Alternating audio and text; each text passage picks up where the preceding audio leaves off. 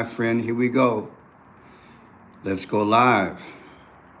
On Wednesday evening, the 29th of January. Boy, this time flies. We got 1 month. We have 1 month out of the way. And man, January 1st started off with a bang, didn't it? Wow. Let me tell somebody I'm going live right quick. I'm going live. You can text on this phone. Thank you. God bless.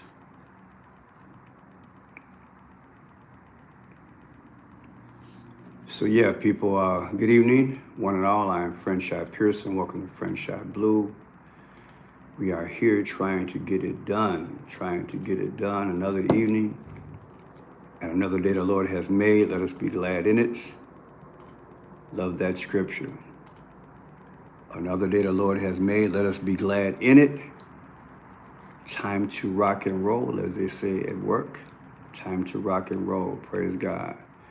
So I'm in the building, I'm in the house, and let me see if I can see myself here. Turn off my volume. I'm all set. I'm all yours. How's everybody doing? People, we have a month under our belt. Almost, the 29th of January, we have a month under our belt. And I'm telling you, man, I'm thinking back. 29 days ago, we said 5, 4, 3, 2, 1, and boom, we were here.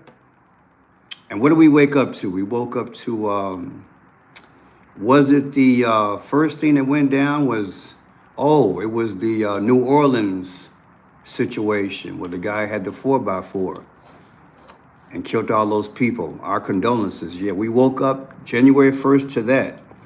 And then on the 7th, we had the fires, and we still have the fires. But what a month, and what a way to start off a new year, huh? I have my tea. I'm trying to work with it right about now. I'm working with my tea. It goes warm so quick. I need to get a thermos. I do have one too. I need to put my thermos on. That way it stays hot as I talk to you guys. But yeah, what a rough January.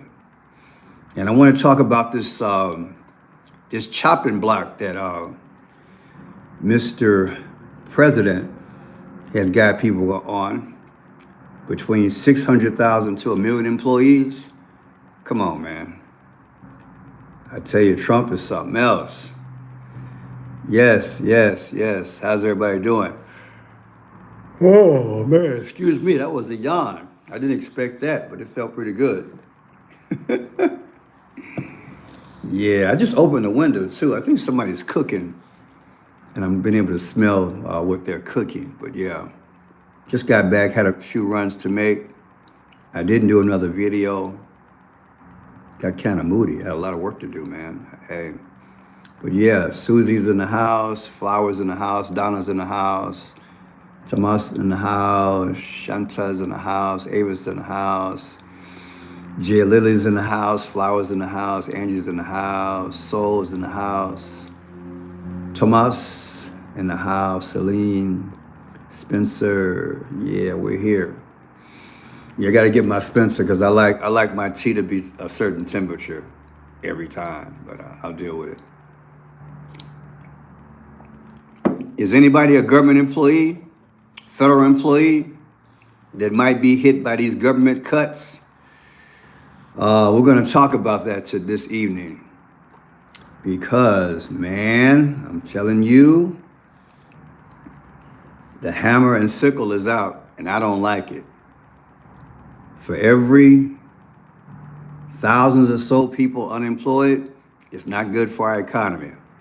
But we have this government efficiency program that's here through Elon Musk. This is an Elon Musk move. This is, and the thing about it is that Trump is announcing it, but this is Elon Musk. And I ran into a video that the guy was talking about. It says, man, you know what?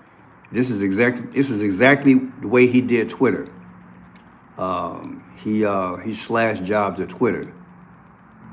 Matter of fact, you know, I need to pull up some dates. I'm gonna pull up some dates right quick. When did Elon start cutting jobs at Twitter? Let's see here. Elon cuts jobs at Twitter. Anybody work for Twitter? Remember that day? Yeah, he fired over 8,000 of his employees back in the day.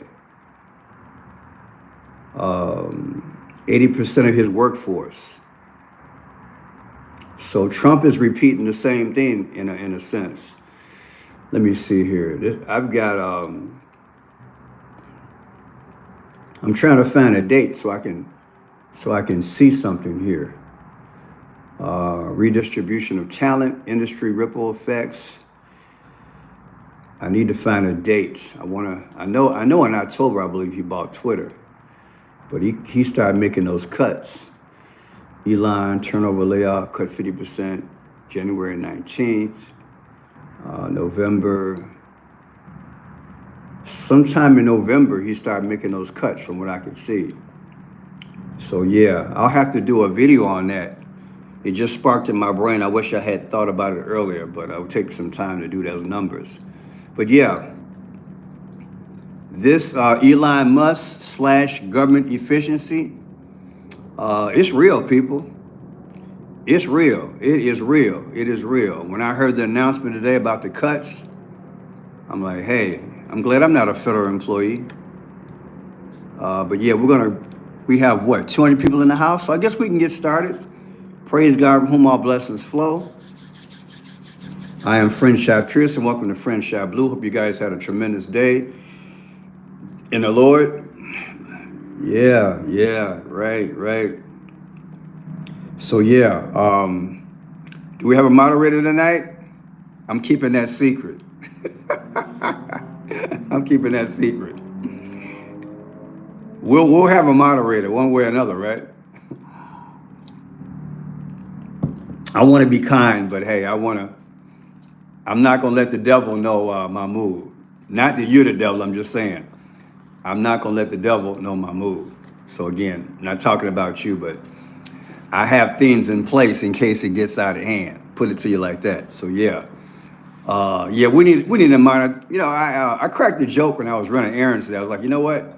Maybe I can get hired by the people that mess with me, and we can all be one family. I can go out here and mess with somebody's show like they mess with mine. You think they were hiring me, right? I mean, we are family, right? But yeah, people, Department of Government Efficiency, and it appears to me that Ramaswamy, he's out, right? So this is a one-legged stool, right? Ramaswamy's out, and only Elon is running that department. So these cutbacks, I'm gonna show you guys something. I don't know if everybody is aware of it, but I want to show people that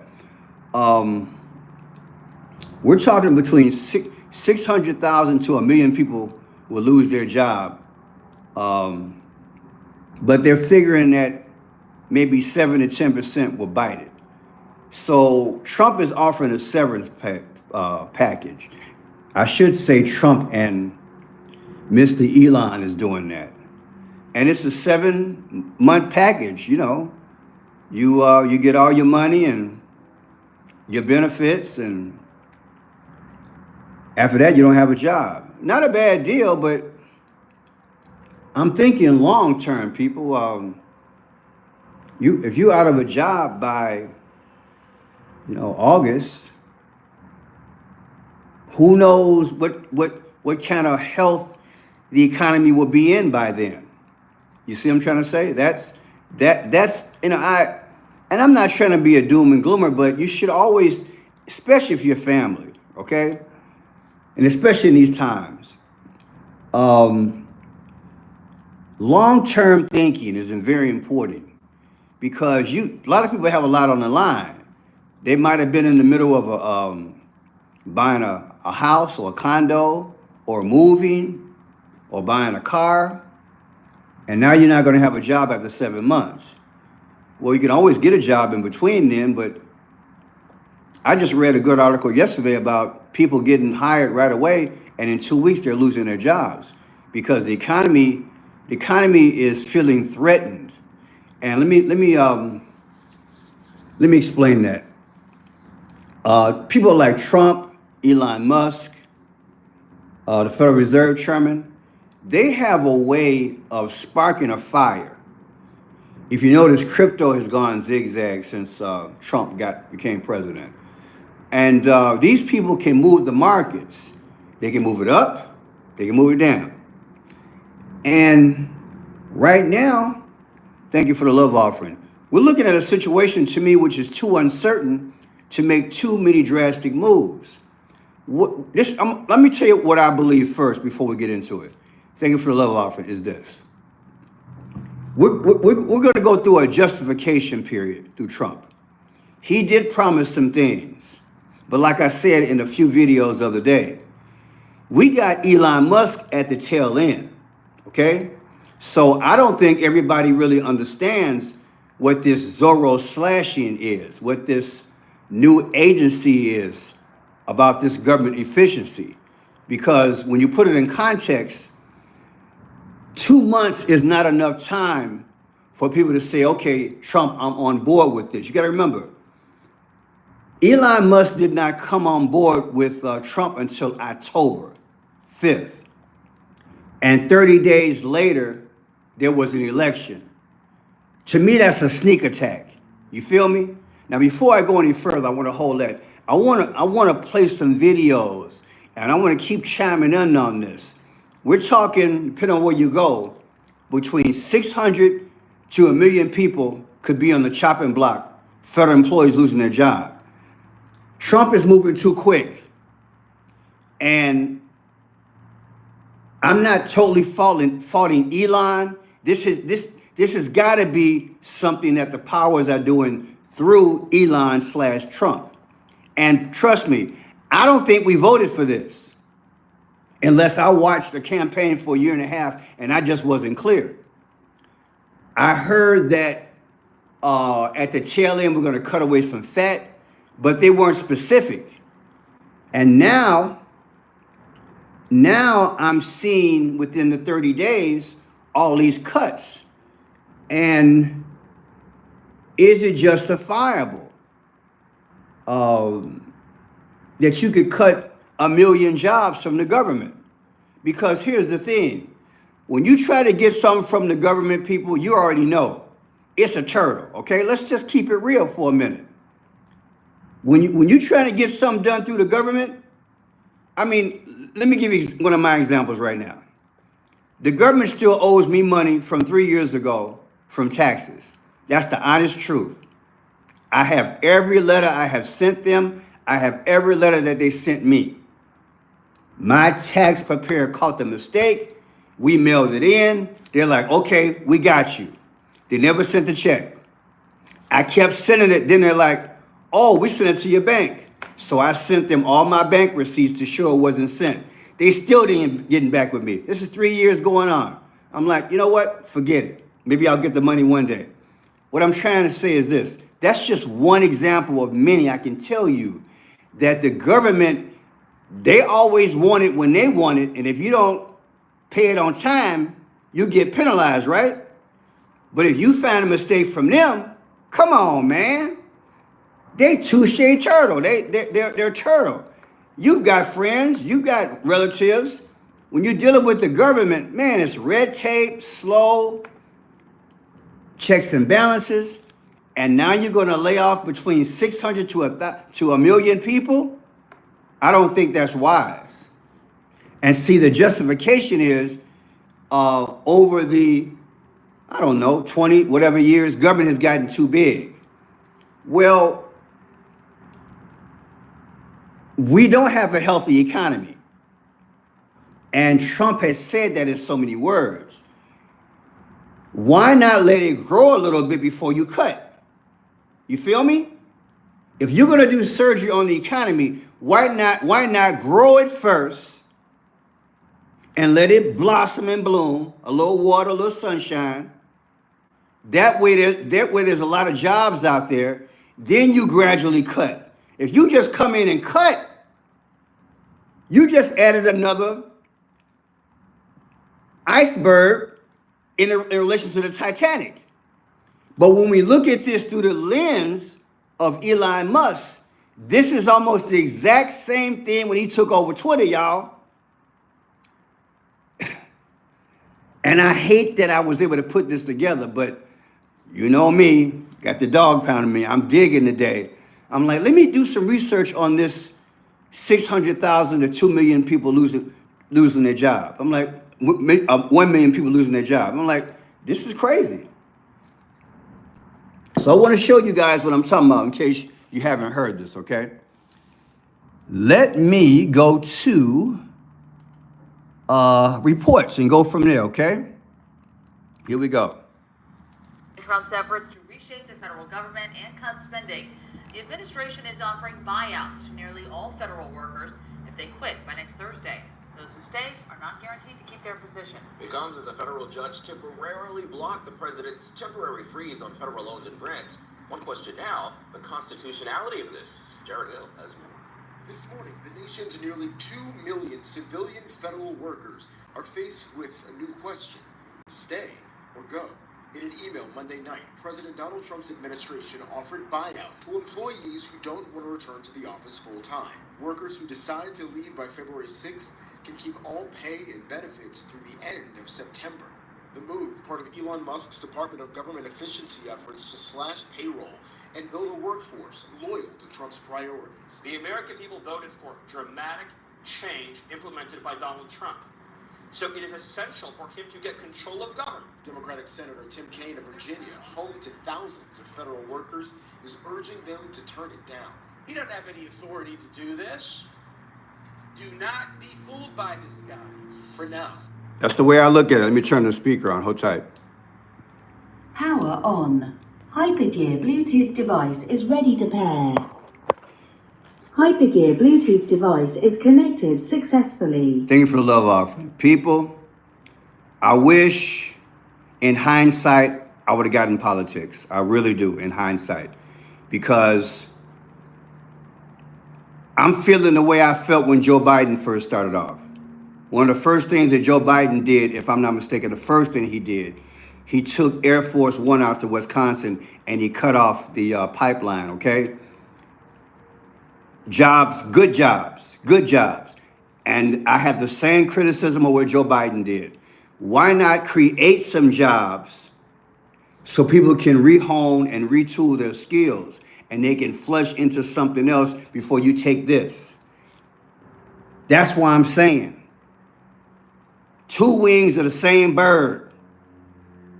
Trump is doing the same thing, but the justification is now he got a front man, okay? We got a front man. We got Elon Musk. And like I said, I'm going to keep on saying it. Elon Musk came and joined Trump October 5th, 30 days before the election. That's a sneak attack. People are still in the mood of, yeah, we're going to get Trump. Let's get the vote out. And we didn't have time to wrap our mind around it and think it through. And now Elon is in. And then we hear these rumblings of, Elon is going to be a part of the department. Oh, really? Really? Okay, what? Department of Government Efficiency. What does that mean? And we getting bits and pieces of it. You see what I'm saying?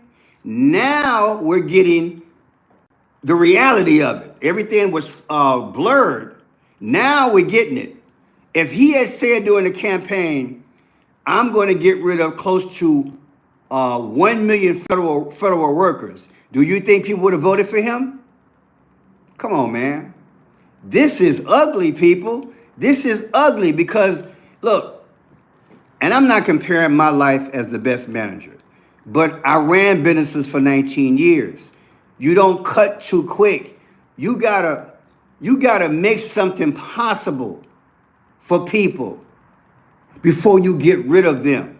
If you think government is too fat, then you know what? Let's see how we're going to grow this economy, okay? You just got $500 billion 3 weeks ago, and now people are saying it's between $800 billion to $1 trillion. Maybe you can earmark some of that money towards some programs where you can pay these people to go into other areas of workforces. You don't just say, okay, you know what? Here's Elon, the richest man in the world. He's going to head my Department of Government Efficiency. And guess what? He's decided there's too much government fat. And we're going to lay off all these people. And here's 7 months worth of severance pay. Well, people, it sounds good, because personally, I would probably take the 7 months and then go start working another job right away. But people, let's face it, Joe Biden never said the R word. He never said the R word. What's that? Recession. Tell me, do you think we're in a recession? Forget about the price of eggs. We know that's garbage. But look, I got friends. Tell me how your light bill is the last 2 months if you're in the anywhere around the United States. Tell me how your gas bill is. Okay?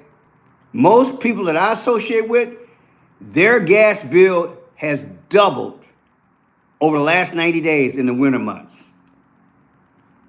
I'm just keeping it real. Look, I run my mouth for a living. I ask questions. I check the internet. People are going through a lot. So now you're thinking, man, do I stay warm? Do I cook? Do I eat out? What do I do?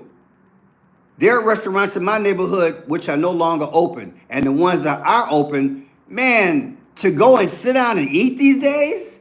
Come on, them prices on the menu are scary.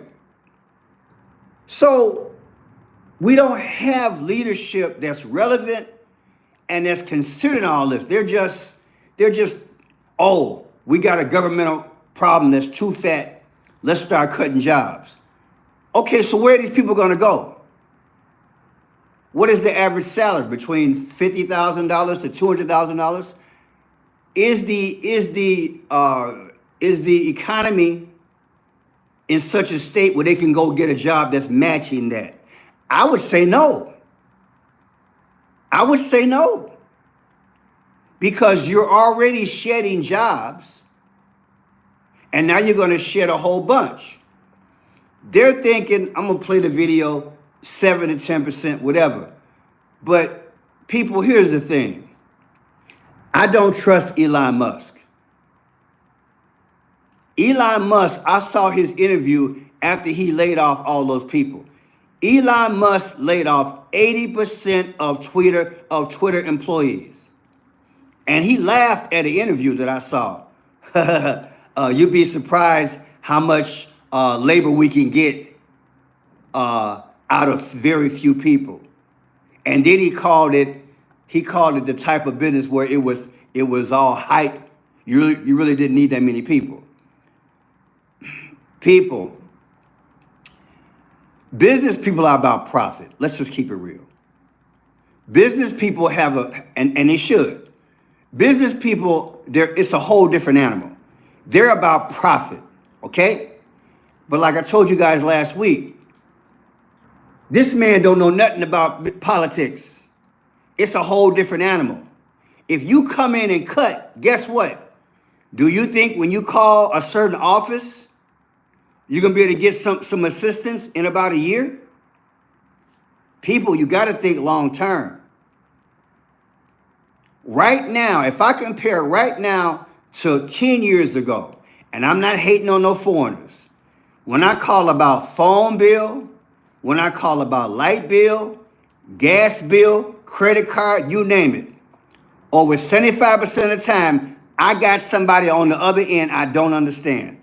Look, am I right? And don't go international with your credit card.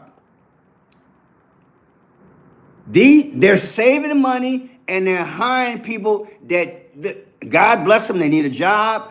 But people, it ain't about America no more. I don't trust them. They have been on a sneak attack on America for over 10 years. And I ain't got no problem with a foreigner. All I'm saying is that I want somebody on the phone that I can understand and they can understand me, and I don't have to keep asking for a supervisor because they don't understand what I'm trying to talk about my bill. They don't. And then in the background, you hear everybody on the call center. You can't hear them no way. Am I right? You know the phone call you be making? And you got like 20 people in the background and you can't understand because there's too much noise and they don't talk English right? Come on, man. Look, baby, that's what's coming. People, they have been pulling a wool over our eyes and they have been transforming America to a society of automation and also of people who don't understand you. And the problem is that's not government efficiency. So when you just take that example and now you're talking about cutting all these people American jobs or people who are really acclimated into our society where they can understand your problem. Plus, look at it like this. I never ran a restaurant with trainees, okay? I never ran a restaurant with 50% trainees. Always made a rule, 70-30 or 80-20. If you go and you try to do business and you have too many rookies, guess what? It's bad for business. If you go to a business and it's shorthanded, it's bad for business. I tried to call some place downtown today, and all the prompts sent me somewhere else. Twice. It started last night. I might as well tell you guys. I was trying to call the University of Chicago, and I finally got through to a person today. I wanted to go downtown. I wanted to go down to the University of Chicago. I ain't hating on them, but I wanted to surprise you guys. I wanted to go see the Doomsday Clock. You know, I've been doing the video on that. Well, I stay in Chicago.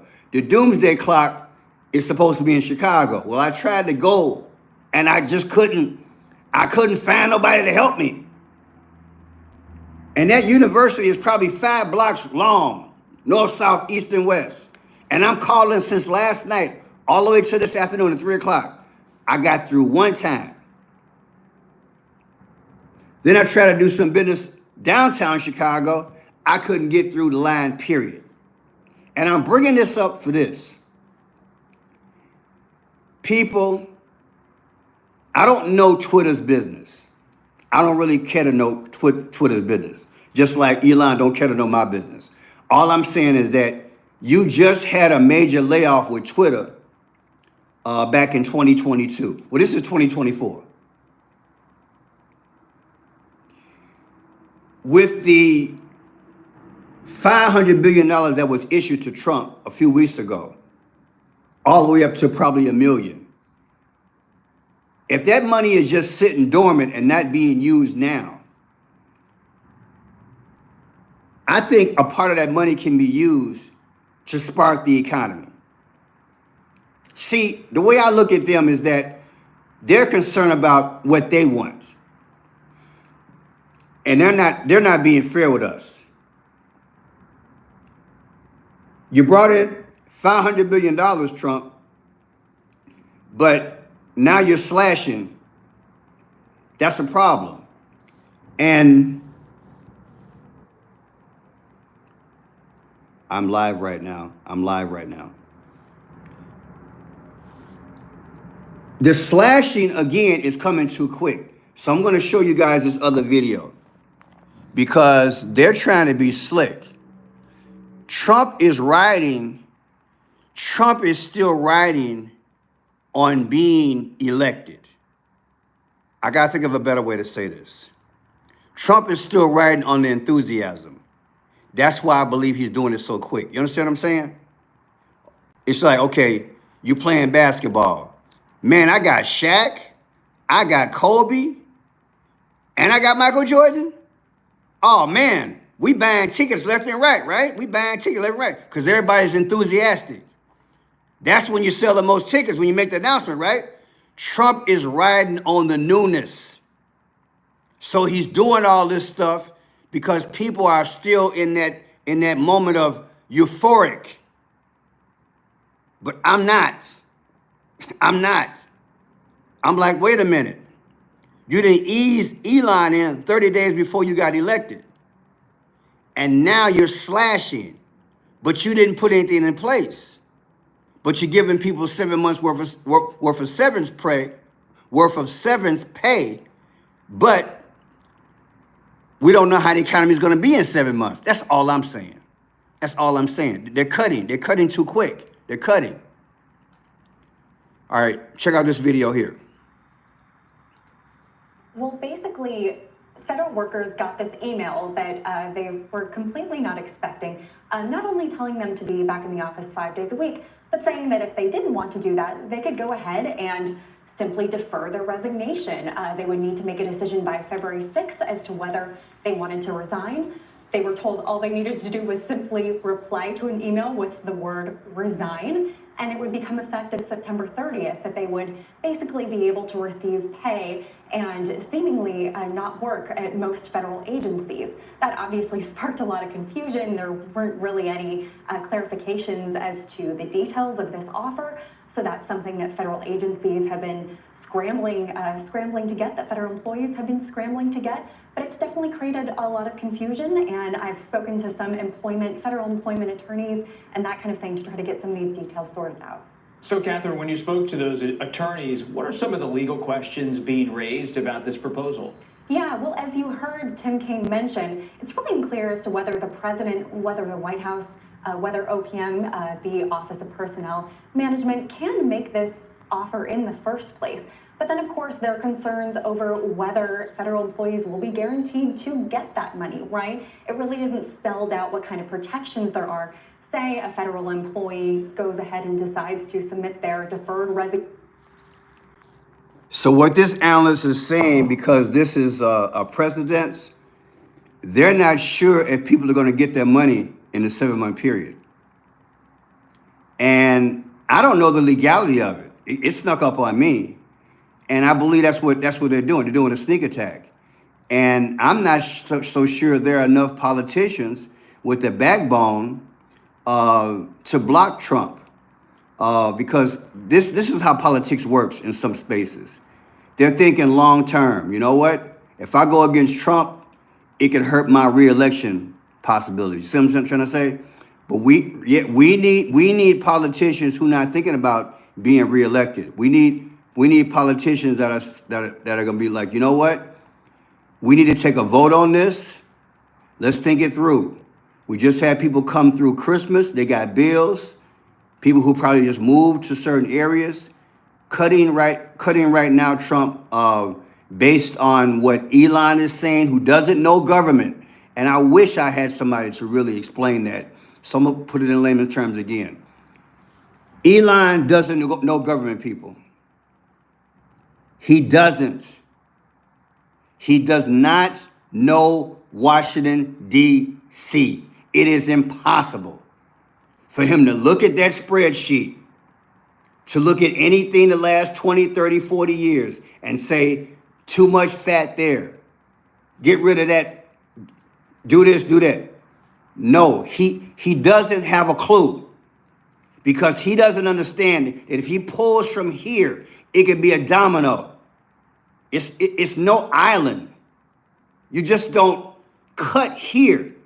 That could affect so many other agencies, and the efficiency and the promise of service.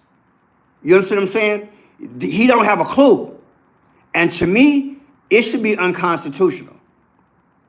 It should be unconstitutional for him to come in and be appointed to this and then start being, to me, it's like having somebody, well, literally, making Trump seem like he's an outright liar and a sneak, because he never introduced him at the beginning of the campaign for us to digest it, wrap our mind around it, and then ask pertinent questions. Because here's the thing, a good journalist is going to do what I'm doing now. They would have immediately thought about, wait a minute, this man is going to be head of the Department of Government Efficiency, and he's saying it's too fat. You would have done just like me. You'd have been like, you know what? This man took over Twitter.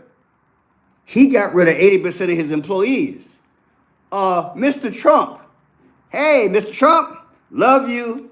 Yeah, right on. Fight, fight, fight. But you know what? You just hired this guy. Is he gonna do like he did at Twitter and get rid of 80% of federal workers? See, we didn't have time to ask that question. This should make you guys very suspicious. You can call it sleight of hand. You can call it deceit. Whatever you want to call it. Think in retrospect what I'm saying. Because you don't know this man. You don't know him. You know what the media's told you. And what the media's told you versus what you see in business. Do you want the way he runs his business? The way you want, yeah, I'm not saying government don't have problems, but I think it's more hype than anything. And think of the people who are going to have to work with all this stress. Because all I'm hearing after watching 10 or 15 videos tonight is this. Twitter, they're saying Twitter employees are going to have, they're having to really work crazy, work under stressful situations. Look, put it to you like this. If you're at a place which have 100 employees and you lose 75% employees, do you think you can have the same amount of input? No. You're going to be stressed and you know what out. You're not going to want to take a break, not a long lunch. Your boss is always on your back. People, the numbers make no sense. It makes no sense. I've worked like that. I've had that kind of stress. I got an aneurysm over it. It's not a healthy atmosphere. And by the same token, not only can you not do the output level, your customer suffers, which is us, okay? Let's watch another video. What a world we live in. 30 days into this crap, and this is what we got already. On down the line.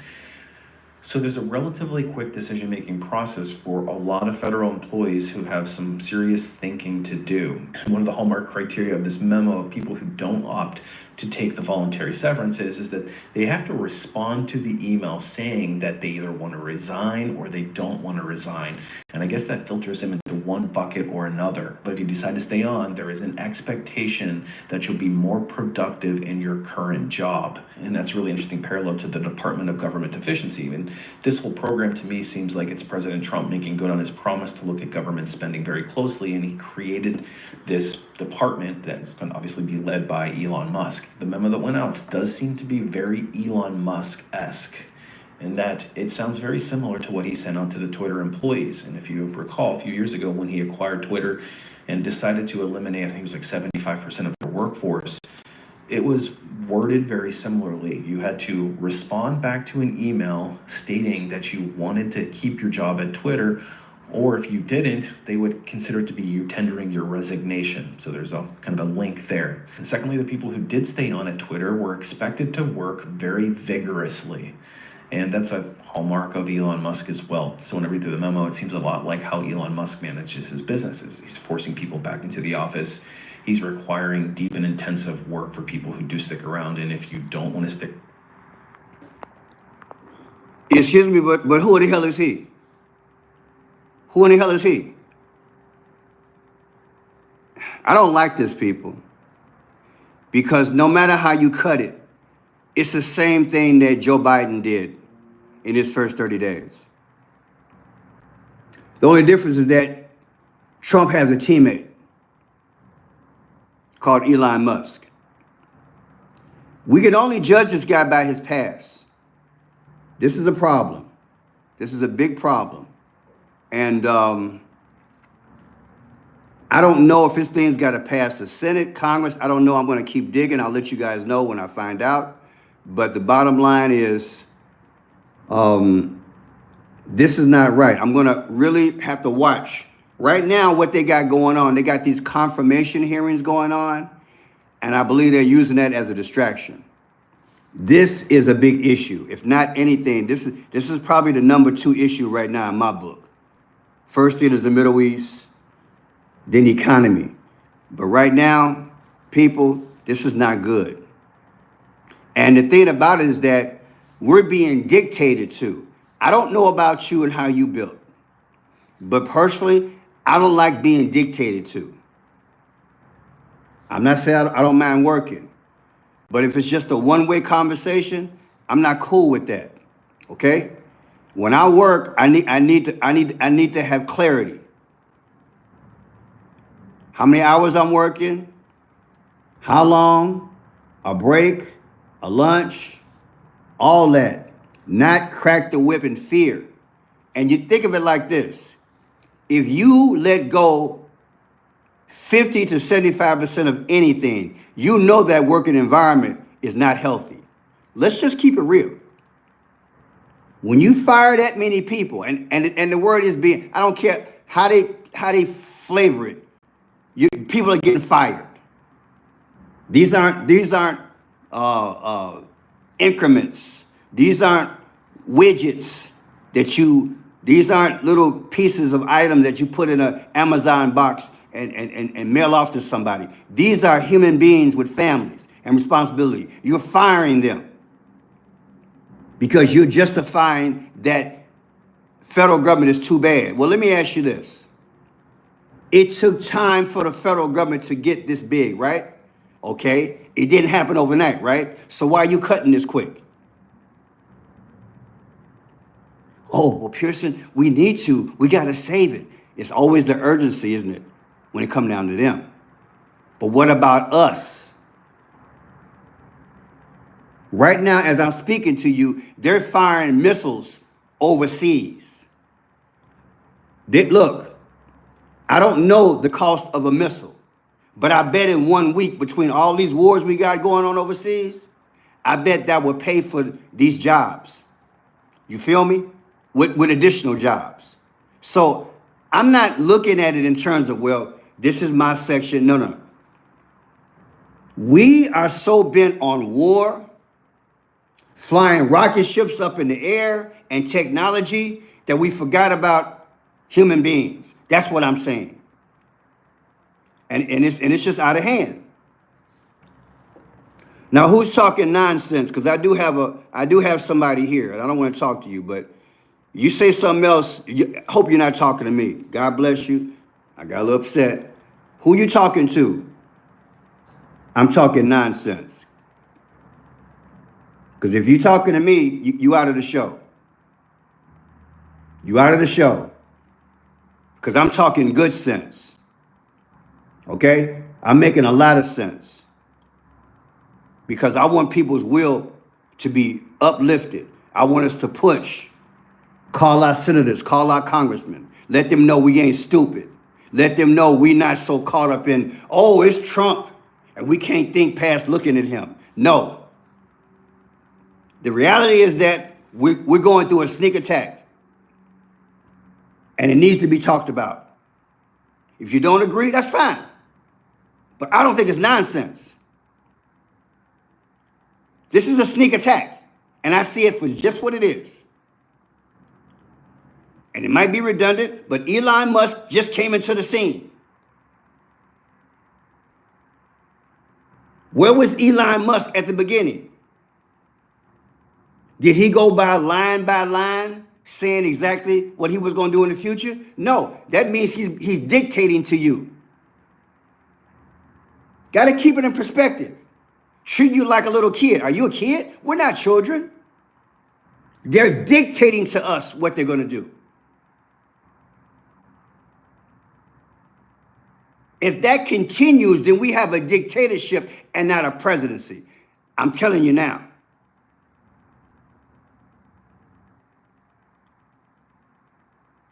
You have a dictatorship.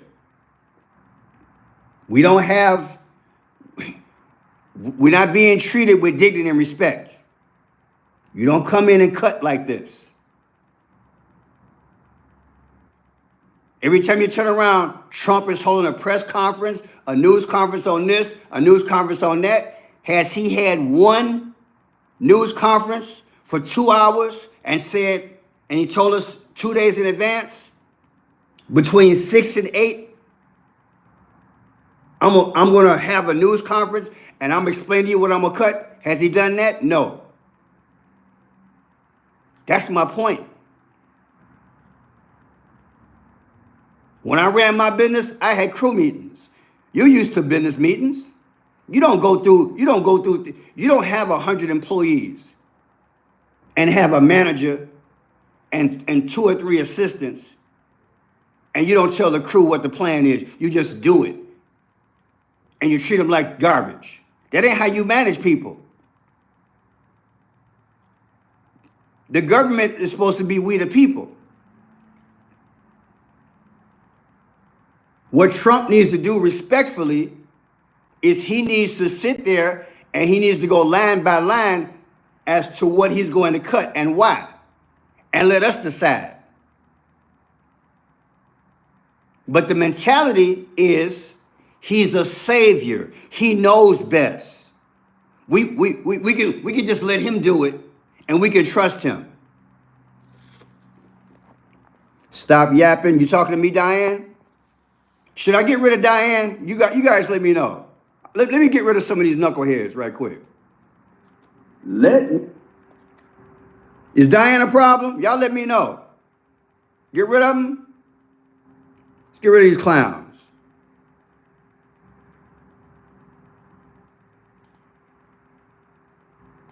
Get rid of some of these clowns. There you go. People, the devil is busy. See, because I don't know if anybody's having this discussion tonight, but I wasn't going to let it go by me. You need to understand. We need to understand what we're looking at. Even if I'm half right in what I'm doing, you're going to be ahead more than any other people on YouTube, because you're going to start looking at this thing, looking at this man a little bit differently. Okay? We got to look. Just because you get the job, it doesn't mean you're set and now I can go back to my regular life. No, it's called accountability. Every time an American loses his or her job, it hurts the family, it hurts the community, it hurts the taxes. It's a ripple effect. Once you go through life 25, 30 years old, you get it. Because you know, you already got a mortgage, you already got insurance, now your property tax then went up. Come on, man. Everything goes up when people are not employed. So we have to protect this thing.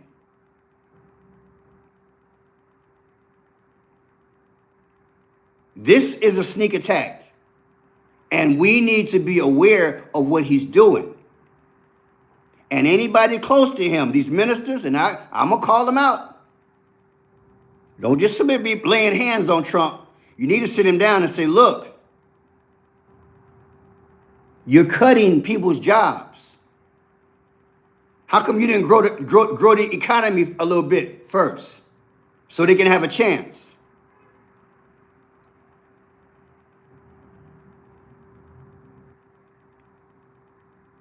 Who is this Elon Musk dude?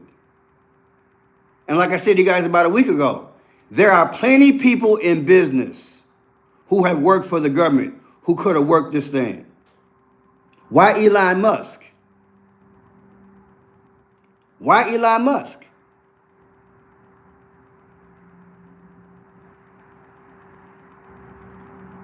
This ain't nothing but Antichrist, people. I'm going to be blunt about it. This is Antichrist at work. I'm going to be slick. I'm going to bring him in right away where everybody's enthusiastic. And guess what? They're not going to even catch what I'm doing. They're not going to catch it. Because they're thinking we too stupid to catch it.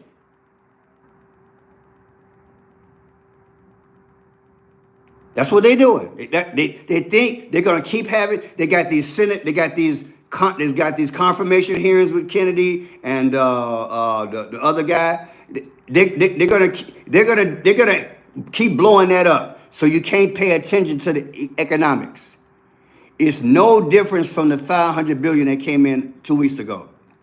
They're not explaining the money, people. Money is the engine that drives things. When you are unemployed, you are almost defenseless in America because America is built on capitalism. There's no way around that. People need to maintain a job. They need to have their dignity and respect. And I'm fighting for my fellow man and woman. I don't care what color you are. And for those knuckleheads who was on here talking about it's nonsense, you ain't got no sense, okay? You ain't got no sense. Try building your credit up from a 5 to a 6 to a 7 to an 8, and you finally get your credit right, now you lose your job. You finally get your credit up to a 7.5, and you paid off your student loan, now you lose your job. That ain't nonsense. I got good sense. You got to think 3 months, 7 months, 2 years from now. You got a right to have a job. He got a job. Trump got mansions. Trump got hotels.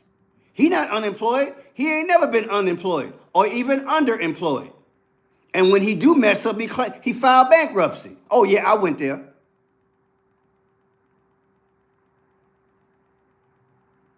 It's a game. I need him to have the same kind of compassion he would have if this was his business. I don't need a Elon Musk in my business, people. Look, people, let me put you like this.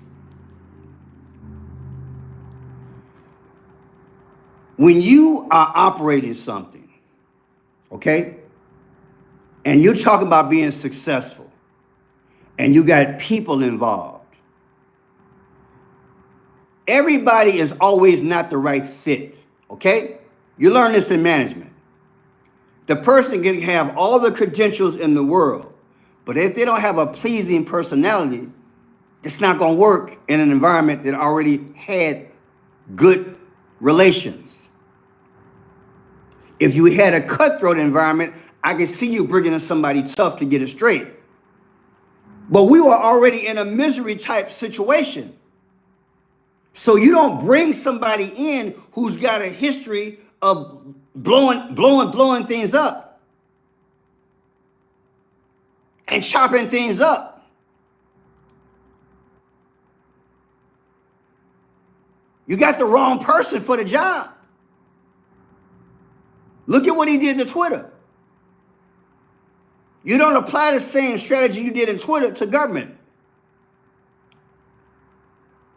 And I'm not saying I like what he did to Twitter.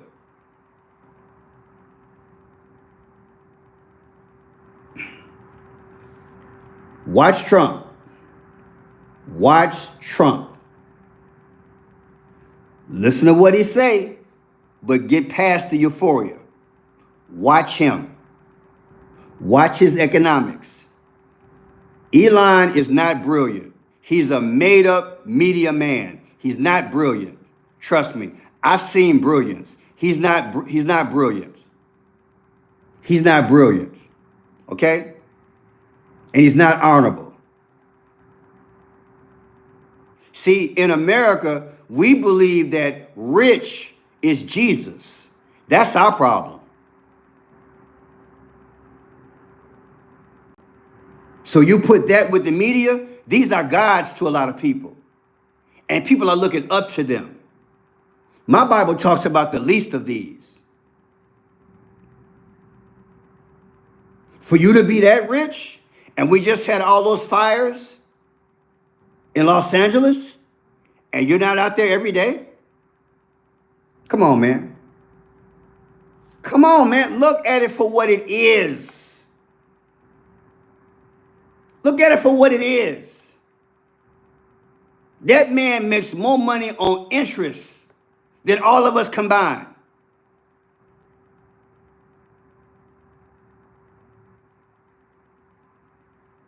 Let me Google this. I think Elon Musk got a little miniature house. Have you guys seen it before? Elon Musk got a miniature house. Let me pull it up.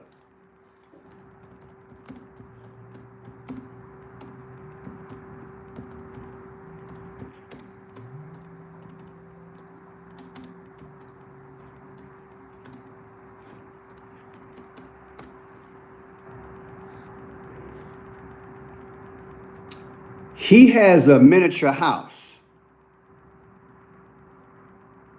He got a tiny house.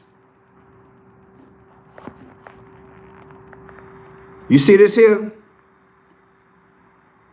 How much does Elon Musk's tiny house cost? He got a tiny house. Tiny houses cost between $6,000 to $50,000, okay? You guys probably saw this on YouTube. A tiny house. They're bragging about Elon Musk's tiny house, okay? Now, what's that? $7,000, right? For a tiny house, right? Tiny house. Okay. What I would do, if he's the richest man in the world, he could have built 500 of those for California. And I'm sure the government would have given him a discount on supplies and a part tax write-off. That's admirable to me. This is what I'm saying, people. I'm tired of this salesmanship from this media about who's the best. You can't take this money with you. What are you doing with it? Showboating. Trump and Elon, as far as I'm concerned, going forward, they're the same. They're the same. They're the same. They are the same. I don't care how you slice it. They're the same. And I do believe we were lied to and misled. Going forward, that's what I believe. I've been doing business too long. I know a sleight of hand when I see it. All of a sudden, here come Elon jumping up on the stage. Come on, Elijah, come on in. Yeah, he sent a rocket in space. He's the one that did jocking him and whatnot. That wasn't nothing but a sale. That's all it was. That's all it was. An intro. In retrospect, that's all it was. Oh, look, Elon is backing Trump. Oh my God, we'll win now. It's a beautiful thing. Think about it. With nothing but a show. That's all it was. That's all it was. Because evidently he was like the missing link to say, now, you know what? This guy can put Trump over the finish line. And we know he gonna win now because he got the X. They all together. They running game on America, people. They're running game. They're running game, okay? And one thing I know about people my age, you don't play with folk money, okay? Even young folks, you don't play with people's money. Elon Musk is heartless. In my humble opinion, when I've watched him over this decade, he cares more about his robots and AI than he does about the citizenry. What he cares about is pushing that to the limit, which inadvertently will replace you. Do you understand what I'm saying to you? He puts more stock in what he's building than what is already there and what will sustain us. Translated, he got his priorities screwed up. Because everybody ain't built for tech, okay? I don't understand half the things they talk about. When I have a little downtime like I did last night, I listen to some people talk Bitcoin talk, and I'm lost in the sauce. They got their own little world.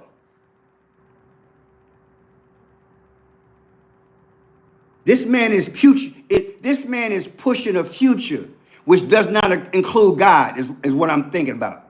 Okay? Compassion means that you're going to do things to sustain that which is. You feel me? That's the kind of leadership I want. I'm not saying go back to the horse and buggy, but man, you know, I don't need a computer on wheels, okay? The average, look, you get somebody over 60 to 80 years old, they can barely go and get things done online because they don't know computers. They go to currency exchange, they don't know how to take care. They self-serve, checkout. They go to the bank. They are eliminating senior citizens, okay? I've seen it. That's not right. That's not right. And trust me, when you have this type of mentality, it's only a matter of time before you are in that bunch. Say it again. When you got that kind of mentality, AI and robots, when your mind is on pushing that as opposed to maintaining just common sense things, at some point you're going to join the crowd that to them indirectly is useless for the future. I'm just projecting it, people. Look at it for what it is. Every time you turn around, you're having to adapt to another computer or some type of whatever. What's wrong with the basics?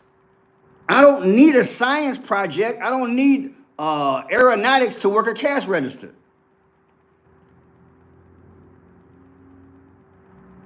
What happened to the old America? Because they're taking us into 666. This is a spirit that is behind this.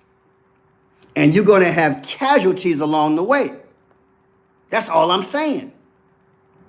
And when you look at it from that perspective, look how Elon Musk came in at the last minute.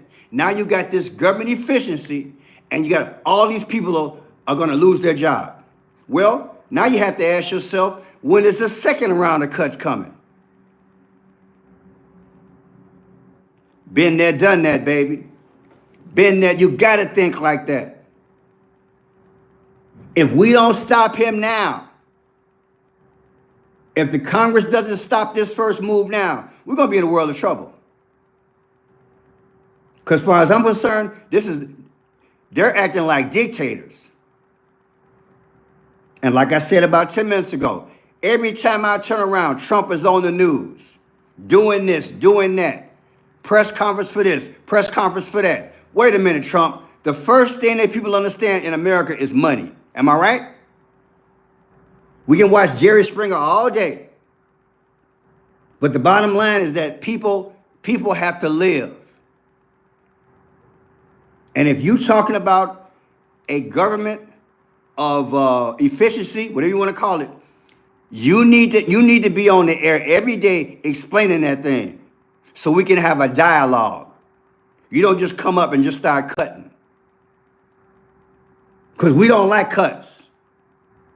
Even though you say it's justifiable, I need to understand, what am I going to have in the future?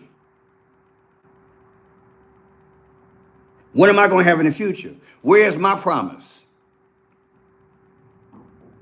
We voted for you. Those who didn't vote for you, you are our president.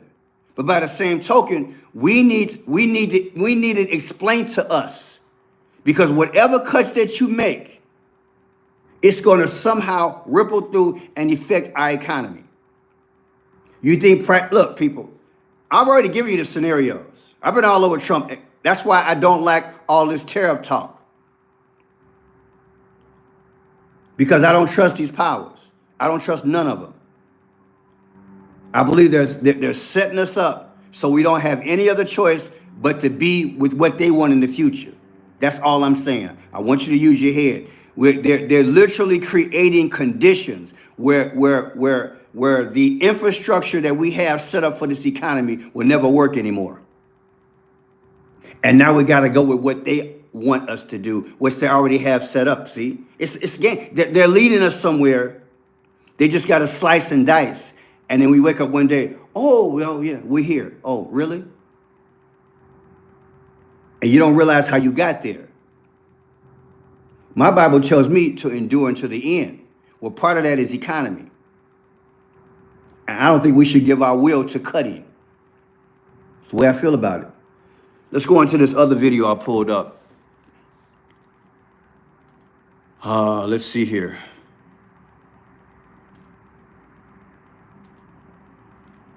All right, here, I pulled this up. Trump administration offers roughly 2 million, I was right, 2 million federal workers a buyout to resign. I want you to wrap your mind around the headline.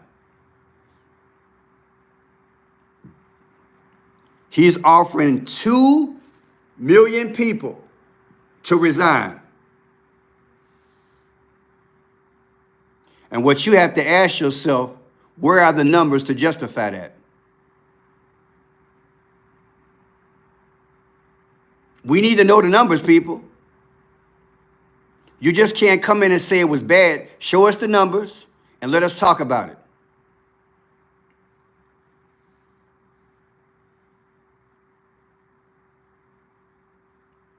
We need to be talked to and related to like adults. This man is moving fast because he knows that we're busy raising families and doing things. It's a sneak attack. I don't care what nobody say. President Donald Trump administration is offering federal workers the chance to take a deferred resignation, which would mean they agree now to resign but get paid through September. A senior administration official told NBC News that they expect 5 to 10% of the federal workforce to quit, which they estimate could lead to around $100 billion in savings. Okay, so you're going to save $100 billion. Okay, now ask yourself this. How many times did Biden give money overseas to you know who? And if I'm not mistaken, all the way up to 30 days before Joe Biden left, somebody still got a few billion off of Joe Biden. You see what I'm trying to talk about? They spend money on everything they want, but they cut on us. Why are we the stepchildren and we the one live here? Look, baby, look, I don't care what nobody say. You got to understand this. This is a gimmick. A full-time federal employees are eligible except for members of the military, employee, and U.S. U.S. Post Office positions related to immigration enforcement and national security and other jobs excluded by agencies. So get this. All full-time federal employees are eligible except members of the military, employees of the post office. Are you kidding me? I want you to look at this. Military people will not get any money through this buyout. And postal workers. Are you kidding me? And national security. American taxpayers pay for the salaries of federal government employees and therefore deserve employees working on their behalf who actually show up to work in our wonderful federal buildings, also paid by taxpayers. White House Press Secretary Caroline Leavitt said in a statement. Let me read her rights.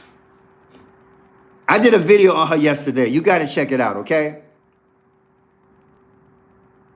These people are bought and paid for. When you see the numbers on this woman, you're going to be like, Pearson, this whole thing is set up. And she's only 26 or 27 years old. She don't know nothing about government. What she learned was in school.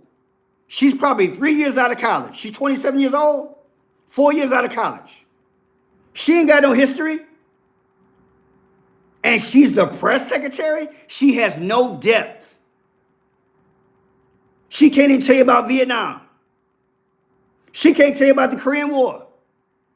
Think about what's in front of you, people. Think about it.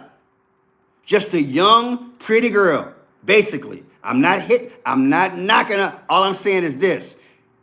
You get somebody that you can tell what to do, and they're going to do it. She has no depth, no military. Look, people, look. They're called yes men in business. You know what that means. And you have no choice. When somebody tells you what to do in a job, and you don't have any experience, you have nothing to draw from when they're telling you that. Am I right? So what makes you think she got any history? She doesn't. Not any measurable proportion, because she's only 26, 27 years old. Got to look through the game. Look through the game. This is a game they're playing. And she's telling you about how your money should be spent? Please. It's crazy, people. She's telling you about the government budget. So now you got two extremes. You got a young girl who don't have no decades of experience in Washington, D.C. The other extreme, you got Elon Musk that don't know nothing about government. What do you got? You got a hidden hand running your government. That's what you got. You have a hidden hand running your government. Ain't nothing to argue about, baby. Look at it for what it is. If you have no experience, you're bringing nothing to the table other than your maybe 4 years of journalism experience. But you don't know nothing about the depths of Washington, D.C. Which means she can't even challenge anything that's given to her.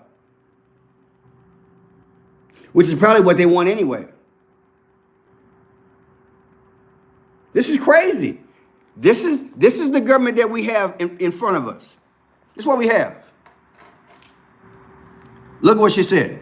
American taxpayers pay for the salaries of federal government employees and therefore deserve employees working on their behalf who actually show up to work. She talking all this smack after COVID. A lot of people back in the day, they told them to stay at home. Am I right? Now you're telling them that they're bad people. Listen to what I'm saying, people. Back in the day, it was what? Stay at home, stay at home, stay at home.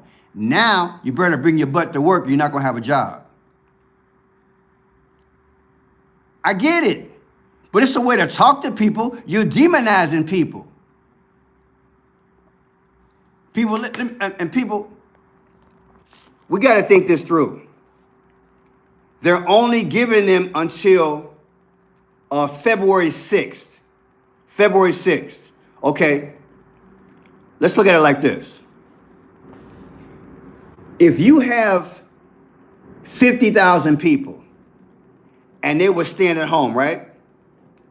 The odds are some of them sold their car, right? Mm-hmm.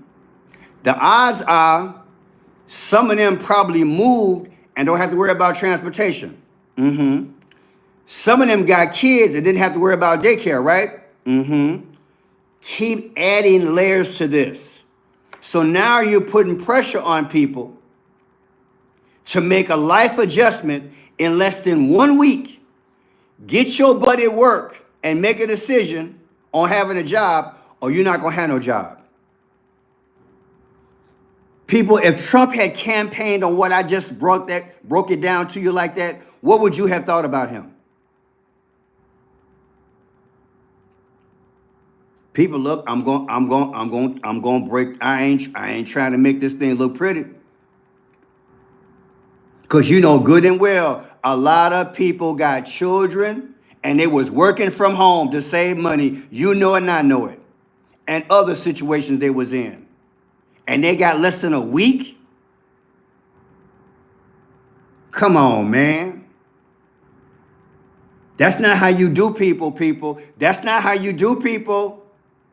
That's not how you, but see, this is the Elon Musk, which to me, this is Donald J. Trump.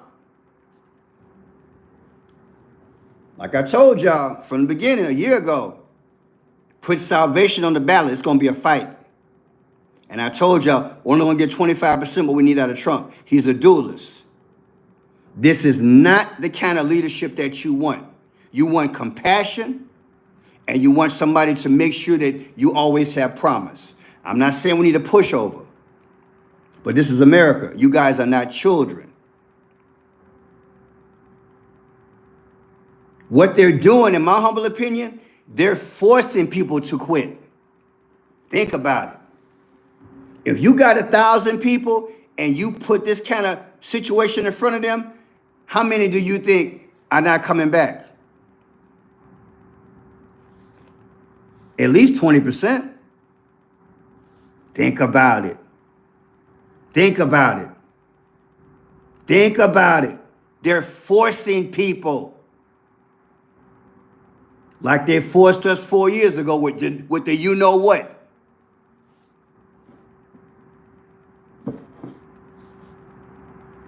It's deep. It's deep, y'all. This is a snake. This is the mentality of a snake. This is a snake move. It's a snake, y'all. It's a snake. I want to pull out the video of this press secretary. I'm going to find it because I want y'all to see what I'm talking about. I want y'all to see her. Let me see. Which video is this here? I have a video on the press secretary somewhere in here. I just got to put it together. Let me see if it's this one. It's going to take a few minutes. I got to go through all my, I do a lot every day, but I want to show you the numbers on this press secretary. I want you to see who you're dealing with because they're trying to be slick. They are trying to be, slick. And it's not right. Doomsday that I got to gradually find this video. Anybody remember what video it was that I did with the press secretary in it? It's got to be the last couple of days, so I'll find it. I got to go through one at a time. I'll find it. All right, it's not the Snoop Dogg video. Let's go to this one here, Selena. Because I want you guys to see the numbers on this. At some point, people will figure out the game, and I hope they will rebel. What I don't want to happen in this country is that they get too far down the road, and then you're going to see the true mentality of them. The biggest problem with America will be the next 3 to 5 years, if we last that long, will be our police and people in authority. What do I mean by that? They're too devoted to criminals because they don't recognize who the criminal is. I'm going to say it again. And I've always felt this. I just haven't said it too many times. Our biggest problem in the future in America will be the cooperation of authority. Because once these powers get things in place, they're going to utilize the police to keep us from voicing our opinion and coming back on them. That's what I believe. Because they don't want to lose this power. It's taking them too long to get this thing. And they would rather strong arm you than to let you get out here and get your freedom back. Okay, I found it. So I'm going to play this thing because I want you guys to see what I came up with the other day, the new press secretary, okay? Let's see here.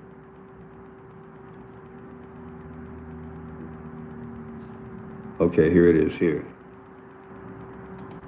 All right, so I'm gonna play this for you. I want you guys to see this new press secretary. She's only 26, 27 years old. That means she has no depth. She has no depth, people. She has no depth.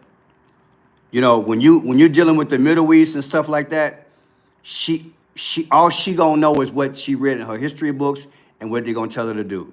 In other words, she's just a mouthpiece. That's it. And so that's what they want. They want control. See, this administration right now, to me, it's about control. Elon Musk is a control freak, okay? And having a 26, 27-year-old press secretary, that's control. We got control freaks in the White House, okay? Look at it for what it is. We got control freaks. Point that up so you can't pay attention to the economics. It's no difference from the $500 billion that came in 2 weeks ago. They're not. All right, so watch her. Here she is, the new press secretary. I'm gonna show you the numbers and how they work out, okay? Here she is here. And watch what she says. Right off the bat, she talks about the golden age, okay? Watch this, right off the bat. All of you, a lot of familiar faces in the room, a lot of new faces. And President Trump is back, and the golden age of America has most definitely begun. What did she say?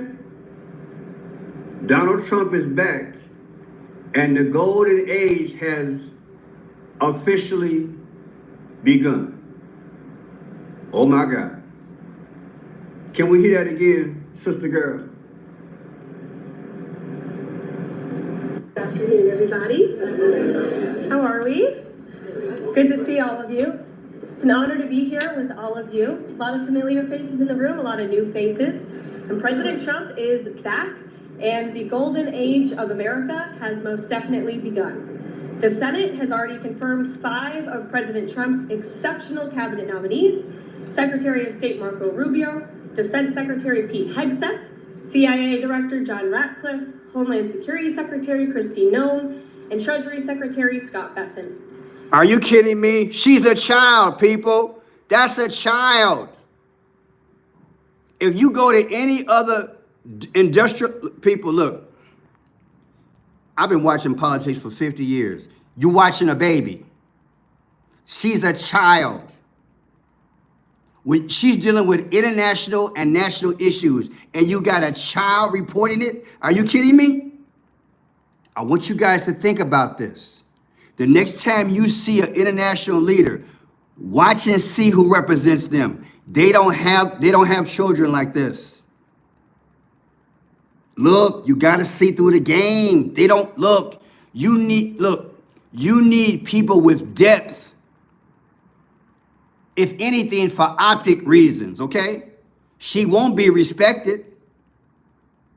She's not going to be respected. They're not going to clown because they can get thrown out of the press conference. But you have people in the press old enough for her to be a granddaughter, okay? Make that make sense. That makes no sense, people. That the optics makes no sense. That's a baby at the podium, which means you got a control freak as an administration. She don't know nothing. She can't. She's only 26, 27 years old. She's too young to do this job. It is. Now, this is Caroline Leavitt. That's more like plum, but it is in that color family, isn't it? Somewhere in that purple. Somewhere, purple. Now watch this. This is her birthday. Now watch these numbers. Watch these numbers are gonna blow your mind. She was handpicked by the powers allegedly. Watch these numbers. August 24th, 1997. If you take August 24th, 2025, subtract it from inauguration day, 1/20/2025, the difference is 216. What is 216? The 216th day of the year, my friend, is August 4th. Is it coincidence that on August 4th, Barack Obama was born? The 44th. So you take her birthday, subtract it from Inauguration Day, and it comes out to Barack Obama's birthday. What are the odds, people? What are the odds? Come on, man. It's a power move. These people are selected for president. And how about this? August 24th, 1977.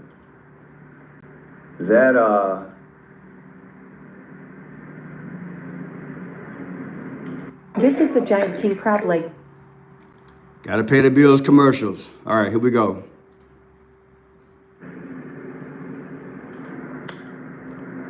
That is her birthday. August 24th, 1997, that's her birthday. Versus Trump's literal birthday. Trump was born June 14th, 1946. This is the difference. 614 months separate. Now, did you see this? Her literal birthday is August 24th, 1997. Trump's literal birthday is June 14th, 1946. The difference is 614 months. And Trump was born on June 14th. Are you screaming yet? Are you screaming yet? Are you screaming yet? Do you see what I came up with? Not making no numbers up. I took their exact birthdays, and it comes out to Trump's birthday.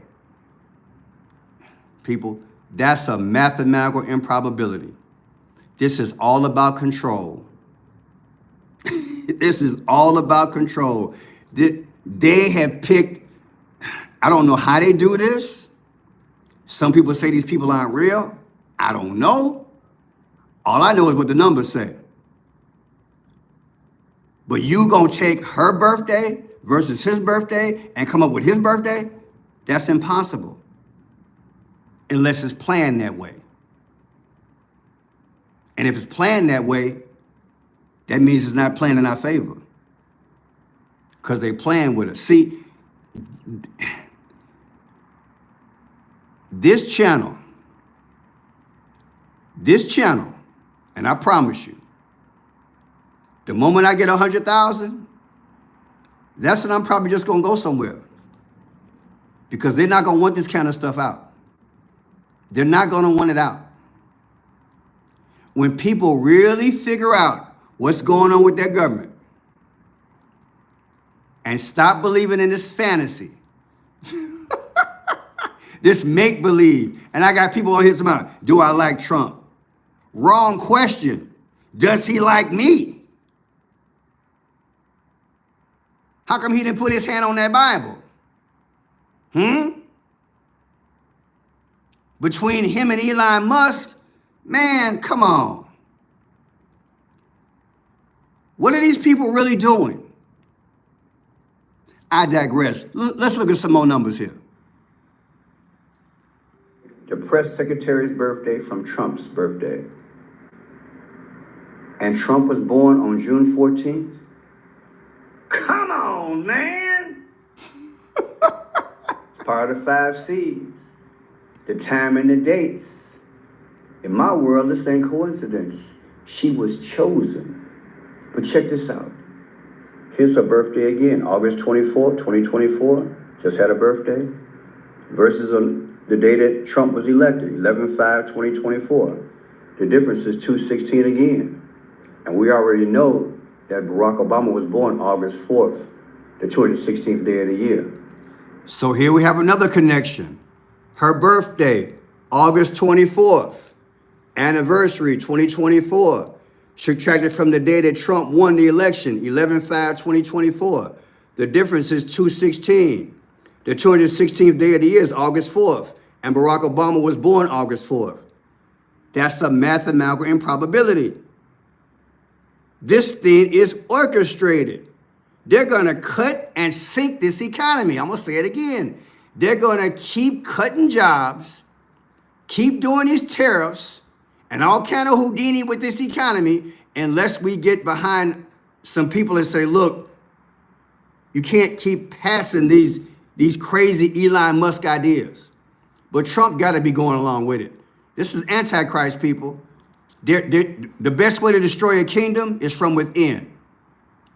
Our money is what keeps this thing going. They're justifying cutting because they're saying Joe Biden messed up. Okay. Anything to justify what your behavior really is. Are these all coincidences?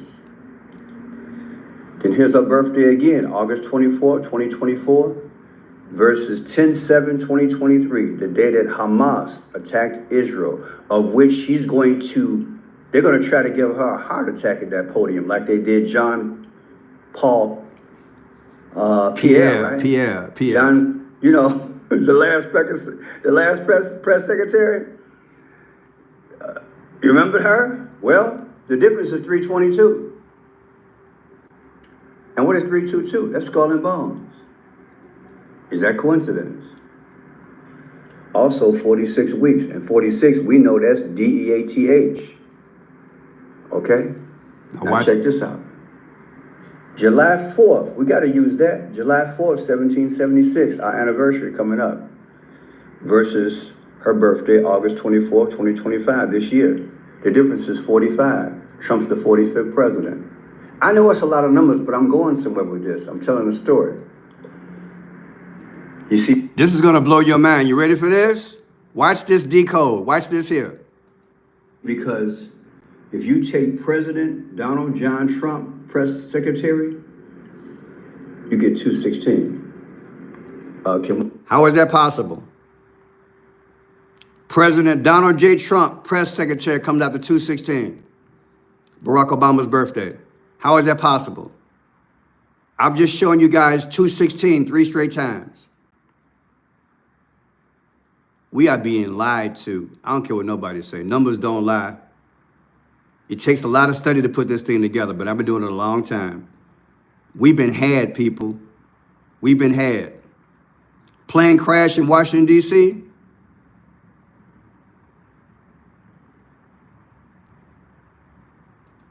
We just dropped the mic right about now. Look, let's go to that right quick and see what's up. Plane crash where at? Plane. Plane crash. Where's the plane crash at, y'all? Pontiac River. What's the Pontiac River? P-O-T-O. That's a familiar word.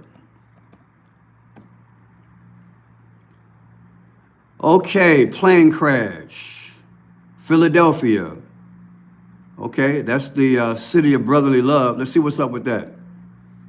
And welcome back here to Live Now from Fox. I'm Andrew Kraft. We do have some breaking news right now of a really scary incident there happening at Reagan International Airport in the Washington, D.C. area. That's from our Fox 5 Skycam right now. According to D.C. Fire and EMS, I want to put this tweet up here. Take a look at what they are reporting, that confirmed that a small aircraft is down in the Potomac River vicinity near Reagan National Airport. They say fireboats are on the scene, and you can see just how massive of a emergency management response is going on right now. So it's about 9:18 there in the nation's capital. If you're familiar with Reagan, if you're familiar with DCA, you know that parts of the tarmac are right near the Potomac. Let's look at something right quick, people. Let's look at some numbers right quick. Because I just did a video on Ronald Reagan a few weeks ago, about a week ago on this. So let's get this here. Let's get Ronald Reagan's birthday. According to Wikipedia. Let's put some numbers together, see what we got here. We have today, which is January 29th, 2025, versus Reagan, 2/6/9/11. 2/6. If it's Ronald Reagan, I'm looking at it because the two presidents that that reflect Trump are Ronald Reagan and JFK. So when things happen with them, you got to kind of like think. You got to think, see if there's a connection. Okay, so that's the birthday. Death date is June 5th. Let's see what we got on June 5th. And then we got a date, we got to look at the day that he got shot. 6/5/26. Nothing there. Oh yeah, there it is right there. Let's see. There it is right there. 4 months, 7 days. There it is. All right, people, I'll investigate it, but check it out. You see this here? June 5th is Ronald Reagan's death date, okay? June 5th. Now, what I did, if you take June 5th, 2025, the anniversary of Ronald Reagan, versus today's date, January 29th, 2025, you get 4/7. Is that simple enough? That's the mathematical improbability. Anytime you hear anything about Ronald Reagan and JFK, you got to decode it because they're telling you a future.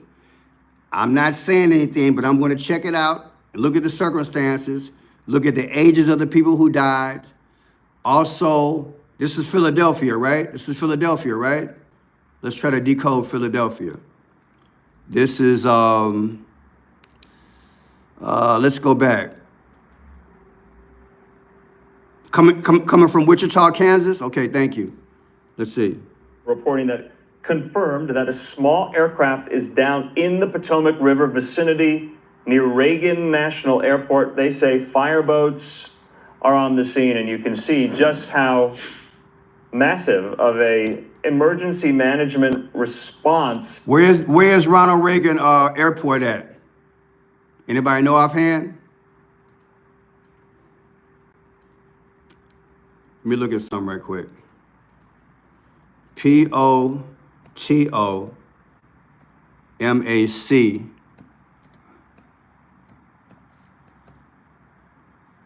Potomac River, Potomac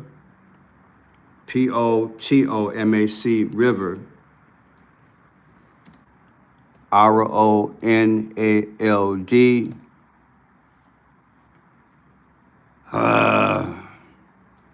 I never spelled Reagan.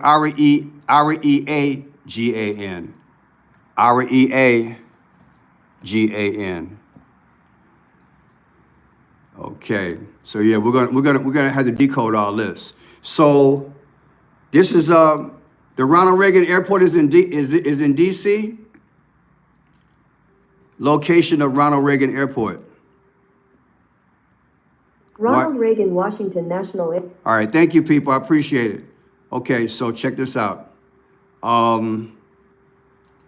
When did Washington, D.C. become part of United States?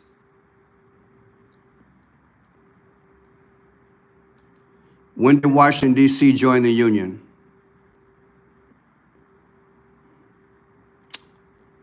Okay. What number is Washington, D.C. part of the Union? Okay. What is with my computer tonight? Let's do this. Let's do this slowly. Oh, really? The 51st state? That's what they call it? Washington, D.C. is not part of the United States. But a federal district that is part of the United States, it is not a state, but there have been bills introduced in Congress. Okay, that's right, because Reverend Jesse Jackson ran this. So what part of Washington, D.C. is let me see then. Is Washington, D.C. part of the Union? It's not a state. All right. U.S. Constitution establishment, okay. I want to see how to figure out these numbers.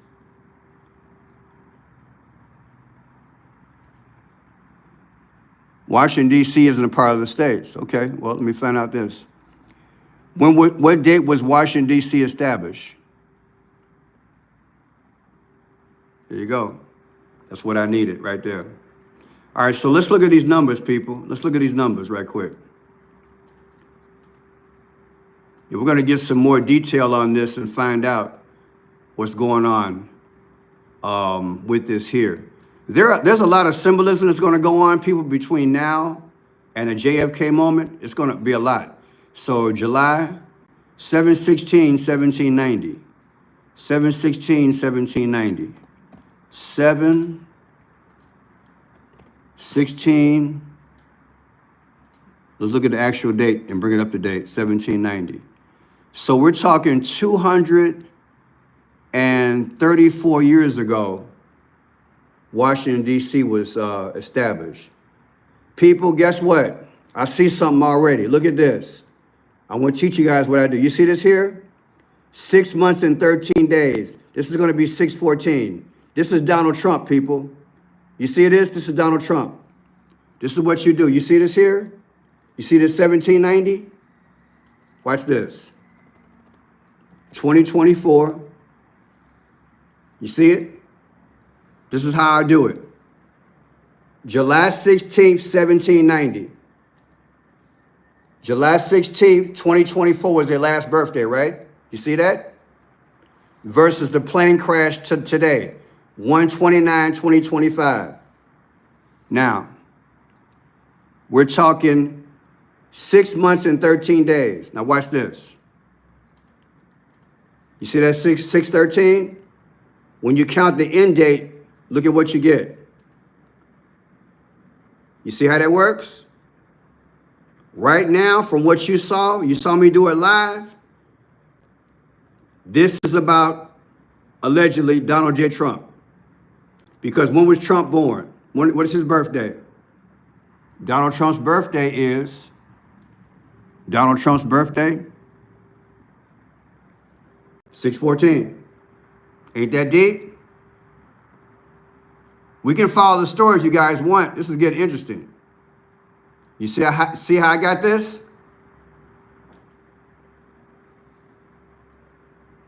It happened in Washington, D.C., so I took the day they were founded. We took the date that Washington, D.C. was founded and brought it up to its last birthday and subtracted from this here, it gives you Donald Trump's birthday. That's a mathematical improbability. And we take Ronald Reagan's death date. Where did I have that at? We took Ronald Reagan's death date and subtracted from today, and we get 47. Something going on, people. Something going on. All right, let's see what's going on here. So it's about 9:18 there in the nation's capital. If you're familiar with Reagan, if you're familiar with DCA, you know that parts of the tarmac are right near the Potomac River shore, and that is what we are learning. That confirmed, according to DC Fire, that a small aircraft is down in the Potomac River vicinity of Reagan Airport. Fire boats are on the scene. So I want to be very precise with our language here. I'm not entirely sure if that means that this small aircraft is down in the Potomac, fully near the Potomac, or say near the tarmac. Let's see here. Ronald Reagan Airport.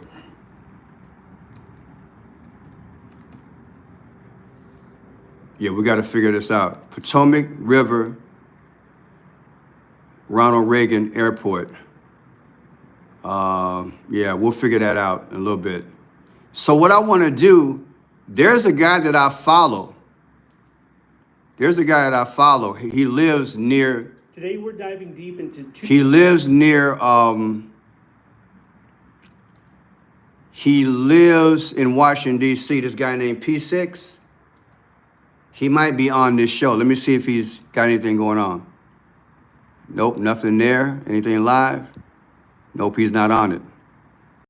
Oh, yeah, he's on it. There it is.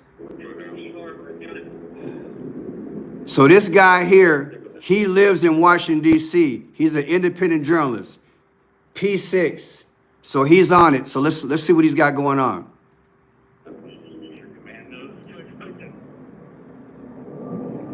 Hey guys, good evening. There's been a major incident, a major plane crash in Washington, D.C. We believe a helicopter has collided with a commercial passenger plane on its way into National Airport, which is right over there.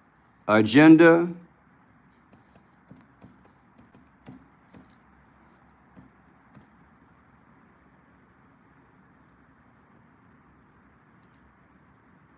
Some of them have seen it before, and they're still in awe just as much as they were when they saw it in a video or a post, and maybe even more so when they get on. Plane parts coming up towards the boathouse. I have not seen them. How do you want to handle that? Plane parts coming up near the boathouse, they just said. Oh my God. This was an Army helicopter. Thank you for this information. This one I got 7. Mustang 27 arrived from 301, so we're going to get people in those. Okay, do you need any additional resources at the No, so if you get the rehab started, Nick can come here, and also some sort of bus just for warming. That should be good for now. Now, just so you guys know, I did a video earlier, and it's in relation to the year of the snake. Today is January 29th, the year of the snake. So we're going to look for some clues. I'll look for them the next couple of days to see if there's anything in relation to a snake, okay? Because today starts the year of the snake, all right? And usually something negative happens. Luna is a god. So it's Luna, and it's also year of the snake. Starts today.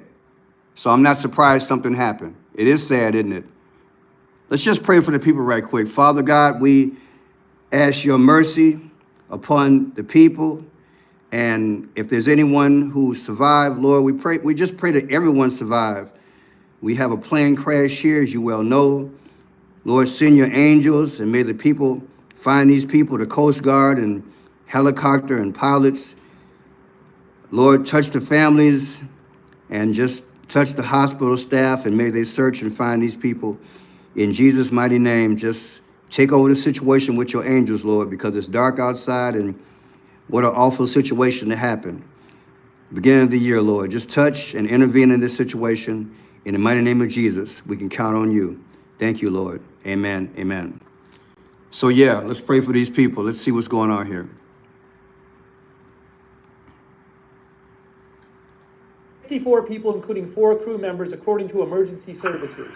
It's still unknown how many people were on board the Black Hawk helicopter. 54 people. Wow. Go ahead, Ranger 161.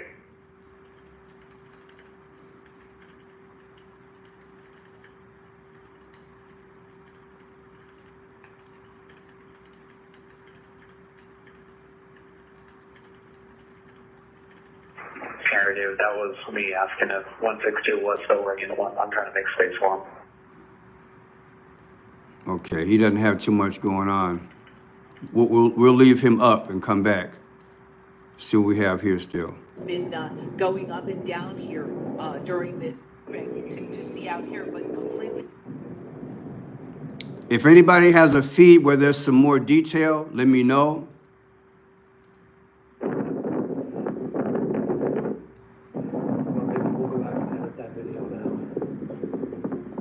Plane crash in a river. Wow.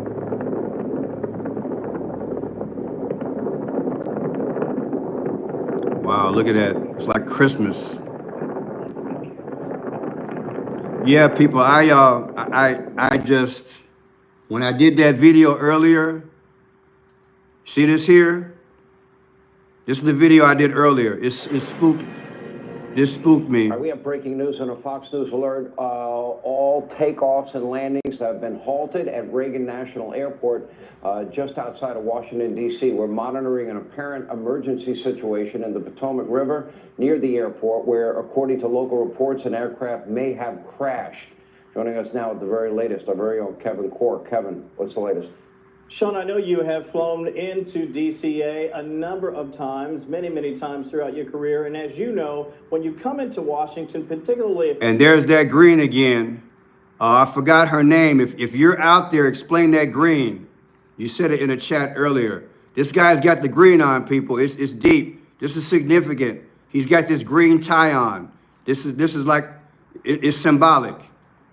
You come into Washington, particularly if you're coming in along the Potomac River, it can be a bit of a windy alley, to say nothing of the fact that we're talking about a fairly short porch to about 6,800 feet for that runway. Now, we're not certain if that was a factor in tonight's event. We do know this, that there are fireboats that have been dispatched responding to a small aircraft crash or Sean, a collision with a helicopter. That's just some of the preliminary information that we are getting at this hour.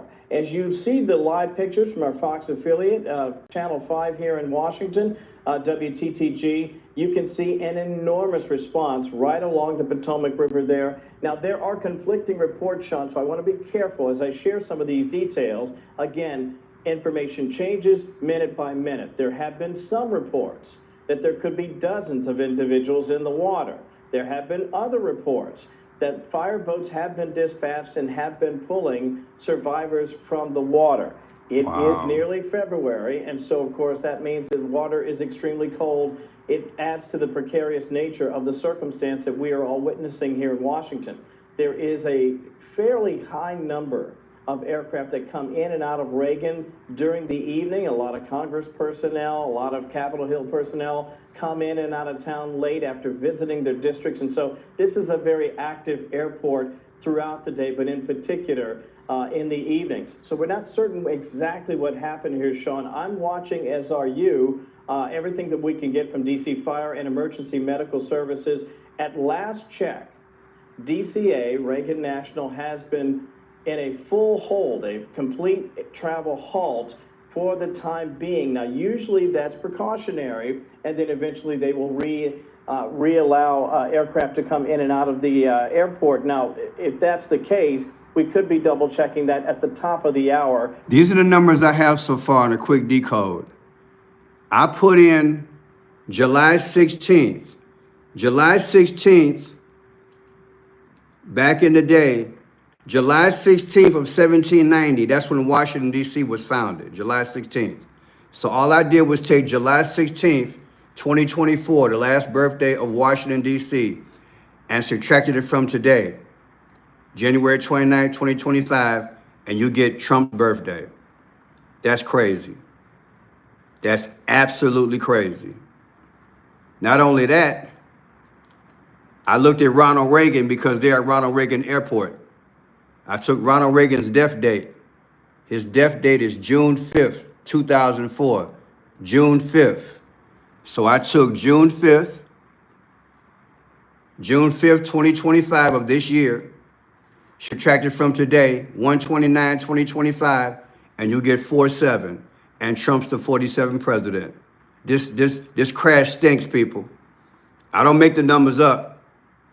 I don't make the numbers up. It's just crazy. This is crazy. What a crazy world. And I'm sure there's some other stuff out there. I'll just have to get more information and just put it together. But this is absolutely crazy, people. This is crazy. This is crazy. I don't even know what to tell you. This is absolutely crazy. Let me go back to this guy here. Let me see if this guy's got some update here. Is he still on, this guy here?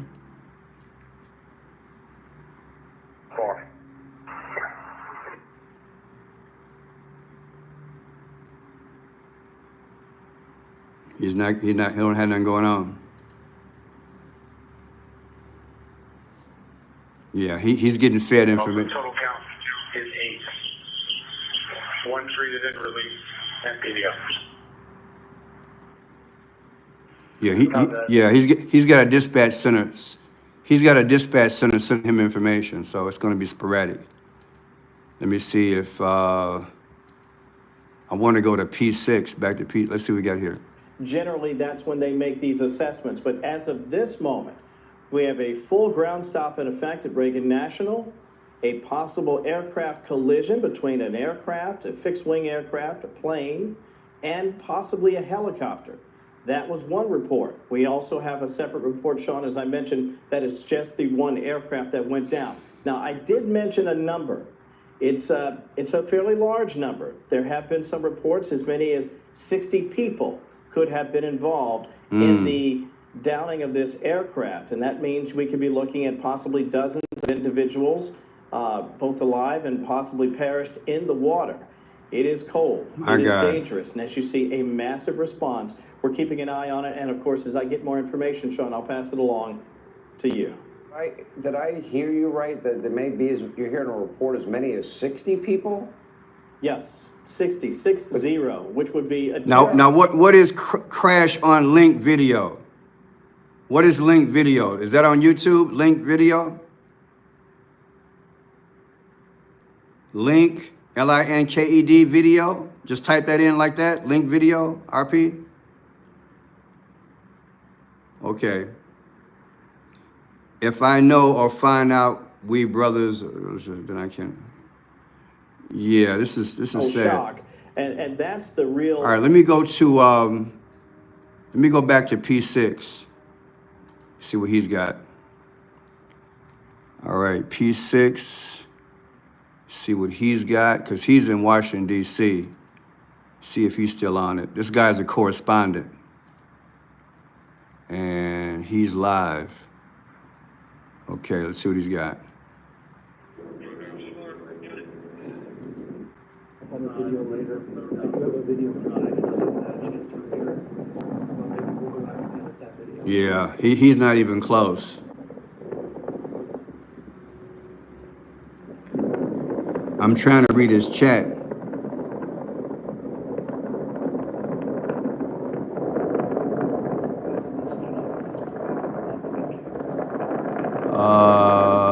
Let's see. Boy. Let's go to the history. Let's go to the history of that. Okay, the first one we pulled up was the crash was here. Near the tarmac, near the Potomac, at DCA here. So we are working to get all of that confirmed. Those are the questions I have right now, but they did confirm that fire boats are on the scene. So whatever emergency management response. All right, pulling up some current information. You guys heard anything? Any other links we can check out? Okay, he's on it. That's Fox. That's Fox. I wonder why Fox is the major one carrying this thing. Breaking news, plane crash, Reagan Airport, Washington, D.C. 5 watching. Fox. ANL News. ABC. Okay, ABC. Yeah, nobody can get close because of the water, people. Yeah, nobody can get close because of the water. Wow. And they probably restricting the zone where nobody can get over there and see it, you know what I'm saying? So all they got is long distance feeds. Yeah, how can they get over there and get some reporting? Invest in Gray's Robotics, the company transforming commercial landscaping. $20 million in research and development. Okay, that's a little bit closer. Yeah, this thing's gonna go on for a few hours, people.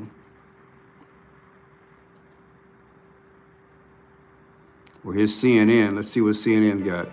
Some breaking news this hour as a small plane has just crashed into the Potomac River here in Washington near the Ronald Reagan Airport just outside Washington, D.C. That's according to the D.C. Fire Department. As you can see here, fireboats are now on the scene. 2 minutes. And Reagan National Airport says that all takeoffs and landings from the airport have been halted for now as emergency personnel are responding to the situation that is unfolding. We're just learning new details, and I want to get to CNN's Pete Muntean. Pete, first off, what can you tell us? What do we know about the size of this aircraft or just what happened here? This is developing by the moment, Caitlin, and it sounds, at least according to the preliminary data from Flight Radar 24, one of the big flight tracking sites, that this may have been a regional jet operated by PSA Airlines that would have been a code share with American Airlines, meaning you buy a ticket on American, the flight is operated by PSA.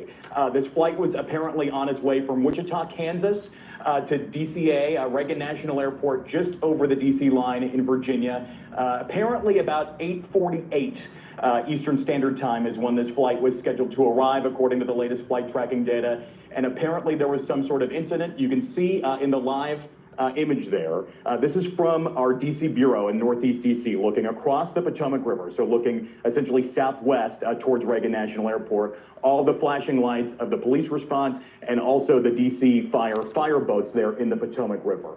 The good news here is that this is, we've broken the cold streak here in DC, so the water temperatures are not as frigid as they were. It was a relatively warm day here in Washington, DC, so that will aid rescuers and response crews as they're trying to get to this scene. Okay, here's a video here. This is breaking news on Fox 32. A commercial jet crashed near the airport in Washington, D.C. I'm Scott Schneider. I'm Dawn Hasbrook. This is a live look at the scene at Ronald Reagan National Airport.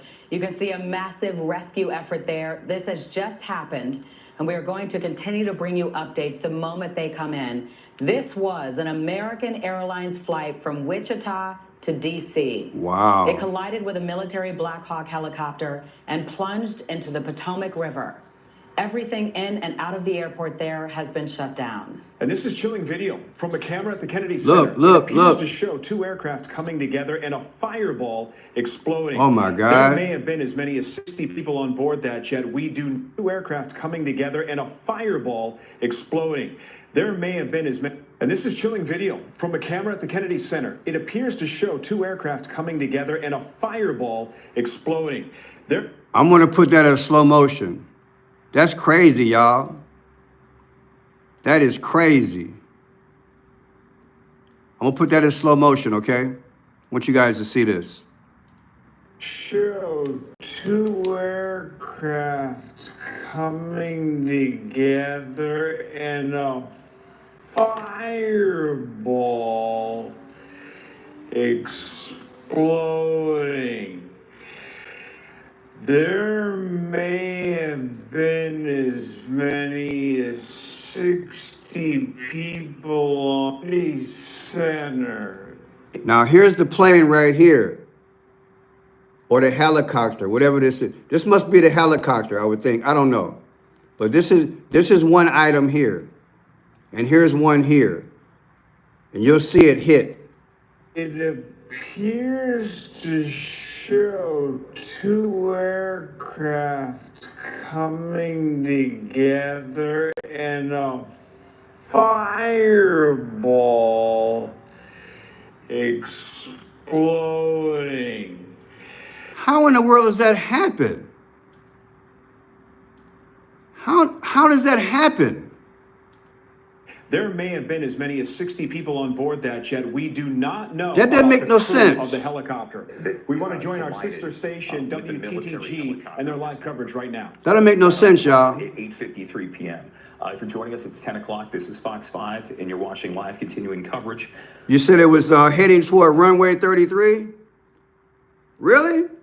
That's Masonic. Are you serious, Coco? Really? Runway 33? Thank you for the love offering for the $10. Thank you. Thank you for the love offering. I appreciate it. Maybe texting and flying. That don't make no sense. That light was so big. Look, people, I'm not trying to be funny. The light on that one plane, whatever it was so bright. How you gonna miss it? I don't get it. I don't get it. I don't know. We'll find out. We can speculate all day. UFOs, whatever. I don't know. Hopefully we're not in some type of war. Yeah, somebody just put that in there. This could be a Pearl Harbor situation. Yeah, it does look unnatural, doesn't it? Right, it doesn't make sense. See, it's one thing to say you didn't see it during the day. That light was bright. Sorry, that light was real bright. Of a apparent tragedy that's happened in the skies right near Reagan National Airport at 8:53 p.m. We've been told that calls came in for a collision. Replay? Okay, I'll replay it. I'll replay it. All right, let's see. Replay. What was that? Okay, we're gonna play it real slower. And I'll make it bigger too. Okay, here's the one right here. This is one. I don't know if this is a plane or a helicopter. I would think this is the helicopter because that's big. That's real big. So watch this here, slow motion. show two aircraft coming together in a fireball My God. exploding. My God. There may have been as many as 60 That's crazy, y'all. That's people crazy. on board that video from the camera at the Kennedy Center. Look at that. It appears to show two aircraft coming together in a fireball. That's crazy, y'all. That's crazy, man. Jeez, my There Lord. may have been as Oh, my many Lord. as 60 people. I hate even seeing this, y'all. This on is board terrible. that jet. We do That's crazy, y'all.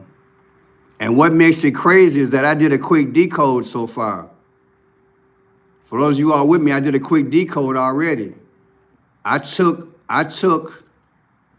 July 16th of 1790. They're in Washington, D.C. That's when it was founded, July 16th. I took July 16th of 2024, the last birthday that Washington was discovered, versus today's date. And it came out to Trump's birthday, 6/14. How is that possible? What's going on? And then I took Ronald Reagan, since they're at Ronald Reagan Airport. It's Ronald Reagan Airport. His death date is June 5th, 2004, June 5th. So I took June 5th, 2025. I'm sorry. Yeah, June 5th, 2025, his birthday, versus today's date, 1/29/2025, and that come out to 47, and that's Trump. This is crazy. Let me see, I got in here so far. I got Potomac River, Ronald Reagan Airport, right? I don't know. What do I got to think this through. Potomac River, Ronald Reagan Airport, plane crash. Did I put that in there yet? Nope, plane. I got to sit down and try to figure this one out. I got to try to figure this. Let's go back to the live feed. Was that Washington, D.C.? Oh, it was here. not know about the crew of the helicopter. A very large airport, but what I'm seeing right now is it was set to take off, or took off right around 5:18 p.m.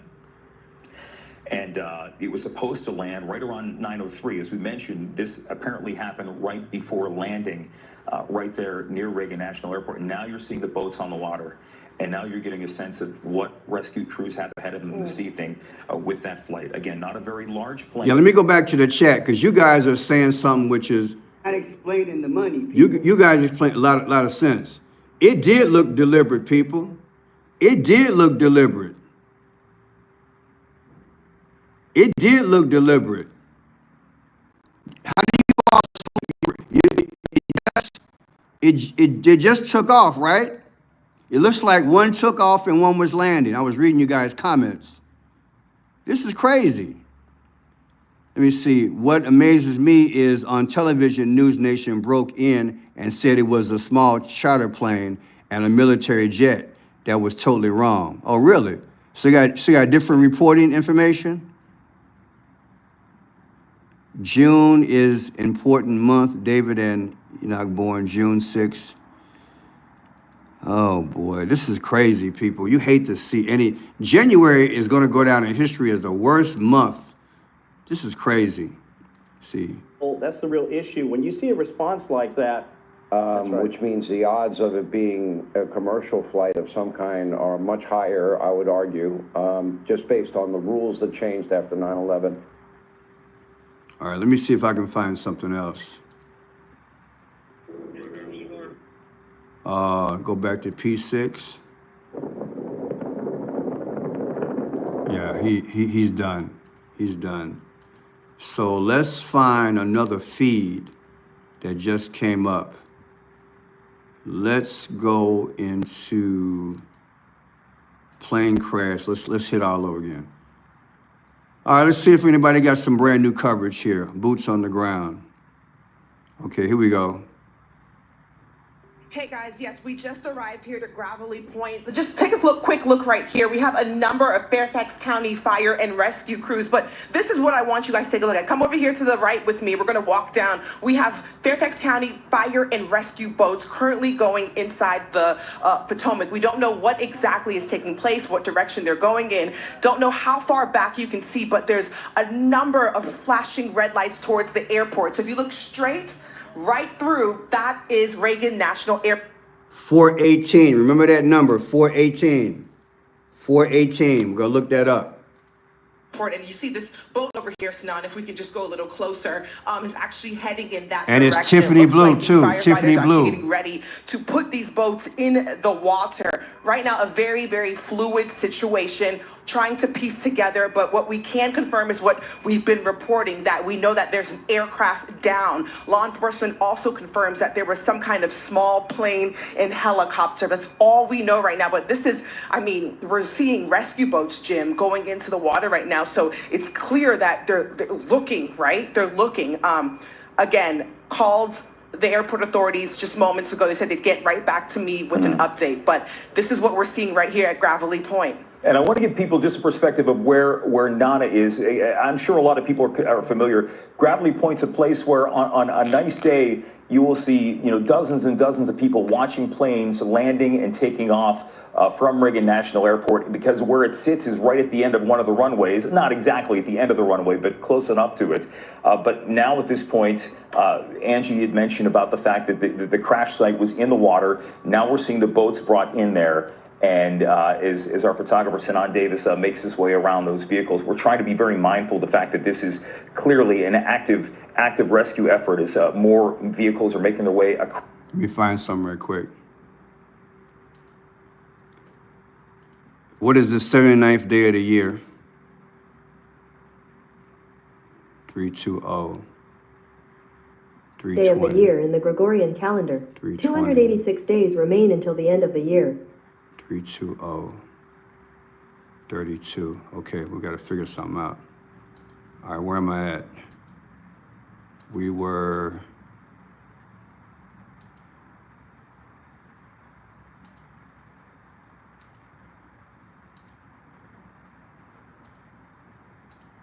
across the bridges and over towards the Reagan National campus and the area there just off the GW Parkway. Sir, how many crews are going out? All right, Nana's working to get some information. By the way, okay, but definitely going this way, correct? We're trying to figure that out right now. Okay, thank you. Thanks for your service. Yes, this was just Fairfax County, I believe, with the water rescue. I asked him, what direction are you going? How many people are you looking for? He said, right now we're trying to get a head count. It's a lot happening, but he's trying to get his guys in place to go into the water right here. So Nana, are you getting the sense like... Okay, I got another code for you guys, okay? I want to show you guys something. Inside the Potomac. We don't know what exactly is taking place, what direction they're going in. Don't know how far back you can see, but there's a number of flashing red lights towards the airport. So if you look straight in that direction, it looks like these firefighters are actually getting ready to put these boats in the water. Right now, a very, very fluid situation, trying to piece together, but what we can confirm is what we've been reporting, that we know that there's an aircraft. I'm going to show you guys the decode in a minute, okay? I'm going to show you guys something. Some kind of small plane and helicopter. That's all we know right now, but this is, I mean, we're seeing rescue boats, Jim, going into the water right now, so it's clear down. We have Fairfax County fire and rescue boats currently going inside the Potomac. We don't know what exactly is taking place, what direction they're going in. Don't know how far back you can see, but there's a number of flashing red lights towards the airport. So if you look straight right through, that is Reagan National Airport. You see this here? You see this here? You guys, I always teach you, look for the numbers, okay? Look at the color. That's almost Tiffany blue, believe it or not. That's almost Tiffany, that's Phoenician. But look at the number, 418. You ready for this? Watch this. Look, 4/18/2025 subtracted from inauguration day, 1/20/2025. Look at the difference. 88. What's Trump's text number? 88022. Am I right? It's deep. I'm going to show you. Just hold tight. 4/18. Is that coincidence? Is that coincidence? The reporter is there and they're showing you that. And now I'm going to go back and look at something else because she had on yellow. So let's go back. This is deep. 4/18/2025. So 4/18 versus inauguration day. There it is. 4/18, that's what the boat said. The boat said 4/18, and the boat was Tiffany blue versus inauguration day, 1/20/2025 gives you 88, and Trump's text number is 88022. We're going to find some more clues, people. I guarantee it, because so far we got 3. 4/18. The camera went straight to 4/18, did it not? You see this boat over here, Sinan, if we can just go a little closer, is actually heading in that direction. It looks like these firefighters are actually getting... Of course you got red and gold because that's raw. That's fire. But okay, let's see if we find some more clues. Ready to put these boats in the water. Right now, a very, very fluid situation, trying to piece together, but what we can confirm is what we've been reporting, that we know that there's an aircraft down. Law enforcement also confirms that there was some kind of small plane and helicopter. That's all we know right now, but this is, I mean... Oh, 4/14. I didn't see that. 4/14. Water right now, so it's clear and 4/18. they're looking, right? They're looking. Again, called the airport authorities just moments ago. They said they'd get right back to me with an update, but this is what we're seeing right here at Gravelly Point. And I want to give people just a perspective of where Nana is. I'm sure a lot of people... That's deep, y'all. Y'all gonna make me cry. Look at this. The second boat said 4/14. Thank you for that. Look. 4/14/2025 versus inauguration gives you Barack Obama. Barack Obama was born August 4th. Ain't that deep? Ain't that deep? Y'all own it, man. Y'all own it tonight. Y'all own it tonight. Let me put it in here. That's deep, man. I didn't see that boat number. Thank you for that. My God, this is crazy. Isn't that something? 2 boats. 2 boats. And they both come out to, that's crazy. Y'all know that's impossible. Y'all know that. Y'all been with me long enough. Y'all know that's impossible. Let me see, 120. Y'all know that's crazy. This is crazy. The second boat said 4/14 versus inauguration day, 120. The difference is 84. Barack Obama was born August 4th. Let me plug my phone up for the battery to go out. This is crazy, y'all. If this thing happened and it's real, these people are being sacrificed. What a crazy world we live in. I don't even know what to do. This is crazy. Let's get back to that video here. This one, right? Are familiar. Gravelly Point's a place where on a nice day, you will see, dozens and dozens of people watching planes landing and taking off from Reagan National Airport, because where it sits is right at the end of one of the runways. Not exactly at the end of the runway, but close enough to it. But now at this point, this is crazy, y'all. Mentioned about the fact that the crash site was in the water. 4/14 and 4/18 in there. And as our photographer Sinan Davis crazy. Makes his way around those vehicles, we're trying to be very mindful of the fact that this is clearly an active rescue effort as more vehicles are making their way across the bridges and over towards the Reagan National campus and the area there just off the GW Parkway. All right, Nana's working to get some information. That is crazy. Okay, but definitely going this way, correct? Hold on. Okay, thank you. Hold on. Get the license plate. Get the license plate. Definitely going this way, correct? License plate 46. 46 is death. 46, 610, 19, 20, 23. What is L? The license plate comes out to 45, y'all. The license plate is 4694OL. 4694OL.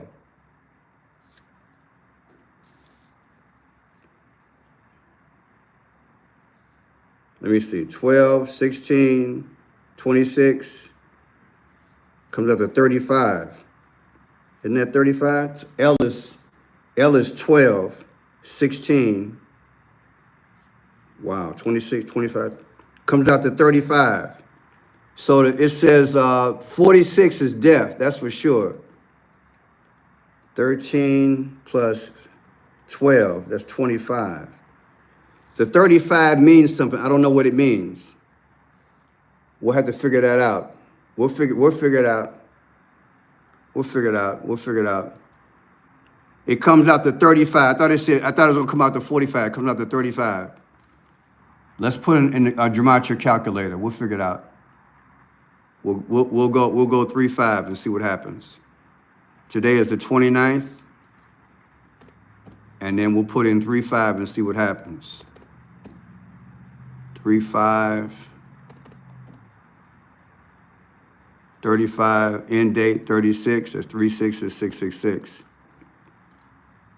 So I wonder what all that means, 3-5.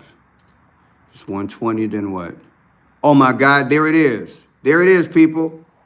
There it is. There's your decode. Look. 4, 6, 9, 4, and L is 12. That gives you 35. That gives you 35. Total of 35. That's 35. Okay? Now this is what I did. I took 35, 3/5/2025, and subtracted from inauguration day, 1/20/2025. Look at what you get. 45. Come on, man. That's crazy. This don't look good, people. This look like a sacrifice. This whole thing is suspicious. This is crazy.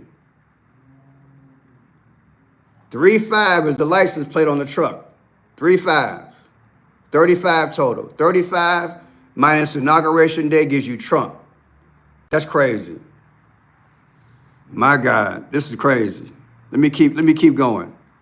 Oh, here's something here too. What's that? 6423? That's 15. 6423. 15.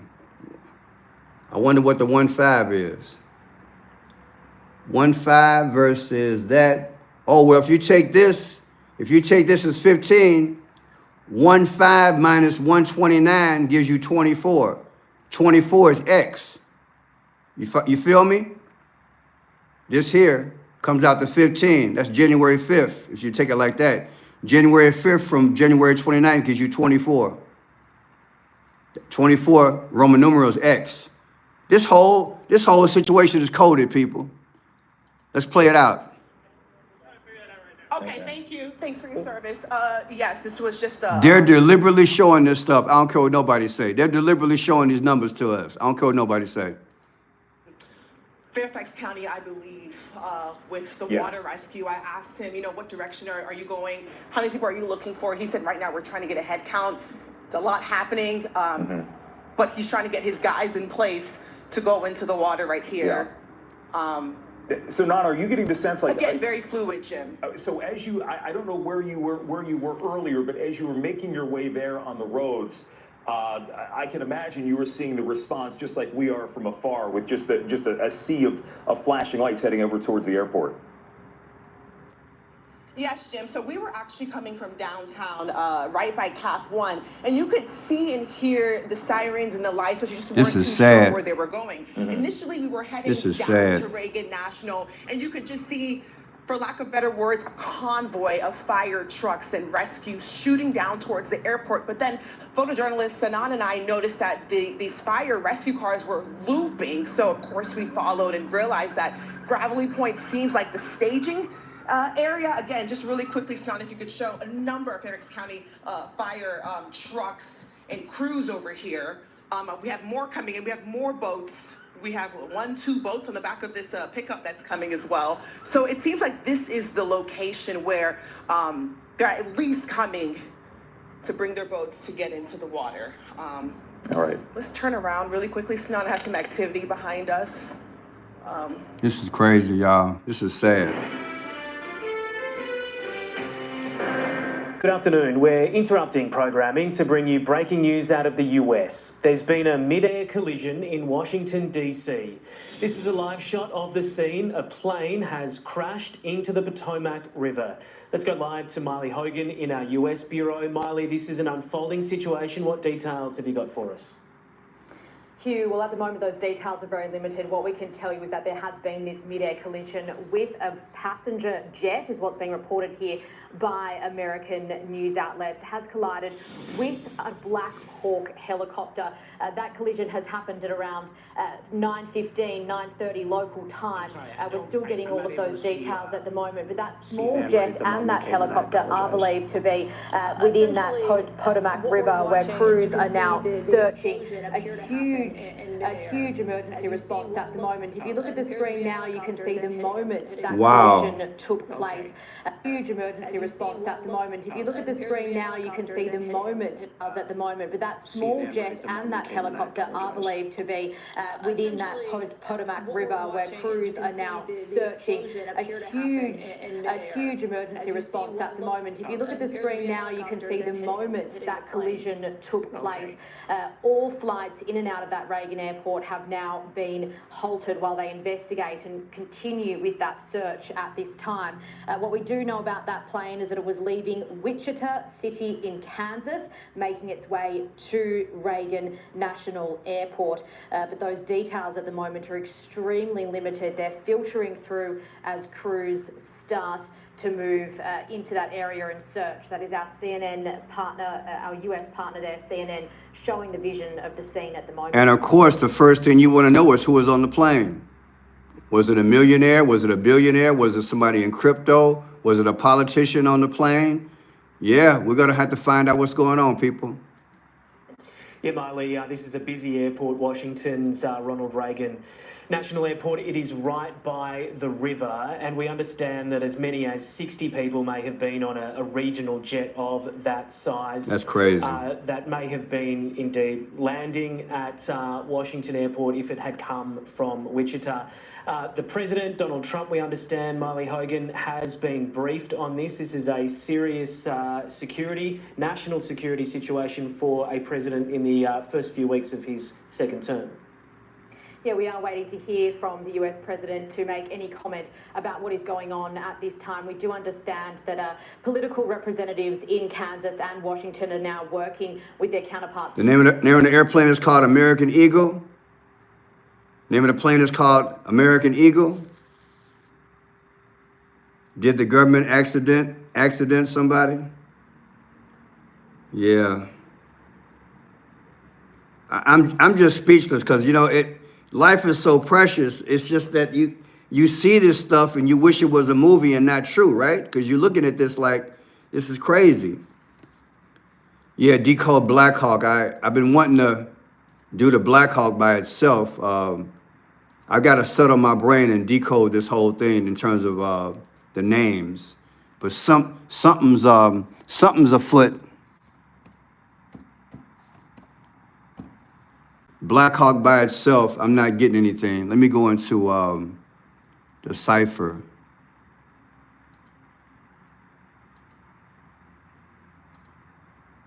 $387, that doesn't ring a bell.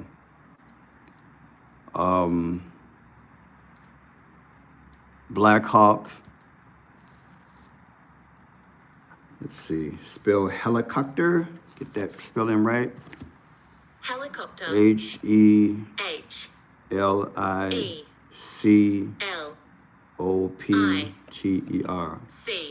There you go. There you go. Black Hawk helicopter comes out the 84. Look at that. Look at that. Black Hawk helicopter comes out the 84. Ain't that deep? So far, we got about 4 or 5 decodes on this thing already. Black Hawk helicopter comes out to 84. And Barack Obama was born August 4th. That's crazy, y'all. That's crazy. I'm just speechless. Let me see if it comes out for the cipher. That's crazy. Satanic cipher. 848. Yeah. This is crazy, y'all. If this ain't Satan's, if this is not Satan's little season, I don't know what is, people. This is crazy. What we're witnessing in life, every day is just, you don't know what's going to happen in this world, you know? Trying to get us as much information as we can, and as that information comes to hand, we will bring it to you. Hugh? All right, you're watching a live scene from Washington, the Potomac River, and the Washington Ronald Reagan National Airport, where a mid-air emergency. All right, let's see if we can get somebody. I want to get a live thing like I did with that one reporter. That was good. That was my best feed so far. That one reporter. Russian crisis. Oh, they got a pipeline. Something going on in Russia too. I can't do Russia news. I'll get in trouble with that. But anyway, computer jet from Wichita. Mid-air collision 50 minutes ago. Reagan National Airport. Let me see what they got here. The Fed will print as much money as it wants. Unlike the U.S. dollar, gold has historically... Yeah, I need some boots on the ground video. I need another boots on the ground video, that lady. It's the one I had earlier? Joining us now is White House Press Secretary Caroline Leavitt, as well as Caroline. We obviously had you booked for a very different reason on the program tonight, but you see what's going on. Here's that young press secretary I was telling you about. Where you work every day. See what she got to say. Online, I can't verify the truth of it. There is a video that shows 2 aircraft colliding over the Potomac. I'm looking at the emergency response. Have you heard anything at the White House? Yes, Sean, of course, this was not the planned topic of discussion for your program tonight, but in light of this breaking news, I have called over to my counterparts at the White House, and I can confirm that President Trump has been made aware of this situation, and tragically, it appears that a military helicopter collided with a regional jet at DCA Airport right here in Washington, D.C. That's all I can confirm at this point in time, and I can just say that the thoughts and the prayers of the entire Trump administration are with all those that are involved, and we ask the public in this area to please stand by for guidance from law enforcement and allow them to do their jobs as they attempt to save lives right now. I think that's very well said and good advice for everybody. The activity, Caroline, as we look at the videos here, seems to be on the Potomac River. And again, that kind of response is massive. And if you're confirming that a military chopper had some collision, it seems to be over the area of the Potomac. Have you gotten any information on that aspect of it? Again, the information that I was just given was that it was a military helicopter that appears to have collided with a regional jet, and there are many interagencies that are working on this response right now. Both federal and local law enforcement are working together on the ground to try to save as many lives as possible, and the president will continue to monitor this situation. Caroline, it turns out that you're right. The FAA apparently putting out a statement, the regional jet and a Black Hawk helicopter. according to the FAA, is now, that's their verbatim. That is absolutely chilling. I should note for people that a regional jet would be, in most cases, a smaller jet. I got to figure out this number later on. It says flight 5342. Airline flight 5342. I got to decode that, see if there's any significance to that. 5342, 5342. Right here. I got to figure that one out. 5342. I'm throwing a few things together as I'm watching. Let me see if I can get some action for you guys. See if I can find anything with somebody boots on the ground. So that was the press secretary for Trump. And all she has is the latest. Let me see what they have here. So the scene has actually changed from what we spoke about 20 minutes ago. You remember there was a number of boats. Same lady, different. Into the Potomac. Turn around, look right over here.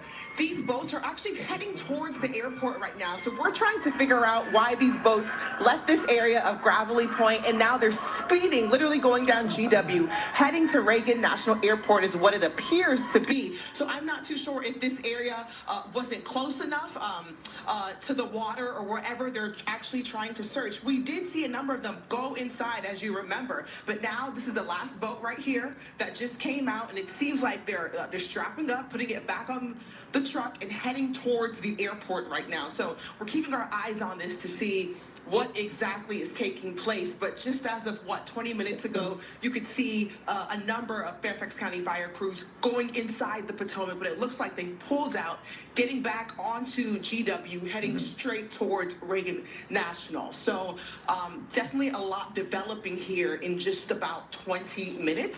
This appeared to be the scene and where they were gathered, kind of like a staging area. But if you look right over here, there's not a boat in sight. Wow, and that was pretty quick because when you got there, they were just dropping them in there. And I'm glad that we went back to you on this just to get a sense of I guess they're getting an idea of the scope of what needs to be done. Flight 5342. So where we are right now, it seems like there's just a few crews there. We're not seeing much in the way of a rescue base there at Gravelly Point, right?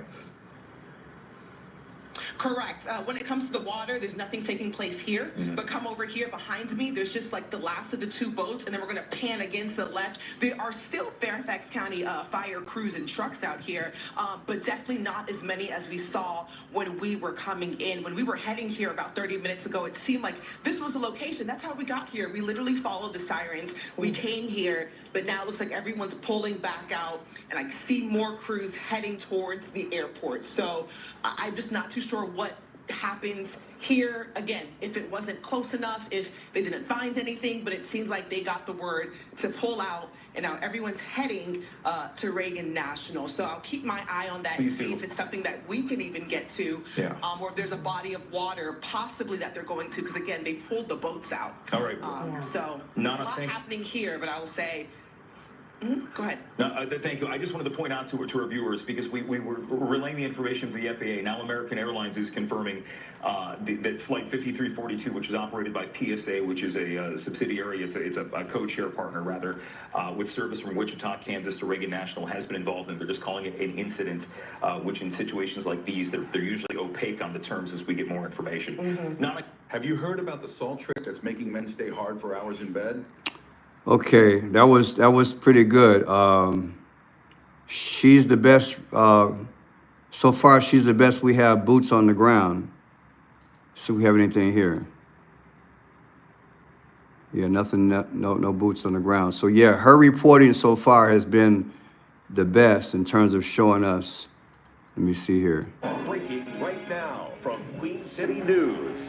And we are following that breaking news out of Washington, D.C. tonight as crews are searching in the Potomac disturbing. Now, this was recorded from a tower camera at the Kennedy Center in Washington, and it appears to show a plane approaching for landing at Reagan National, and then another object collided with that plane, igniting a fireball above the ground, and the plane was reportedly flying to Washington from Wichita, Kansas. It was a CRJ-700. There are reports CRJ-700, but no firm numbers right now. I want to go back live to the Potomac River. Fireboats are in the water searching for survivors. Dozens and dozens of emergency vehicles around the scene. We will stay on top of this and also have updates throughout the newscast on qcnews.com and also on Queen City News Now starting at 4 a.m. tomorrow. Okay, guys, I'm gonna decode the CRJ 700. I'm gonna let you guys watch it. All right, back to the breaking news that we're following out of Washington, D.C. This is a live look at the massive emergency response of what is being called a small aircraft down, crashing into the Potomac River right near Ronald Reagan International Airport. No word yet on, the size of the aircraft, although we are hearing it is a small aircraft. No word on river rescues, although there are fire boats on scene now. All takeoffs and landings from Reagan International are now halted because of this emergency response. We want to listen into some coverage for a moment from our sister station in Washington, Fox 5 DC, WTTG, anchored by Jim Lokay, who is on the air right now. They've broken into programming. Yeah, and again, we want to make sure it's right. We want to make sure that everybody knows what's going on coming in there. But again, a helicopter and small aircraft, that's at least the information that we've had confirmed coming into there. Again, we're getting unconfirmed reports from sources. We're not going to relay that information just because we're working to get it from federal authorities, from aviation authorities, from DC Fire and EMS. Fox News. More ambulances arriving at the scene now. You say go to Fox News? Okay, let's go to Fox News. Fox News. They've got a lot of affiliates. Which Fox News do I go to? Which Fox do I go to? Let's see. You got a lot of Fox News. Fox News Live, I guess. Channel 5. Kind of diets they're on? You mind if I ask what type of food you usually eat? Actually, I eat anything I want. Wow, you look over here.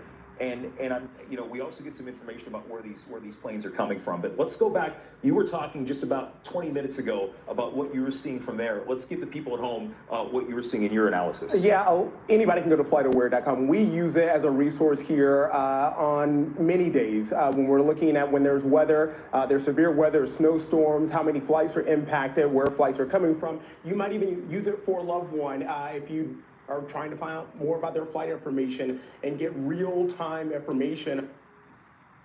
I need somebody with boots on the ground.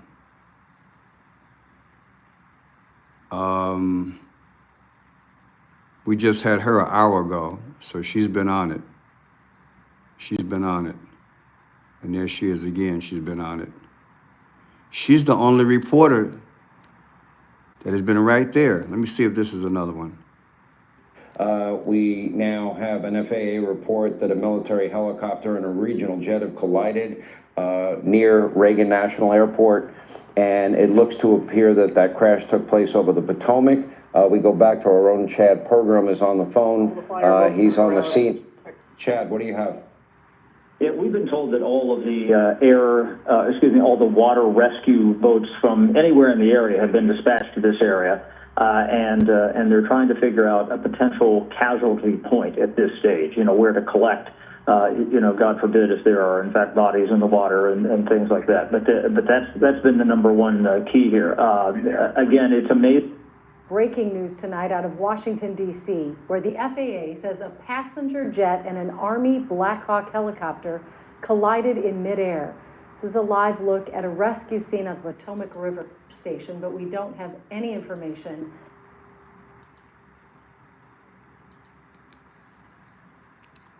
There's that 414 again, people. And there's a 433. 433, that's not a date. So that would be 10. 4, 3, and 3 is 10. 10 is X. Roman numerals, because you can't make that a date. 433. 433, 3 and 3, that's 10. See what we got here. Any information on those people's condition. Just minutes ago, President Trump said he has been briefed and is monitoring the situation. We are keeping an eye on it as well, and we'll bring you updates throughout the newscast. Yeah, nothing to see here. But But yeah, we had our best one with that lady earlier. So we got here. Bill, I mean, look, it's completely empty. There's no one behind the computers there, no one waiting in line, no one grabbing their luggage or anything. It is completely empty. I can even hear myself have an echo in here because there's barely anyone. We've seen the occasional law enforcement agencies running back and forth. Obviously, there is a sense of urgency due to that mid-air collision that happened around 9 p.m. And if you look at the boards over here, soon it will change. But right now it says emergency alert due to an emergency situation. All flights are being held on the airfield. Additional information will be available as received for customers on departing flights. Please check with your airline representative. But it's definitely such a scary feel in here. We have Somebody say gold pants. People waiting and walking around like this gentleman right here. But I do want to introduce you to Debbie here, who I was just speaking with. And when I told you what happened, what went through your head? I am completely in shock about this. I mean, this is horrible. I'm at the airport and these people apparently crashed with a Black Hawk, and there's 60 people on board the plane, and they're in the Potomac, and they're going now with emergency crew to find out what the circumstances are. They don't know if there's casualties or what's happening, but of course it's upsetting. Absolutely. And what flight are you waiting for? Or did you just land? What's your situation here? I'm here early. I'm going to Midway Airport tomorrow, Chicago. Oh, wow. It's going to Chicago. Doctor's appointments. And I wound up checking out of my hotel early. And I'm leaving very, very early in the morning. I have a tendency to sleep late, so I didn't want to miss my flight. But something I can't believe that this is happening. The whole airport is shut down. Is that correct? Yes, no flights are leaving or coming in. And now, what's your plan with all of this going on? No, I absolutely don't know. I don't know if the flights are delayed and they'll be rescheduled for later tomorrow or what they're going to wind up doing. I have no idea. And now, how often do you fly? Well, I've had my cardiology team is in Chicago, and I've been back and forth to Chicago on a monthly basis, flying with Southwest successfully. They do a wonderful job. I really like the airline, and that's what I was planning on doing very early tomorrow morning, and now I just don't know. And obviously right now we don't know, how many survivors there may or may not be, but just, what goes through your head knowing that, there's family members out there wondering what's happening with their loved ones? We have so much going on in this country right now with transition and, I have been at the airport. I was here for the inauguration, and I, came to the airport and I saw the president's plane fly in and out of here. I saw, I think it may have been Jeff Bezos and Mark Zuckerberg. I mean, so this is like, they just left like the other day after being here for the inauguration. You could tell. Well, Debbie, thank you for speaking with me. They're telling me that I have to send it back into the studio right now. And of course, when a briefing does happen here at Reagan National Airport, we'll bring it live to you right here on air. At this hour, so 4 rescued and rushed to the hospital. That's good. Some I'm people looking now. People are To rescued. see what hospital. Can't find that yet, but I'm sure that information will be out soon. I don't know the near. What you know that area? What is the closest hospital? Do you know offhand? Yeah, they there's a couple different hospitals that they're sending people to. But yeah, there's a couple different ones that they're using. They have staging areas set up already, hoping that they'll get more people rescued. So what else we got here, people? Anybody got any news that came up that you guys know? Anything else? Between 50 to 60 people, Black Hawk helicopter, plane, frigid weather, it's obviously cold out there. Let me see here. Yeah, I don't understand how they could hit each other. That blows my mind that they could hit each other like that. That doesn't make sense to me.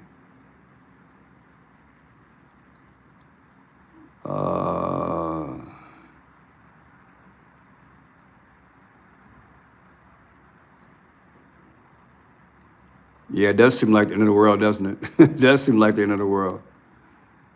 Yeah, just stand by. Before you know it, it's always something different. I just had someone text me and feel it was all orchestrated. This is crazy. This is crazy. I mean, I know one thing, that one part that I showed a little bit earlier, that decode is something else. Something's going on with those numbers. The CNN. The scene, but Reagan National Airport, one of the busiest airports in the country. Apparently this flight, according to the flight tracking data, was coming in from the south. That's called the Mount Vernon approach into Reagan National Airport, landing on runway 1 at Reagan National Airport, which is to the north. That's the busiest single runway in the national airspace system. A lot of folks still finding out about this. We have calls out to the Federal Aviation Administration, the National Transportation Safety Board, American Airlines, and beyond. Right now, we're just getting very early preliminary information from the Metropolitan Washington Airport Authority itself, which operates Reagan National Airport. They say there is an incident at the airport right now, but things are still developing all the time, and we're trying to figure out exactly what the circumstances were here. If this was a crash of a commercial airliner, that has not happened in the United States in about 15 years. The last major crash of a commercial airliner in the U.S. was the Colgan Air crash of 2009, left an indelible mark on aviation, left sweeping regulatory changes that are still being dealt with in aviation to this day. It is a really, really, really busy slice of airspace. And I can tell you, as a pilot, as a flight instructor, as somebody who has a small airplane at an airport not too far away. Well, the rescue operations are still ongoing is what we are learning. And as far as the details that we are tracking from the police department issued on this very tragic incident, let's just put that across your attention, viewers. The DC police has said that it was not CNN? a Metropolitan Police Department helicopter. Okay, let's see what CNN got. MPD has said that All right, CNN, let's see what they got. Where is CNN at? Oh, we just did CNN. All right, let me just put CNN by itself, see what happens. CNN, and let's go live. Nothing there. Okay, here we go. Far away from Reagan National Airport. It is a very restricted piece of airspace. We already got that. Anybody got anybody else on? Yeah, I don't see anything. Let's see here. He's done. He's done. Nothing new there.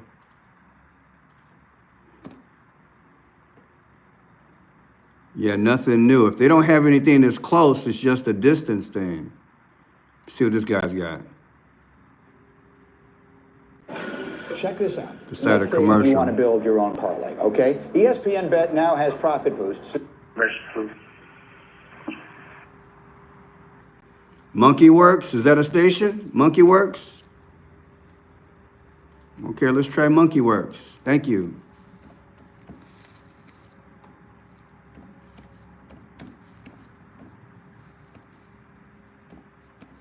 Monkey Works. What is Monkey Works? Monkey Works. That's cute. In a world constantly in motion. All right, what does Monkey Works got going on? I don't see nothing. Monkey Works. I don't see anything for Monkey Works. He's got a live coverage. Oh, that's a year ago. All right, anybody got any more suggestions? We need to get DC crash. See if that's going to do it for us. DC crash, 1 hour ago, 1 minute. We need reporters. Any reporters? Reporters. We've only had 1 reporter on the ground. I find that very bizarre. I find that very bizarre. That doesn't make sense. She's the only one that could get out there in the last hour? That doesn't make sense to me. Well, here's somebody, but he's not in the vicinity. The last couple of minutes, as you had just alluded to, that statement from WMATA, Metro helping out. It's flights that are being diverted from Reagan National that are landing at Dulles right now. So You ain't got even though nothing. Reagan is closed, the inbound and outbound flights that are headed to the DMV, supposed to. It says three soldiers on Black Hawk helicopter. 3 soldiers. Yeah, I got it first, right? Yeah, I got it first. You're right. That decode we did earlier is epic. All right, here we go. 3 soldiers.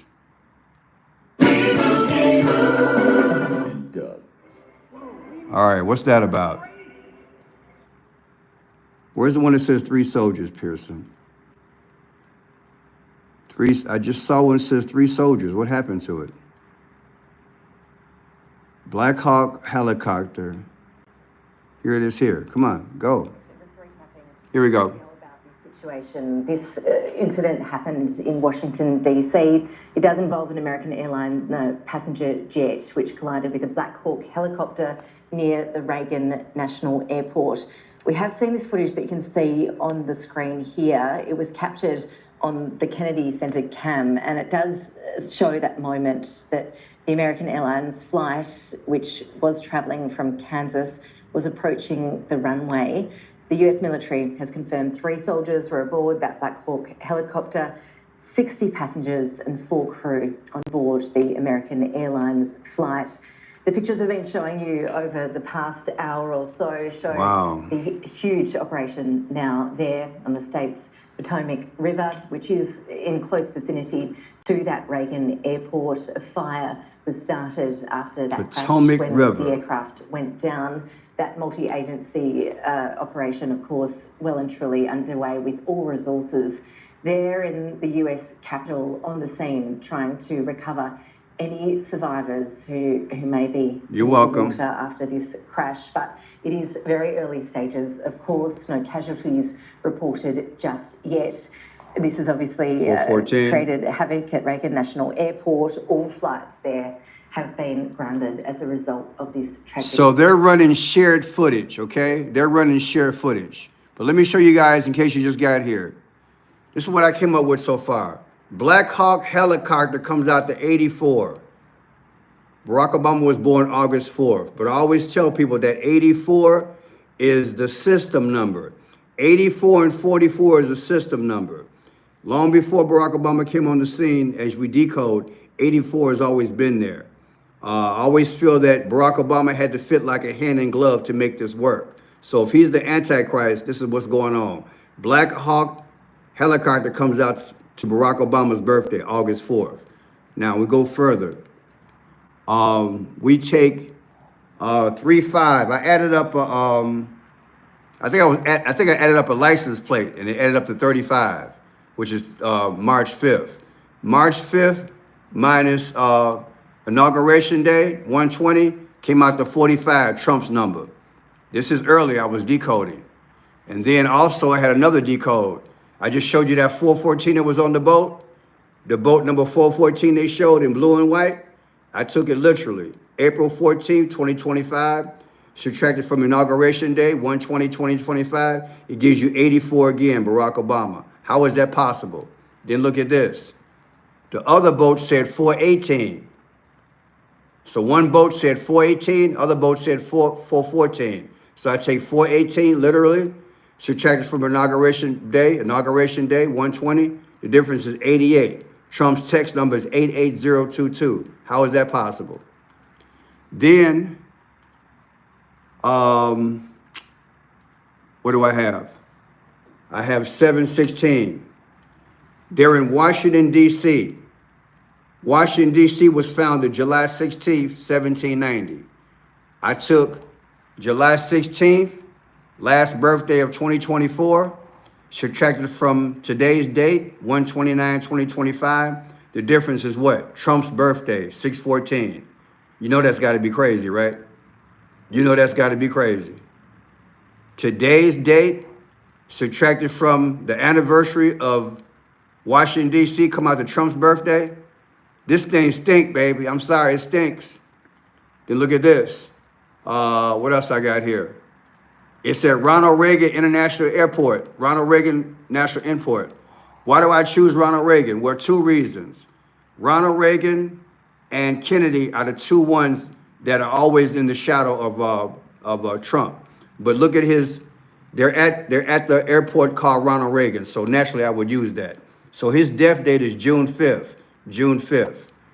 If I take June 5th of 2025, June 5th of 2025, and subtract it from today's crash, 1/29/2025, guess what I get? The 47th president. Something ain't right, baby. Something ain't right. This thing stink. It's got to be a sacrifice because the numbers is coming out too pure. It's crazy. We pray for the family and everybody here. This is crazy. This is absolutely crazy. I don't even know how to comment on this kind of crap. Every day is sacred, people. Hug your children. Tell them you love them. Because this is crazy down here. What a crazy world. See if anybody got any more news you got? You know? Trying to find some boots on the ground. Let me see if I can find a story that just came up. Well, they've been showing this already. That's the location. Oh, look at that. Look at that, people. Look at that. What is that? Look at that. That's the flight pattern. Let's watch this video. Underway right now. We're told water in the Potomac is about 35 degrees tonight.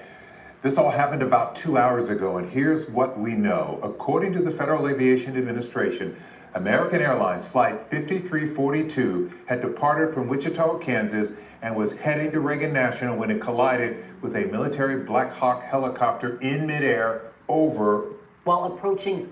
Look, right in our face, people. Look at that. Look at that. What is that? Boom. Man, that's deep. That's deep. I got to put that in the gematria calculator, both of those. Reagan National Airport and Potomac River. Reagan National Airport and Potomac River. Reagan National Airport and Potomac River. I got to put them both in there. Let me see. Reagan National Airport and Potomac River. Let me see. Let's see.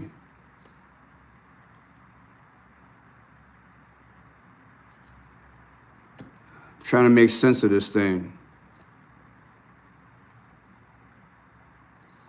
AIRPORT. And then Potomac is what? POTOMAC? Is that the right word? POT? Where am I at? Too many icons opened up.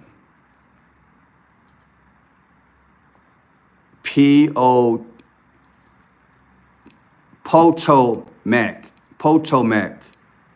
Potomac, right? Potomac. Let me find it. Man, where is it at? Potomac.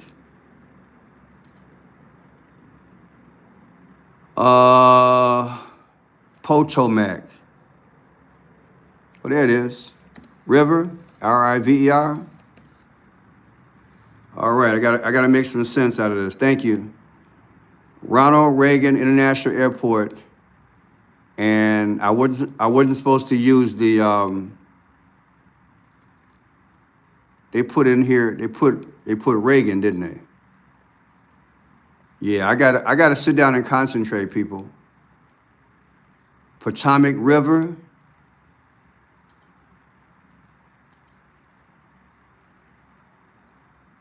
Potomac River. Reagan International Airport.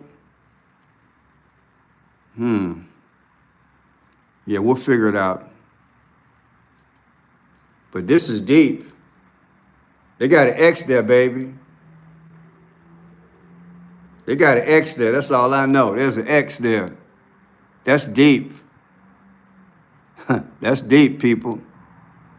That's deep. They give me the creeps. Washington to from Houston to Washington, huh? That was the flight path? That's where they coming from?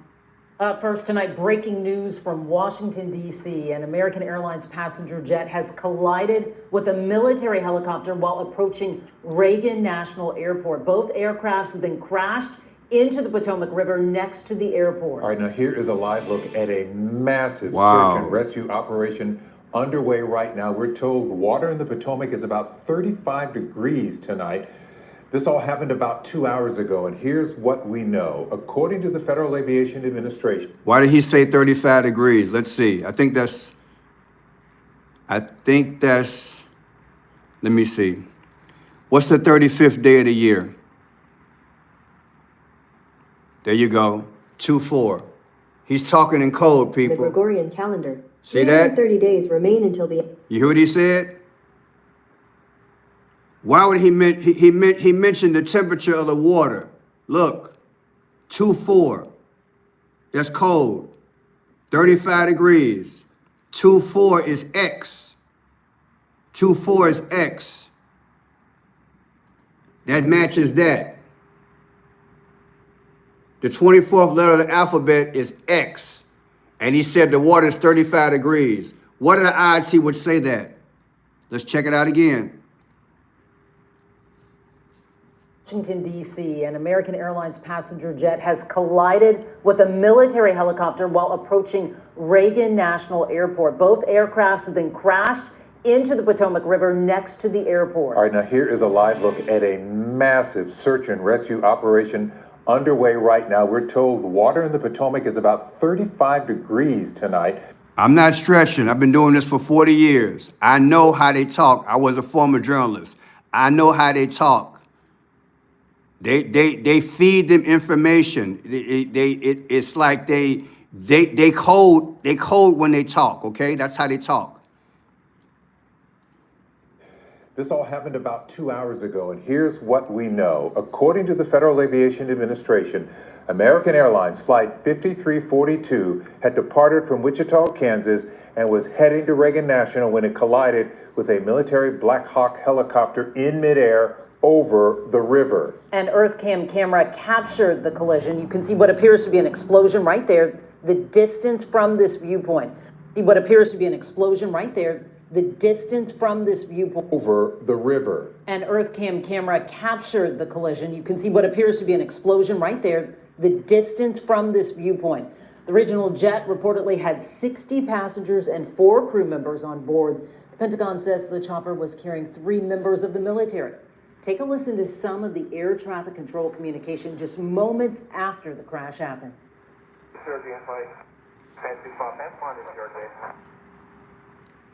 Fire Command. The accident happened in the river.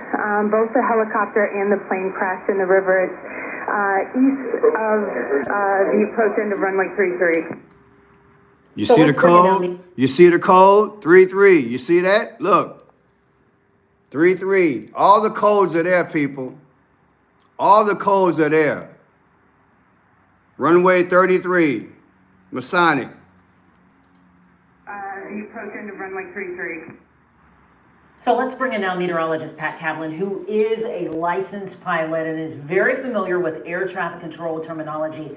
Pat, can you shed some light on us, on that audio rather, for us? Okay, so at airports, there are 2 main frequencies. There is ground frequency and there is tower frequency. The first recording that we listened to is tower frequency. That was the air traffic control tower asking the helicopter that was involved in this crash if they had the CRJ in sight. The aircraft, the American Airlines aircraft, is the CRJ 700 that the tower was talking about.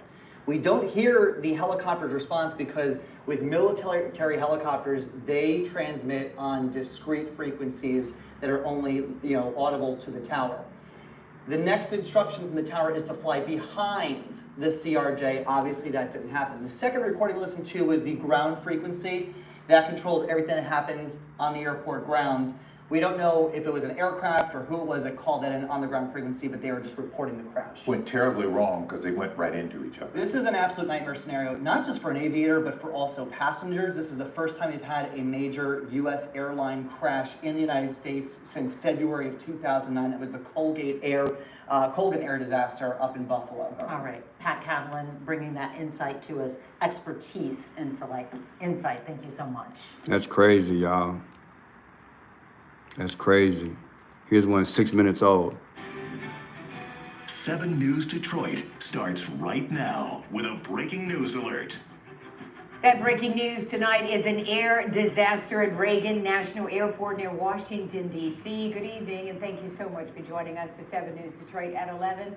I'm Carolyn Clifford. Now, these are live pictures from the scene where a passenger jet collided with an Army Black Hawk helicopter.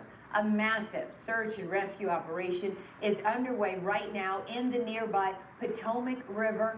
American Airlines says it is aware of reports that Flight 5342, operated by its regional carrier PSA Airlines, has been involved in an incident. The flight originated in Wichita, Kansas. There is no immediate word on casualties, but there is a search going on right now. We are told the PSA jet has about 60 to 70 seats. The Federal Aviation Administration says the mid-air crash occurred right around 9 o'clock tonight when the regional jet was on approach to the runway at Reagan National in Arlington, Virginia. A defense official says the Black Hawk chopper normally has a crew of 3 people. Video from a nearby observation camera shows 2 sets of lights consistent with aircraft appearing to collide in a fireball. The control tower immediately began diverting other aircraft, and the FAA issued a ground stop for the airport. President Donald Trump just issued a statement saying, quote, "I have been fully briefed on the terrible accident which just took place at Reagan National Airport. May God bless their souls. Thank you for the incredible work being done by our first responders. I am monitoring the situation and will provide more details as they arise," end quote. Now, Oakland County Sheriff Michael Bouchard just returning home from a trip to Washington, D.C. He flew out of Reagan National Airport 1 hour before the mid-air collision. Sheriff Bouchard joining us now live on the phone. Sheriff Bouchard, thank goodness you are safe. Thank you so much for joining us tonight. Please tell me, what is your reaction to this tragedy? Now, here's the thing, people. So far, we know that it was military, right? So we can only speculate that, did an enemy do it? Was it intercepted by another country's technology? We don't know what they're going to come up. They're going to come up with something. If it's something like that, this is put out here to scare us, like somebody said a little while ago. This is our Pearl Harbor moment. Yeah. They might say Iran. They might say Iran. You never know. You never know, people, because it's in Washington, D.C. Army plane, any of that, people. Look for any of that next 24, 48 hours. I heard experts tonight saying this should never have happened because warnings go out telling a pilot in this situation to rise so they don't slam into one another right now. So what's your reaction, especially flying out just an hour before this happened? Yeah, well, obviously it's a shock to everybody. I mean, usually you don't see a lot of mid-air collisions, and so there's going to be a lot of fact-finding to figure this out. I know in our helicopters, our police helicopters at Oakland County, when I've been in them, it will actually give you an audible collision. It actually starts talking to you if it tracks that there is some. So what he's saying is that between the instrument panel and everybody else, they should have known that plane was in the vicinity. It should have never happened. It's a rarity that it happens. Usually you don't see a lot of mid-air collisions, and so there's going to be a lot of fact-finding to figure this out. I know in our helicopters, our police helicopters at Oakland County, when I've been in them, it will actually give you an audible collision. It actually starts talking to you if it tracks that there is some anticipatory path that it sees as a collision. So I guess they're going to be having to run all that through, who is operating in the right or wrong, or was traffic control, monitoring both of those. They obviously have transponders, so it's going to be an investigation that determines all that. But right now, it's a terrible, terrible loss. I'm told there were 70 people on the one plane, and typically the Black Hawk has a crew of 3. So you've got 73 families potentially just had their lives completely turned upside down. My God. And the conditions right now are so bad to be out there for search and rescue in the dark and in the cold. Did you see a lot of air traffic with helicopters in the area before you flew out, or was it just clear? Yeah, no, I saw quite a bit of air traffic, and in fact, our crew came on and said, we'd like to button up quick and get out. We're anticipating some winds, and we want to get out a little sooner than we typically would. So I don't know if it was windy conditions that were picking. Yeah, I pray we're not under attack. I really pray. Can you imagine all the airports being on lockdown? If they lock down airports, people, they're gonna kill our economy. Okay, so we can't have that. Enough that may have played key in this or not, that was an audible announcement on our plane shortly before we took off. And I remember driving to the airport. I had been out there with Major County Sheriffs of America meeting with some of the new folks in Washington and Congress and in the administration. And I remember driving towards the airport and seeing the ice on the Potomac River and thinking, our team trains on ice conditions for rescues. And I thought, boy, I hope nothing like. Hey, y'all, I just broke the code. I just broke the code, y'all. Look, I just broke the code. You guys it's gonna blow your mind. I'm gonna show you. I just broke the code. I'm freaking out. Just hold tight. This is gonna freak you guys out. Oh my God, this is crazy. Praise the Lord. I just broke the code. Okay, look. Listen to me real good. I have been teaching about the sun god, Sol Invictus. Okay? You guys with me? Remember? Listen to me. Listen. I just broke the code. This is going to blow your mind. This will blow your mind. This is going to blow your mind. Oh my God, I can't believe it. I just did it. I've been working on it for an hour. I just broke the code. Okay, look. This, look. In 274, this is when the Roman Empire went back to worshiping the sun god. Okay? The Roman Empire. We're the modern day Roman Empire. We're going back that way. Now look, this is going to blow your mind. Look. You guys remember the plane number? That's the plane number, right? You guys remember the plane number? Want me to find it for you? Do I need receipts? That's the plane number. That's the plane number that just exploded. Watch this. 5342. You got it? That's the plane number. You ready for this? Divided by, you ready for this? Watch this. It's deep. It's going to blow your mind. You see this here? Trump was born in 1946. Okay? Watch this. Divided by 1946. You ready? Boom. There's your decode. Sol Invictus. Nope, that's it. Because it's a sacrifice. You can believe it or not, it's a sacrifice to the gods. This was a sacrifice. 274 AD, it's deep. It's right there. That's gotta be it. No, trust me. I've done about 40 different numbers. It makes sense. 274 AD. It's deep. It's right there. That's gotta be it. That's gotta be it. It's a sacrifice.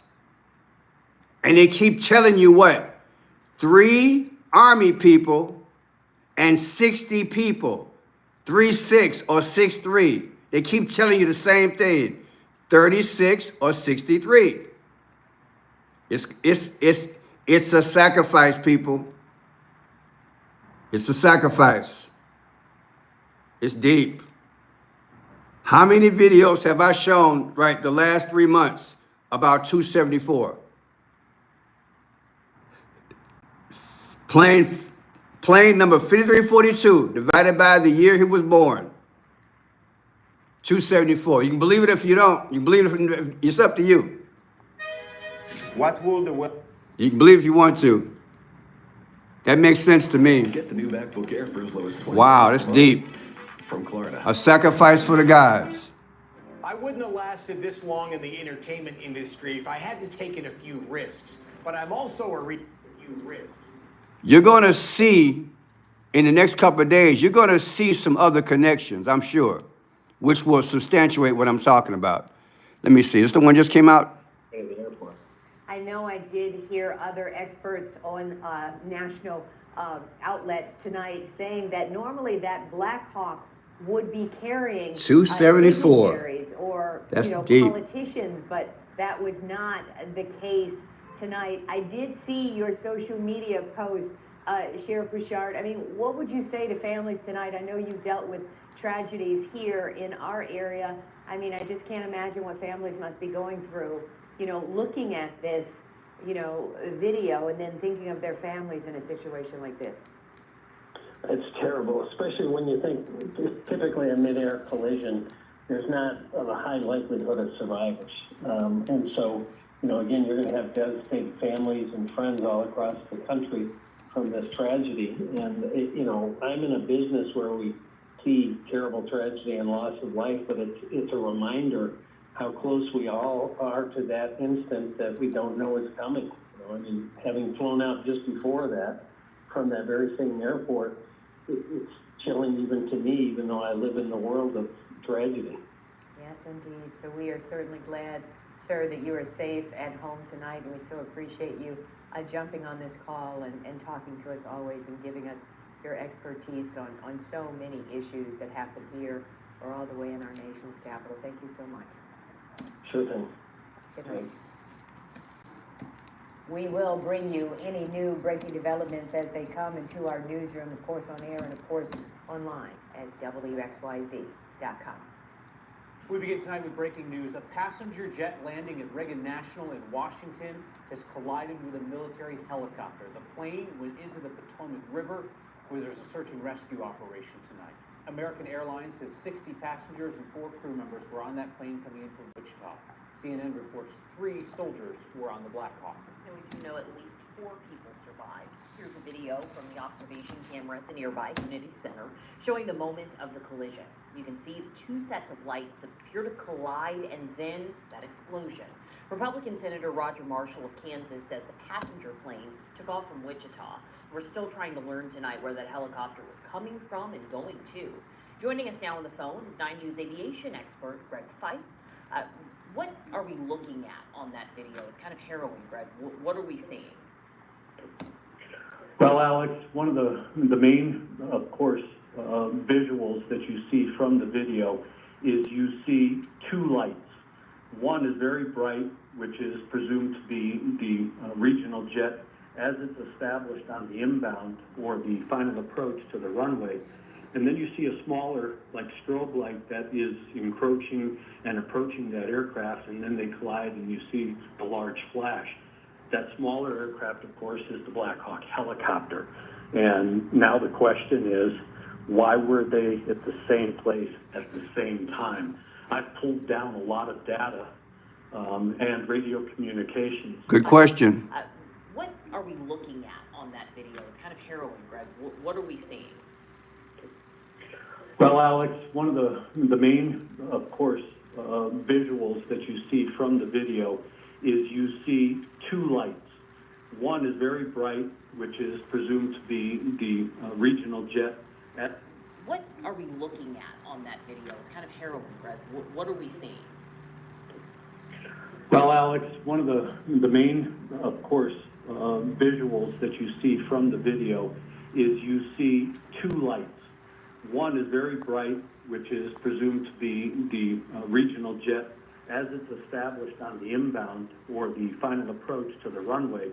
And then you see a smaller, like strobe light that is encroaching and approaching that aircraft, and then they collide and you see the large flash. That smaller aircraft, of course, is the Black Hawk helicopter. And now the question is, why were they at the same place at the same time? Good question. I pulled down a lot of data and radio communications, and from early indications, air traffic control at National Airport gave permission to the Black Hawk helicopter pilots to lift off from their Army pad and pass behind the regional jet. You hear what he said? The air traffic controllers gave the helicopter permission to go forward to lift up. Isn't that something? The question is, why didn't they clear the regional jet? And there's a lot of questions regarding their operation and night vision goggles and where they were looking and traffic collision avoidance procedures. Customize and save. Man, that's crazy. That's crazy, people. This is crazy. How much of the positioning of those two aircraft is the responsibility of air traffic control on the ground? How much responsibility or even capability when they're in the air is in the hands of the pilots? That's a very good question. In this case, you have a military helicopter. Unlike commercial airliners, private jets, and a lot of general aviation aircraft, where we have a system called TCAS, Traffic Collision Avoidance System, where it's picking up a transponder code, so it's seeing airplanes that are transmitting that radio code that an air traffic controller would see on radar. It's transmitting it onto a device in the aircraft and shows you position, it shows you altitude. Military doesn't have that. Some of their aircraft do. In this case, it's a Black Hawk helicopter, it's military. The question will be, was this aircraft outfitted for just, flying in the civilian environment versus a wartime environment where you wouldn't have any of that kind of equipment? But you would expect that air traffic control, once they gave permission for the helicopter to lift off, they would have watched the aircraft either on radar. People, I did a video a couple of years ago. I don't know if you guys remember. It was in California. Remember that Asian guy? He killed about maybe 8 or 9 people. It was at a dance studio. You guys remember that? It was a killing. The reason why I'm bringing it up today, because when I was doing my research, today is the day of the snake. Okay? Today is the day of the snake. And I knew something was going to go down. It's like, I think it's a 15-day celebration. Well, 2 years ago, I did a video in relation, it was an Asian guy. You guys will probably remember. I'm going to try to pull it up. He killed about 8 people at a dance studio. And let me see if I can bring this up. I want to say in 2022, LA shooting. It was in Monterey. You guys remember that? Monterey Park. You guys remember that shooting? I covered this story. See this here? I did this video. And this is why I was predicting something, because I have this on Rumble. This Asian guy, he snapped, and they found him. Let me see here. Pull the images up. You remember this here? Here's the guy right here. And all the ambulances were coded. Most ambulances say RA, but it was RA. And the numbers, I broke the numbers on this situation. I gotta find that old video. I looked for it today. I found other parts, but yeah, here, the ambulances, the numbers in the ambulances were coded. This is crazy. And this was the week of the lunar. This was the celebration of the lunar. Now, see, the celebration right now is called the Lunar Festival / Year of the Snake. It wasn't a Year of the Snake then, but it was the same thing, lunar. And the video that I did, the 2 videos that I did, this was a sacrifice for the Lunas. That's the moon god, right? Lunas. And I put that in a video today too. That's why I'm saying this here was a sacrifice. Luna,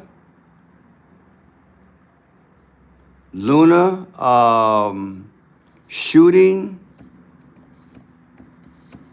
Monterey. That's why I don't want people to think I'm stretching. I'm not stretching. This is sacrifice. This is the same guy. Remember this guy recently? Remember this guy? You seen his face a lot? He's in Los Angeles. Remember this officer? I decoded him and everything 2 years ago. Same guy. Same guy. The same guy. He was a spokesman then. And this is the guy that shot all the people. Got the black and white. Yeah, this is a hell of a situation. And it was a young Asian guy who fought him off. Here he is here. Here he is here. This is the guy that fought him off. They went to a dance. He came to the dance studio, and this young boy fought him off. I remember as if it was yesterday. This was a lunar sacrifice. That's why I'm telling you guys, the 274 is not a stretch. It's not a stretch, people. These gods have to be served. This stays in the metaphysical realm. It's deep.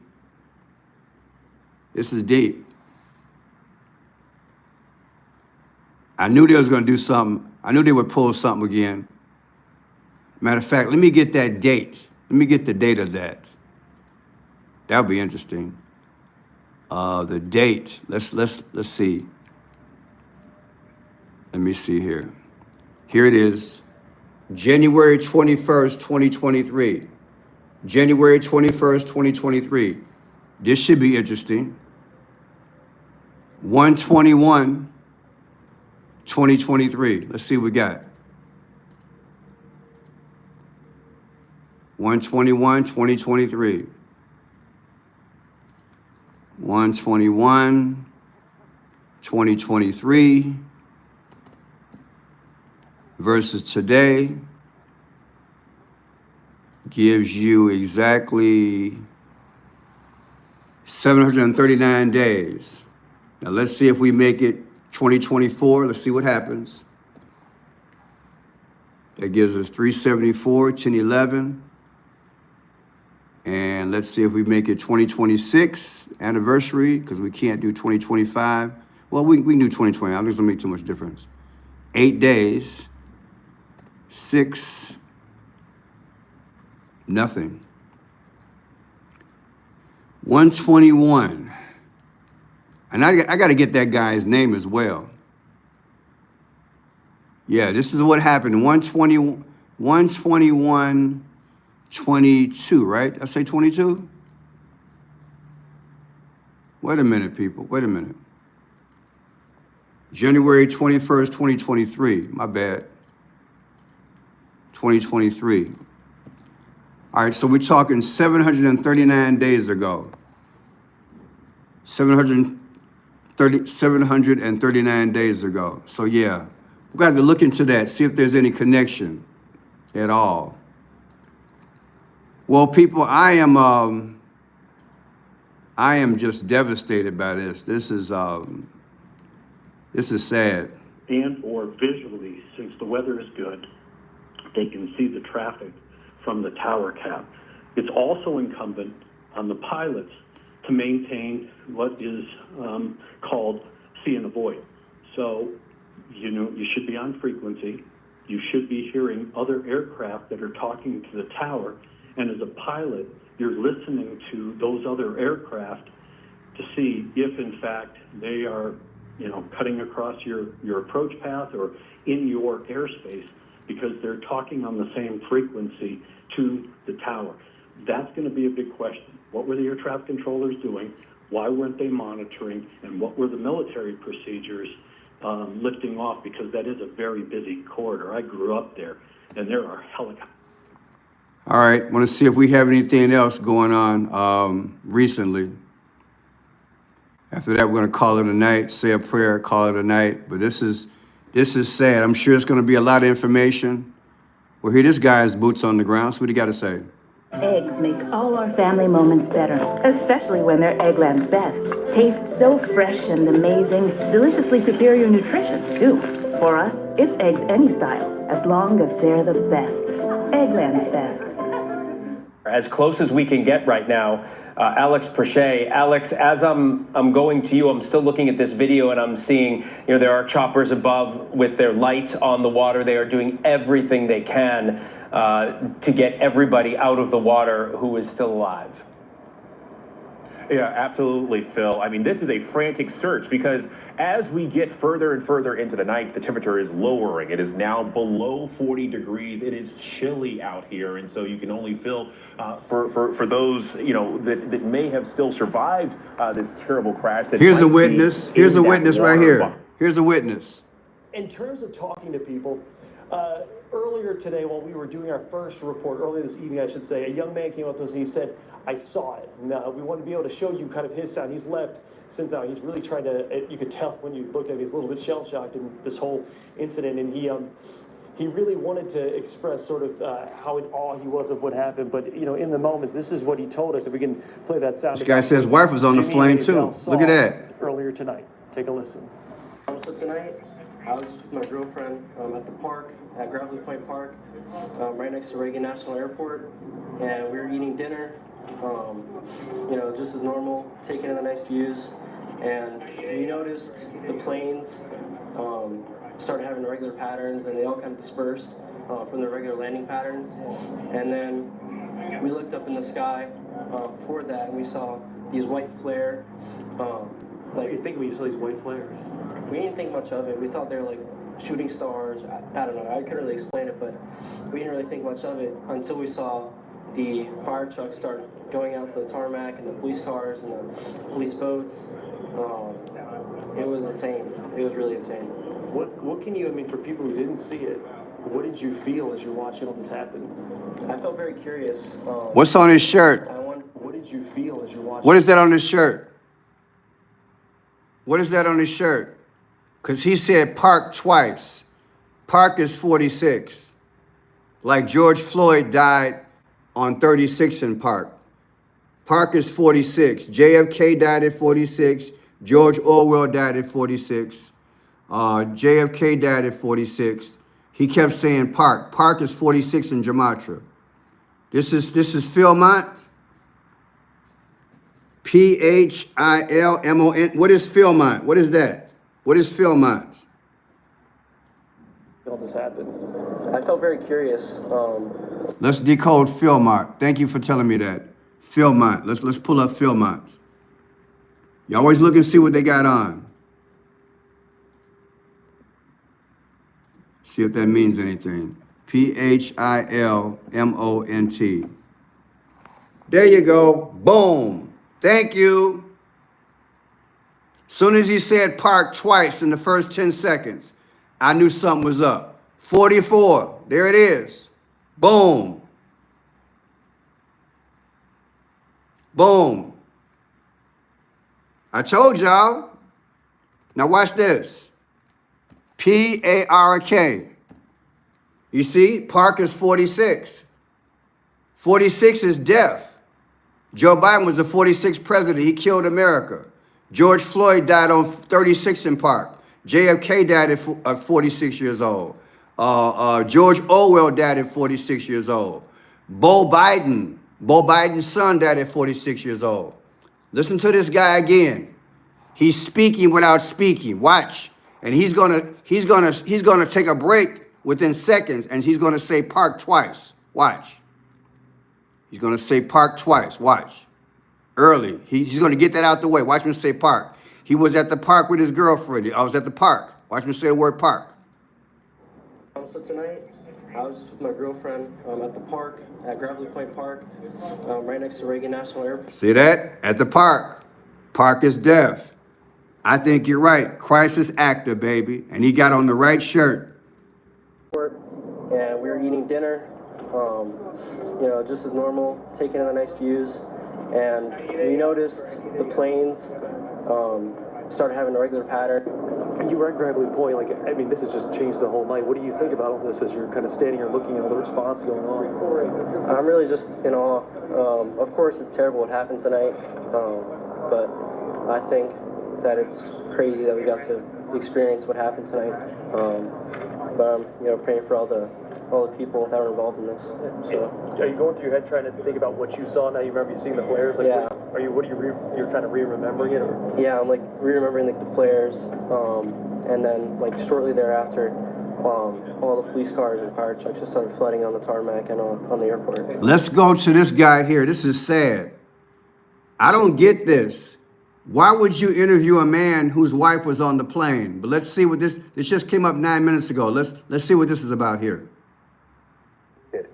Thank you for being here with us at 11 o'clock. I'm Lorenzo Hall. It has been a long night, and it is destined to be a very longer one. I'm Leslie Foster. We've got team coverage for you as we work to piece together what happened here. Alexis Wainwright, Matt Gregory, and Larry Miller are all on this story for us tonight. It is all hands on deck here for us here at WUSA 9. Our Larry. Are you checking it out? Are you checking it out? Are you checking it out?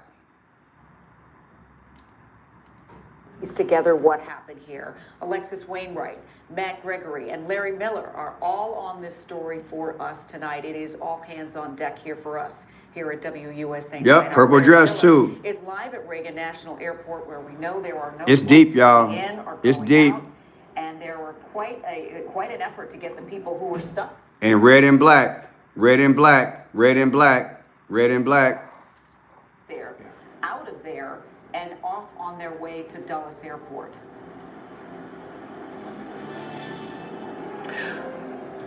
Well, absolutely, Leslie and Lorenzo. I want to let you know, maybe about 5 minutes ago, I just wrapped up one of the most heartbreaking interviews of my professional career.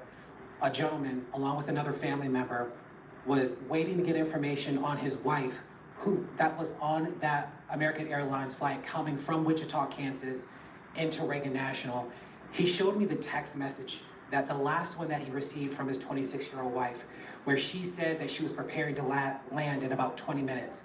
And that was the last message that he received from her. I asked him. 26. 26. Let's do this. Let's do this. See what we got. If there's anything. 26. I tell you, boy, we could go all night. I'm telling you, what a world. What a world. 2-6. A lot of 8s tonight. A lot of 8s. 2-6. 2-6 is Z. Also, 26. February 6th. 2-6. What's going through his mind? How is he feeling? And you can see him visibly shocked. We're working on trying to get that sound turned around in studio. Once you guys get that sound prepared, let me know and I'll certainly toss to it. But it was heartbreaking to hear what this man was going through. I asked him what sort of information had he received from the airline. He said nothing. Anything from investigators? Nothing. He said it wasn't until he looked on social media that he realized something had happened and he brought his way down here to the airport. We have that sound ready. Let's take a listen. I'm just praying that somebody's pulling her out of the river right now as we speak. Oh my God, this is sad. I'm just praying to God. When was the last time you spoke with her? She texted me that they were landing in 20 minutes. Can you show us a text message that you got from her? No, he didn't. He asked for the text message. As a reporter, you don't do that. Not in this situation. You don't do that. That's crazy. That's insensitive, baby. And I wouldn't show it to him. I couldn't even see myself being interviewed. I really couldn't. This is crazy.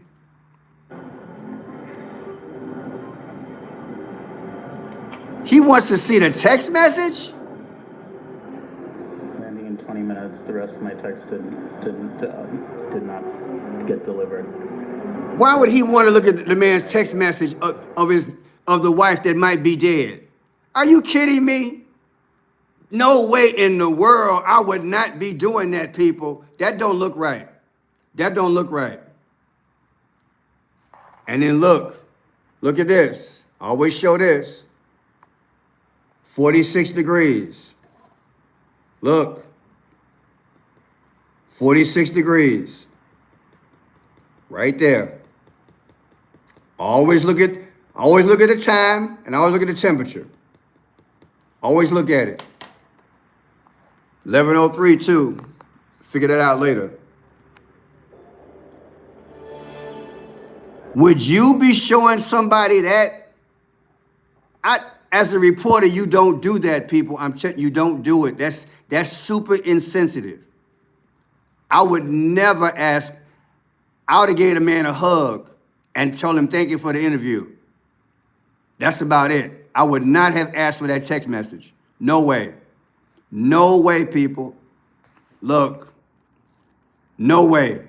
That's just, what's the word? That's no tact, unprofessional. What's another word? Decorum. You don't do that. You people, no way. No way. No way. Because if it's true and that's her last transmittal to her husband, you don't do that, people. Let's watch this foolishness again. You're not gonna make me believe this. No way. No way. That he realized something had happened and he brought his way down here. And this guy really building it up, right? He really building it up, right? Here to the airport. We have that sound ready. Let's take a listen. I'm just praying that somebody's pulling her out of the river right now as we speak. Oh, that's cold. I can pray for her. I'm just praying to God. When was the last time you spoke with her? She texted me that they were landing in 20 minutes.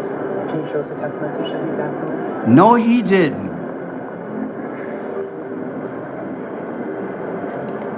In red and black border, people. Red and black border. Landing in 20 minutes. The rest of my text did not get delivered. That's when I realized something might be up. People, that's crazy. That's crazy. That's when he realized something might be up, when he didn't get a response from his wife who was on that plane. I asked him about his wife. He said that she went to Wichita, Kansas for work, and that she always had a fear of flying, that she never really was comfortable. And tonight he is waiting desperately for answers. He's by his phone. Oh my trying God. to talk with anyone that could potentially give him some information. I told him the little bit of information that we had and provided that to him. But you saw him along with another family member pacing this terminal, Terminal 2, trying to get answers about his wife that was on that American Airlines flight. Guys. People, I ain't feeling that last interview. I'm not feeling that. I'm not feeling that last. Let me see. Passenger recalls being told to disk plane before flight from. I want to get all these human interest stories. That's what I want to get, because evidently they're flooding in. Let's see. Well, Welcome back. We are continuing to follow that breaking news out of Washington, D.C. An American Airlines jet and a Black Hawk colliding around 9 p.m. tonight. I do want to read this. Governor Maura Healey just tweeting out. She's closely following this news coming out of D.C. and thoughts. The deplane. So basically, we were about to take off, and there was a separate malfunction having to do with, I guess, the gas or some pressure, and they were resetting the system, and as they were resetting it, then we got another call. Hey, this is your captain speaking, completely unrelated. We are going to have to deboard because PCA is no longer accepting flights. Unfortunately, there's been an accident, but, you know, we didn't know what was going on, and now we do. It's very sad. What's your reaction? So No longer accepting. Lilac, like lavender, right? Snoop Dogg lavender movie, Snoop Dogg lavender video, lavender, who knows? Flights. Unfortunately, there's been an accident, but, you know, we didn't know what was going on, and now we do. It's very sad. So certainly. All right, let me see if we got any more human interest. That's crazy. The dude gonna interview the guy and then ask him to see the text message. That's crazy, y'all. That's crazy.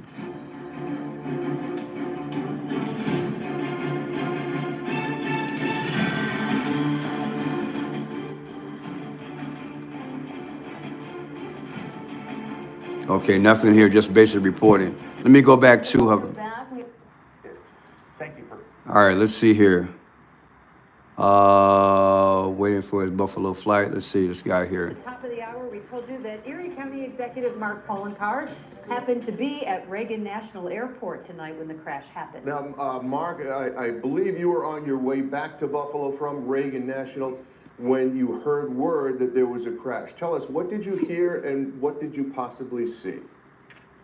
Well, Scott and Mary Alice, thanks for having me on. I was at Reagan National, as you said. I was at the American Airlines Terminal 2, in Section E, and we first were announced of a full ground stop. And then immediately at that same time, we started to notice that emergency vehicles started heading towards the runway, which we now realize was not the runway, it was the Potomac River. And so there were no flights that were landing at that point and no flights that were going out. I then did a quick search on social media. Yeah, you said new viewers don't know my gift. Okay, good point. So yeah, I'm Friendshot Pearson. Welcome to Friendshot Blue. I decode to God's glory. God gave me a gift when I was 17. I ran from it a few times. I finally came back because you can't outrun the arm of God. So I'm working for God in the last days on social media. God gave me the gift called the 5 C's: the clues, the codes, the colors, the confirmation of the time, which includes the dates and conclusion. I've been studying since I was 17 for over 40-something years. I go all the way back to the Ronald Reagan,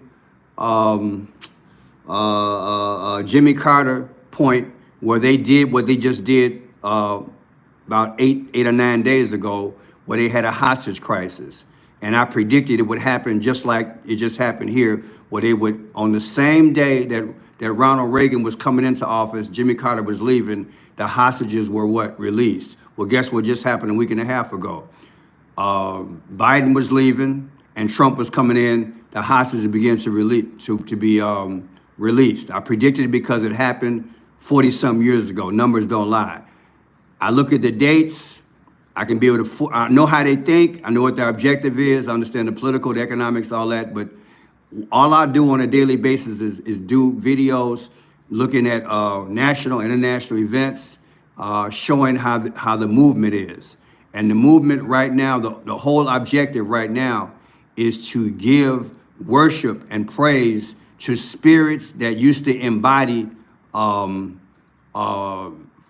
god Ra, Lotus, gods, Baal, Satan, people who were renowned, the Nephilim, people who used to rule in Egypt. All these gods in the past, believe it or not, even though their fossils are there and they're dead, guess what? Their spirits have been released in our time. And I see it. I see it beyond what they tell you in the news. I see it in the colors. I see it in the events. I see it in the numbers. I just see it. And I've just been like this since I was 17. It's hard to really make people understand. So all I do is say, look, if you watch enough videos, you'll see the consistency. And before you know it, you'll have a mindset just kind of, and you'll see it. The colors aren't bad. You can wear any of the colors. But the bottom line is these powers, these hidden powers in spirit, using physical beings, they speak through colors. Their primary color was purple and Tiffany blue. Just like I broke the code in 1984 when Trump came out with the song, when Prince came out with the song Purple Rain. I told people, everybody I knew, including my editor, he's not talking about the purple R-A-I-N. He's talking the R-E-I-G-N, and that is the future what? The future reign of the Antichrist. So I've been talking like this for a long time. It's symbolic. Back in the day, they used to talk like that, the major powers. In order to move back in the day, they did not have internet. So to keep everything secret, they talked in code. That way, 99.9% of the people had no idea what the powers were talking about. And yes, fallen angels. Fallen angels were hurled down along with Satan, 1/3 of them. They're on the earth, and they were shot down like lightning, the Bible says in Luke 10:18. And their main objective is to take over this kingdom, because they tried to take over the kingdom in heaven, but hey, it didn't happen. Of course it's not going to happen. And so God hurled them down here. And so they beguiled Adam and Eve, and now we share a space. It's about a kingdom. And the same thing happened, I believe, during the contest, whatever you want to call it, between Biden and Trump. They always talked about that what? They talked about the voting machine called Dominion. Isn't it funny how history repeats itself? God gave Adam dominion back in the day, and all of a sudden, boom. This is the first time in presidential history where they had a conflict in relation to a voting machine called Dominion. That's what it was about. They're really, Republican and Democrat are really two wings of the same bird. They're the same. But it's a good cop, bad cop scenario. One does something stupid like Biden, one comes along like a hero like Trump, and here we are. Solve a problem, make a problem. Solve a problem, make a problem. Solve a problem, make a problem. They've been playing the same game on the whole world. Now it's the end game. The end game is what? A 666 dystopian society where they're going to control us in the future. But we pray that Jesus comes. So in a nutshell, that's what I do. I know what Satan's objective is. He wants to take this kingdom. Once he takes his kingdom and sets it up, technological wise, his main objective, because this is small beans to him. His goal, his main objective is to go back to heaven and fight God again. It's in the Bible, and guess what? He's going to lose. He's not going to even get to the throne, because God's going to use Gabriel, and he's going to use other angels to fight Satan. And the Bible says at the end, he's going to be thrown into everlasting darkness and chains. And there are people on earth, and I do believe they're in our government. There are people who, historically, I believe over the last couple of hundred years, especially the last couple of hundred years, I believe it happened back in biblical days, they have made it with these fallen angels, literally had sex with them. And people that you look and see on a daily basis, believe it or not, a lot of them are not real. You have to ask yourself logically, why would Satan only build a kingdom from the bottom up? No, it's also the top down. Why? Because if you get the government, if you get the media, if you get the banking, if you get economics, if you pass policies, guess what? You can control everything. And that's what they've done. I believe they have gotten to all of our major governments over a period of time. And guess what? A lot of these people, they're either serpent children, or they're literal spirits in bodies. And it might be hard for people to grasp their mind around, but the Bible says, as it was in the days of Noah, so shall it be in the last days. Because the book of Ecclesiastes says what? That there's nothing new under the sun. Translated, everything revolves and revolves, and it repeats itself. So that's what I do on a daily basis. So welcome to my channel. And right now we're looking at this plane crash with this army thing. And from what I can tell with my decode, it spells sacrifice, and constantly I'm seeing 47, which is Donald Trump, or 88, which is Donald Trump, or I'm seeing 84, which is Barack Obama and the Antichrist kingdom. So it's deep. I've already decoded it live here. So let's check this out, see what's going on. And just typed in Reagan National for the latest information, and at that point it became quite apparent that there were initial reports of a small plane that had crashed. Didn't realize at that point it was an actual mid-air collision of a regional jet, the same type of jet that I would have taken back to Buffalo.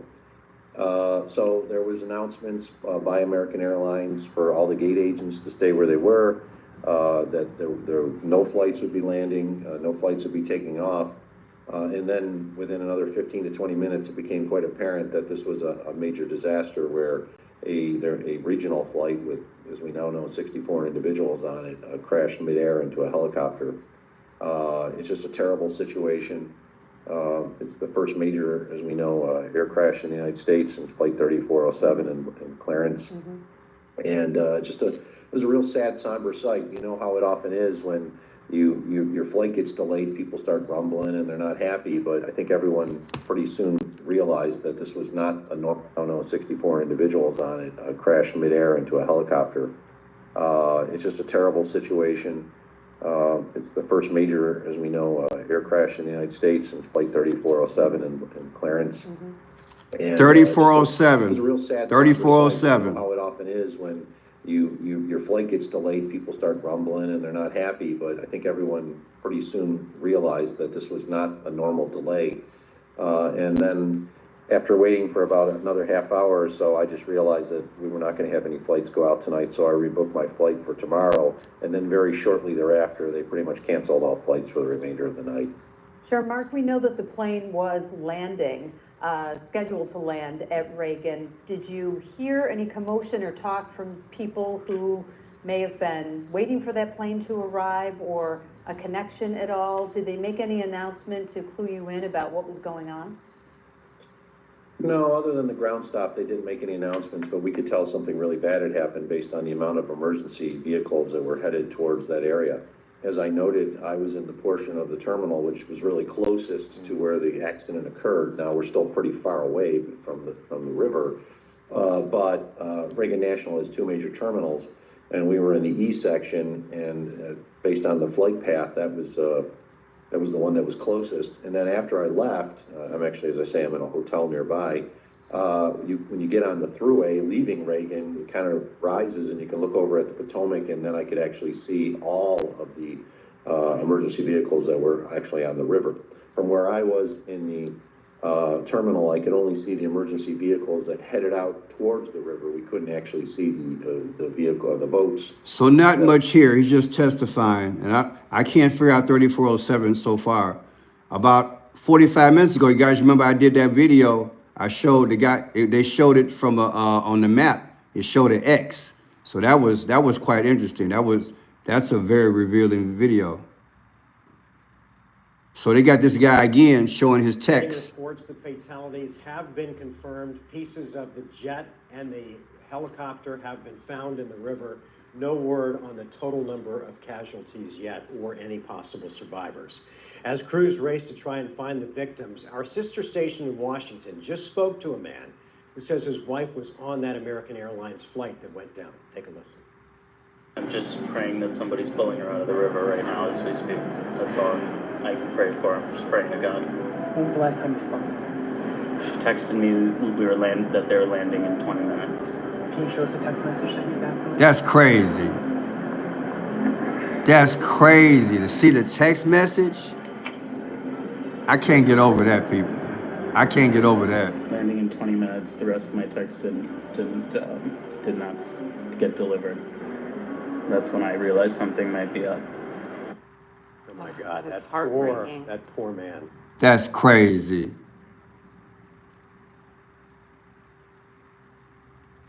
I can't, that's terrible, tacky reporting. I don't think he should have done that. We've gone too far with journalism lately. Major breaking news tonight as we come on the air, a regional passenger jet and an A lot of purple tonight with these anchors, isn't it? You notice that? A lot of almost purple with people on. On scene. Let's pull that up. You see it right there. New shocking video also appears to show the moment that the collision happens. The plane starting to land when it disappears behind what looks like a fireball. Right now, new details are trickling in, but here's what we know so far. Reagan Airport is shut down. The FAA issuing a ground stop. We know DC fireboats are part of this massive rescue response that's happening as we speak.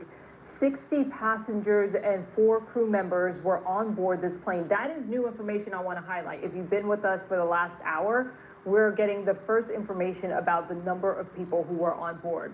We know 3 military members were on board the helicopter. That also is new within the hour.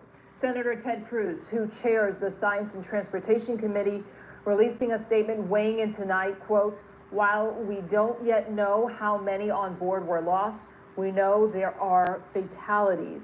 And we just got a statement from President Trump. He says, quote, "I have been fully briefed on the terrible accident which just took place." All right, let me tell you guys what purple means, okay?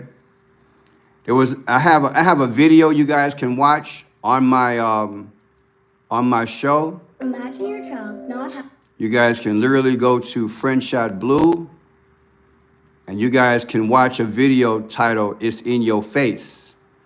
In that video, you're going to see, let me see here. You're going to see the colors like Tiffany blue and purple. They won't always be the exact. Back in the day, there was a group called the Phoenicians. They were terrorists, so to speak. I shouldn't be using that word. Hope I don't get in trouble. But they caused a lot of havoc on the planet. What they did, they were just before the Roman Empire. They used to conquer. They were seamen. They would build the best boats in the world. And they would go from port to port, killing and taking over kingdoms. They used to go into the sea and collect a purple clam, or here it is here. I'll put this in the description, or just type in Friend Shot Blue, "It's in Your Face," and you'll see this video. In there, you'll see and you'll learn about the Tyranians, the Phoenicians, and the color purple, okay? Now what happens is this. You got to think about this in the metaphysical realm. For them to understand that colors were significant, they had to be worshiping these gods, okay? For them to have the power to know what to do, when to do it on a time basis, they had to be into space. To me, they knew how to do time and space. They knew how to do the portals. And the reason why I'm saying that is because back in the day, when you got on a ship, you didn't know where you were going, okay? They didn't have the instruments, but they learned how to read the stars to go around from place to place. So they had to be in contact with spirits to do what? Go from port to port and island to island to go and do what? Take over these areas. And so every time they would go, they would kill, sacrifice babies, blood, all that. And that's how they lived. They literally took kingdoms and they destroyed it. They left their mark by killing, sacrificing, worshiping Baal, Moloch, Luna, the sun god Ra, all that. Well, guess what? They met their match through the Roman Empire. The Roman Empire and Julius Caesar and them, they slaughtered them. But they wasn't no better. Julius Caesar and them, they worshiped the sun god also, and his name was Sol Invictus. Anyway, purple is the color that they got. They got a actual, I'll show you here. They actually got a dye out of that. See this here? I'll let you guys watch the video. Very expensive. Only the royalty had that. Only the well-to-do could have that. And so that's their main color, okay? So watch this. Now let me build on this thing. Watch this quick video.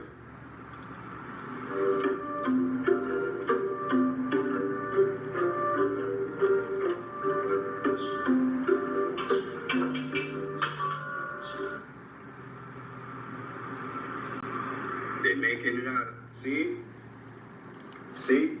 From sea snails. They getting the purple dye out of there. See that? Tyrrhenian purple dye.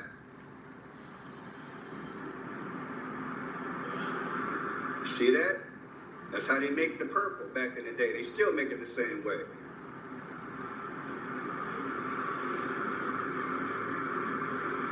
This is history. Only the royalty had this back in the day because it's so expensive. Very That's why you expensive. see the purple crown, Britain, stuff like that. Only the rich folks could afford that back in the day. See that? And it's different shades. That's why I did this video. It's different shades. The royalty, like in Britain, they got the purple crown. They got the purple, robes that they wear, for lack of a better way to put it. This is kings and queens. Well, guess what? When they had the Biden inauguration, 4 female dignitaries wore a shade of purple that day. The Vice President Harris, Hillary Clinton wore purple, Michelle Obama wore purple, and so did Laura Bush. She wore purple. To me, that's no accident. To me, they speak to the power that's running everything. When Trump gave, when Trump and Melania gave Barack Obama a Tiffany blue box, that's their secondary color. The Phoenicians, that's how they talk. It's a power thing. It's right in your face, but the average person doesn't know it. Iranian purple, the Phoenicians. And they got it from where? $2,500 a gram. Look at it again. They make it from snails. They make it from the snails or a seashell. Okay? That's where they get it from. Watch them pull it out of there again. See this here? See, pull it out of there. It's purple dye in there. That's how they make it. Very expensive. So what I'm telling you is this. Very expensive. There's nothing wrong with the colors. You can wear them, okay? You can wear them. It's just that their 2 main colors back in the day is like a Tiffany blue and a purple.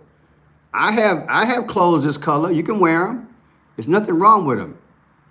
Holy Roman Empire is 88. Thank you, John. I'll check that out. I appreciate that. Yeah, you can wear the colors, people. They're beautiful colors. God made these colors. It's just that Satan exploits things. You feel me? And Satan talks in symbols. So back in the day, they just chose purple and blue. You know, part of God's throne is purple. There's nothing wrong with purple. They just speak like that. Here's your sun god Ra, orange and gold. These are the hands of the sun god that they worship. This is Egyptian. And like I say, they won't always be the exact same color. This is why I made the video. See what Prince had on back in the day when he was performing? Purple and the Tiffany blue. And you see how his guitar is made? The Eye of Horus. The Eye of Horus. That's the sun god. That's the sun god. I'll show you. Sun god. Sun god, Ra.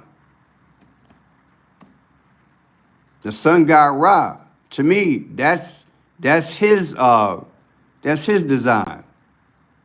When you look at Prince guitar, it looks just like the sun god.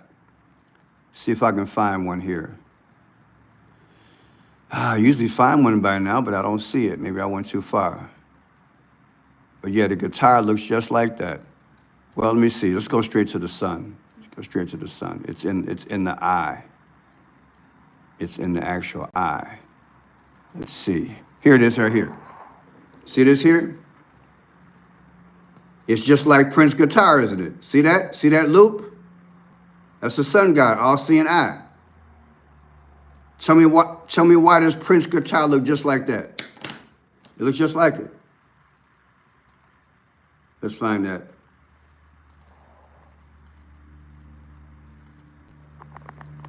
Same design. So when he said Purple Rain, he didn't fool me, allegedly. It's not the R-A-I-N, it's the R-E-I-G-N. The reign of the Antichrist is coming. If you listen to his words in the song, he says, you say you want a leader, but you can't seem to make up your mind? I think you better close it and let me guide you to the purple rain. Nobody ever asked him what the purple rain meant, did they? Well, I did back in 1984 when it first came out. The purple rain. That's straight. Right, purple haze, all that. They're talking code. It's all symbolic, people. When they have these events, all these different news stories, Kamala Harris is there with her grandmother in a book. Look at the colors. Then you got the sailboat like Phoenician. And then what has she got on her neck? Seashells. That's Kamala Harris when she was young. But look at what she got on. Seashells, sailboats, and the two colors. Come on, man. We living in that day, people. We living in the last days. And I'm glad I can work for God. How many commercials have you seen with these two colors? There's Lenny Kravitz. And he got a lightning bolt behind him. What is the lightning bolt? What does that mean? Luke 10:18. I saw Satan being hurled out of heaven like a bolt of lightning. Why is his album like that with both the colors and a bolt of lightning? Come on, baby. Remember that? Remember Trump was in New York and he had Sleepy Hollow with him? Remember that, Sleepy Hollow? I did a video on that. What Sleepy Hollow got on? Tiffany blue and purple. All day. I'm going to do another video. Joe Biden, he's at a church. Look at that. Coming through the church. Of course the church got that, but that's on purpose. They're showing you the gods, baby. They're showing you. These are the guys that they serve. When they just had that truck strike about 5 months ago, this is the truck that kept showing. Look at the colors. Every time they have a major event, they speak with their colors. Look at the cartoons. The pyramid on his head. The pyramid is what? That's Egyptian. The pyramid, Egyptian. Even in the cartoons, it's everywhere. They have been conditioning us for this new world order for a long time, right in our face. And I've known about it for about 47 years. I've known about it. I know exactly what they're doing. The basketball court, it's got the same colors. I can be all day talking about this, people. It's in your face every day. Start watching the news. The background of a lot of people in the news, when they give it the news, the colors are Tiffany blue all day. So yeah, that's a brief one. Let me see what else they got here. Reagan National Airport, may God bless their souls. Thank you for the incredible work being done by our first responders. I am monitoring the situation and will provide more details as they arise. I'm also hearing from my source from the FAA that the new transportation secretary is also reporting to the FAA headquarters to be a part of this investigation. What a way to step into a new role with a big plane crash. An American Airlines flight has collided mid-air with a helicopter, a military helicopter, in Washington, D.C. The U.S. Federal Aviation Administration said it happened whilst on approach to runway 33 at Reagan Washington National Airport. Runway 33. Out of all the runways, is 33? What is 33? Y'all know what's up, baby. You know how they talk, 3-3. Come on, baby. If some of y'all just joined me, let me show y'all some of the decodes that I did earlier. See if I still got them. Black Hawk helicopter come out to 84. Barack Obama was born August 4th. Is that coincidence? 45 came up with another decode. Another decode came up 84. Because they showed numbers of boats. They had two boats they showed. 414, another boat was named 418. And I just took the date and subtracted from the inauguration of 120, come out to 84. Barack Obama. And there's 418. It was a boat they showed, boat 418. Subtracted from what? Inauguration day came out to 88. Trump's text number is 88022. And then I took this. It's in Washington, D.C. Washington was founded on July 16th, 1790, July 16th.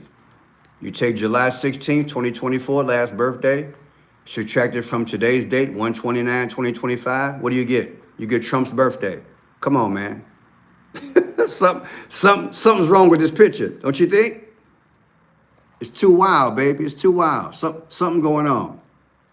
So they speaking without speaking. That's how they do. This is just how they speak, baby. It's how they speak. But yeah, people. At around 9 p.m. local time, the jet, we understand, was carrying 60 passengers and 4 crew, whilst 3 U.S. Army soldiers were on board the Black Hawk military helicopter. Black President Hawk Donald Trump military helicopter. says that he's been briefed on what he has described as the terrible accident and went on to thank emergency responders for their incredible work. Police divers and boats have been searching the water now for a number of hours, looking for survivors, whilst the US federal authorities have begun their investigation. Okay, let's cross to our correspondent live from the scene, Merrill Thomas.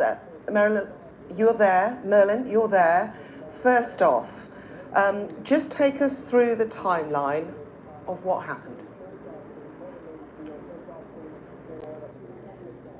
So what we know is that a commercial airline, the American Airlines, collided mid-air with an Army Black Hawk helicopter. And as you said, there were 60 passengers on board the commercial airline, as well as 4 crew members. And there were also 3 soldiers on board the helicopter as well. And just in the last few minutes as well, we've seen reports that at least 18 bodies were recovered from the river. That's according to our official partners, CBS. But just to say, there is no official update on the number of casualties as of yet, and this is still a developing story.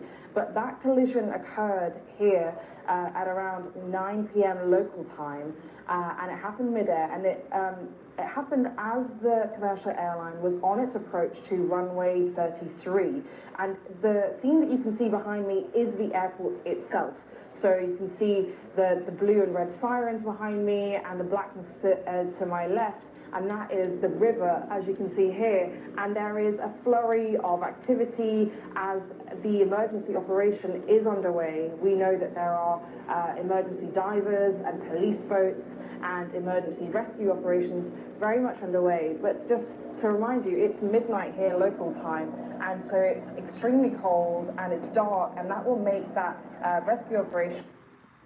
All right, people, I think I'm gonna turn it on in. I'm looking for some witnesses. I still can't get over that gentleman who showed his phone and the last text from his wife. I don't know. I think that was an insensitive interview. But we pray that we'll say another prayer before we get up out of here. But yeah, we'll touch bases in the morning.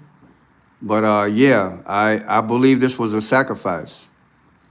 I did a breakdown earlier. I showed the flight number. The flight of the plane is 5342.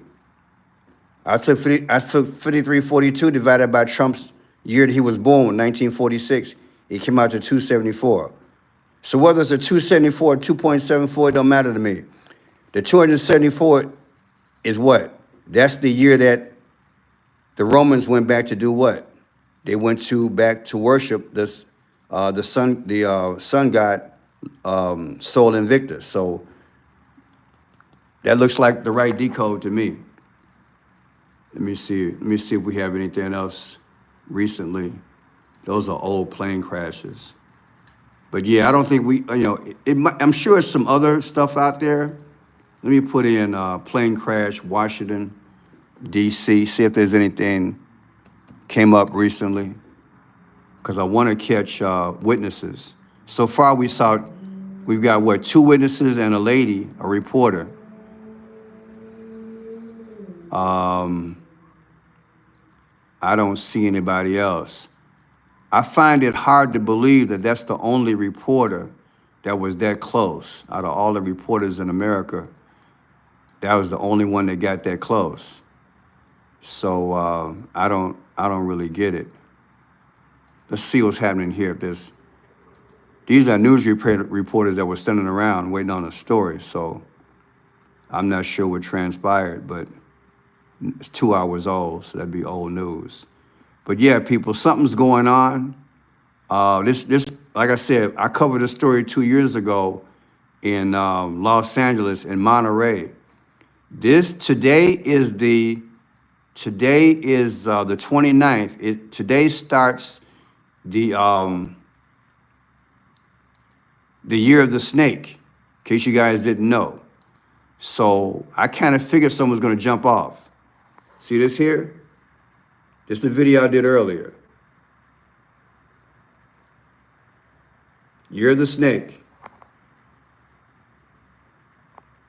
That's the video I did earlier. So, hey, check it out. And I asked, does Trump have the snake spirit?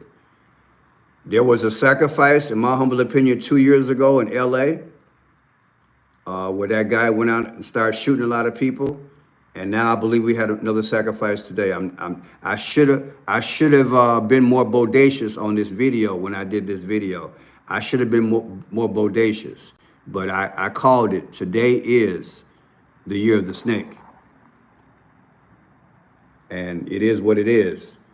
Sacrificing is going to continue to go on because these spirits of these gods that used to be inside other people, they have been let back out into our space. And guess what? This is what they used to do back in the day. They sacrifice, okay? Some people who don't know history, they might have a hard time understanding that. But look, this is how they're able to get territory, wealth, treasures, expand. See, blood is life. In order way to conquer, you have to shed blood. And they don't care that it's airplanes or whatever. They're shedding blood. And right, Richard, you're right, Richard. They're still doing sacrifices in our time. We're just a brick and mortar society. And if we don't know history, we don't see it. We don't know. But in order to understand it more deeply, I just present a decode because I just know how they are. I know how they are. I literally know how they are. I've studied enough books, watched enough film, and I listen to God's Spirit. He's taught me over 40-something years how they are. They literally come to sacrifice, and they're like a cup with a hole in it. They never get filled up. It's just part of their nature. They have to kill, they have to destroy, they have to sacrifice blood, they have to have their rituals. And every time there's a major holiday in relation to a god, which this is, when you talk about Year of the Snake, it's also the Luna, which is the moon. That's Lunas, like Lunas. That's the god of the moon. And Luna is a female too. So, they have to be recognized literally during periods like this. So I think the average Year of the Snake is like 15 days. So I wouldn't be surprised if something else happens, because this is what happens. It's a Chinese tradition. However, there is a spiritual side to this. And like I said in my video, I'm not trying to disrespect the Chinese. All I'm saying is this. I understand the spiritual significance. Year of the Snake and Year of Luna. I look at it more so of Luna, Lunas, the god. Let's pull that up, then we'll get off the air. the god Lunas. There's your god. And I've got videos on this one right here. Lunas. See that? See her head? Got the Baphomet horn. These are gods. That's what this is about. These are gods. They're back. They're back in our sphere. They're back in our place. They want to be served. They want to be recognized. And if you're going to be with them, guess what? You have an oath, and you have to do what? See, there's the moon, Lunas. You have to sacrifice for them. There's no getting around it. So that's what we're seeing, people. We're seeing these sacrifices from these gods. And this is what they did back in the day. We might not never find the real incident. They're going to come up with some reason as to why the accident was. Then they're going to have a thing about aviation and how we should do better. And you know how they do in Congress. It goes about a month. Then we'll have another tragedy. We're in these last days. We're going from tragedy to tragedy. It seems like more tragedies in a short period of time over the last 5 or 10 years. That's the state that we're in because, again, we have a lot of spirits out here. And they used to be bound, but this is Satan's little season. And like I said, if you look at the trend, when these holidays kick in from the old school, there's a tragedy that happens. And that's just the way it is. You know, I hate it is, but that's how they roll. All right, people, I appreciate spending time with you guys. It's been, I don't know, about what, 3 hours? 4 hours? Something like that, I forgot. It's been a while. So yeah, it's bedtime for me. It's almost 12 o'clock here in Chicago. But let us pray for these people and their families. What a tragic situation. It makes it more suspicious that it was an Army plane. It makes it more suspicious that it was in Washington, D.C. It just doesn't, I get the feel that, you know, we'll have to see what kind of information comes out of this, okay? The information might lead to something. They might say Iran. They might say, you know, a UFO. We don't know what they're going to say, but we're going to find out. And as the information gets to drop in, then I'll follow up. I'm going to wait, and you know we'll get it. They'll get all the crash information. You know how they do it. They get the what is it called? The flight air box out of both of them. They'll interview the airline controllers. We heard earlier that the airline traffic controllers gave them the clear. I don't know if that's true, but that's what was reported. So it's going to be a lot of, the black box. Thank you. It's going to be a lot. They got to go through those particulars, and they're going to feed it to the public. And it's sad. It's sad. But again, from the spiritual aspect, I'm not surprised because I did the video today. Today kicks off the first day of the celebration of Luna and the festival of the snake. And when you're dealing with the snake, people, it don't get no worse. Between the snake and the dragon, that's the ultimate. And there is a spiritual world out here, people. We don't. The Bible says you don't fight against flesh and blood. These are spirits, straight up. These are spirits. And what they care about flesh, it ain't nothing. Okay? They don't care about flesh. In fact, I believe they hate flesh because God never gave them a kingdom. God gave us the kingdom. Remember that.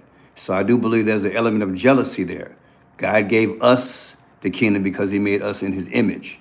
And so just from that point alone, what they care about taking us out and from that spiritual dynamic, nothing. They don't care. They don't care because taking us out is fighting God directly. You understand what I'm saying? Because we hold his light.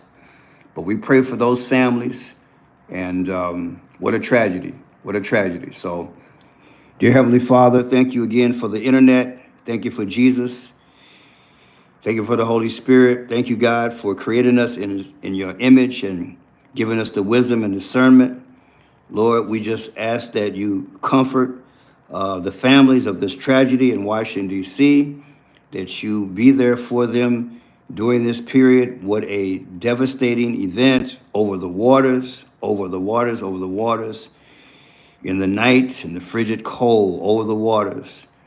The sea became a burial ground. What a devastating way to perish in the water. But Lord, we know this didn't feel right. This whole situation, it looked like it was crafted. You told us that we don't fight against flesh and blood. We fight against these spirits, these principalities. So this darkness that causes these type of things, Lord, just comfort the families, Lord. There's no replacement for families, but Lord, just send your angels, comfort them with your Holy Spirit, send the right people to comfort and encourage the people. We've got 60-something people, they say, that could have perished. You know, and you know, and you know. Just, Lord, there's going to be a lot of funerals, a lot of tears, a lot of pain. However, there's joy in knowing that you comfort us, and we pray that they knew you. And Lord, if there's anybody under the sound of my voice that doesn't know you, it's all about John 3:16. For God so loved the world that he gave his only begotten Son, that whomsoever believe in him shall not perish, but have everlasting life. If you don't know Jesus, just ask him to come into your heart. Ask him to forgive you of your sins, and ask him to be your heavenly Father. Ask him to guide you and lead you and direct you to the right church. Read your word, get around the right Christian people, and get deep with God, because these are times that the world will never see again. This is it. Jesus is coming soon. The Bible calls it the latter days. Matthew 24, Ezekiel, the book of Daniel, all these prophecies, the book of Revelation, 666. We're on the brink of something. We're headed there. And we're headed there more viciously, more rapidly, again, because these spirits are out. They're out in droves, and that's why we're seeing so much tragedy in our period. But Lord, save them as they call on your name, and cover them in your blood, and cover us in your blood. Cover our children, cover our homes, cover our communities, and cover our world, because your blood is a sacrifice. And we need that right about now. We need to be covered. We need to hop up in your arms. And we need you, and we need your angels and your Holy Spirit. So be around us from the time we go to bed to the time that we wake up. And as we walk in this mystery, you be there for us, Lord. And we put our hand and we put our trust in you. You said a mustard seed of faith is all that it takes. So, Lord, let thy will be done on earth as it is in heaven. Let the church say hallelujah. Let the church say amen. Amen, amen, amen. Praise God. Praise the Lord. Okay, people, I haven't done a long video like this in a long time, but you know what?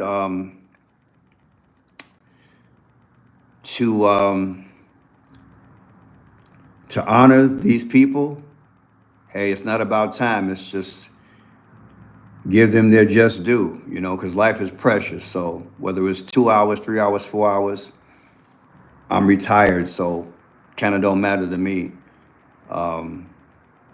I never know from day to day, and we never know from day to day what we're going to find up in the news. So I was doing a video, a live on something, and this just happened to come up, and I'm glad that we can share this experience and pray collectively. The Bible says, where 2 or 3 are gathered together in my name, I'll be in the midst. So we're going to send our prayers and our positivity toward these families. Also, let's not forget about those families from years ago in Maui, and those families who are still going through hell in Los Angeles and those fires. We plead the blood of Jesus, and that his grace be upon them, and give them hope, and give them the right people to come through for their needs, Lord. What another desperate situation.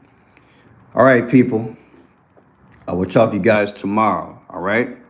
God bless you guys, and you guys have a great night, all right? God bless you guys. Take care. Thank you. Bye-bye.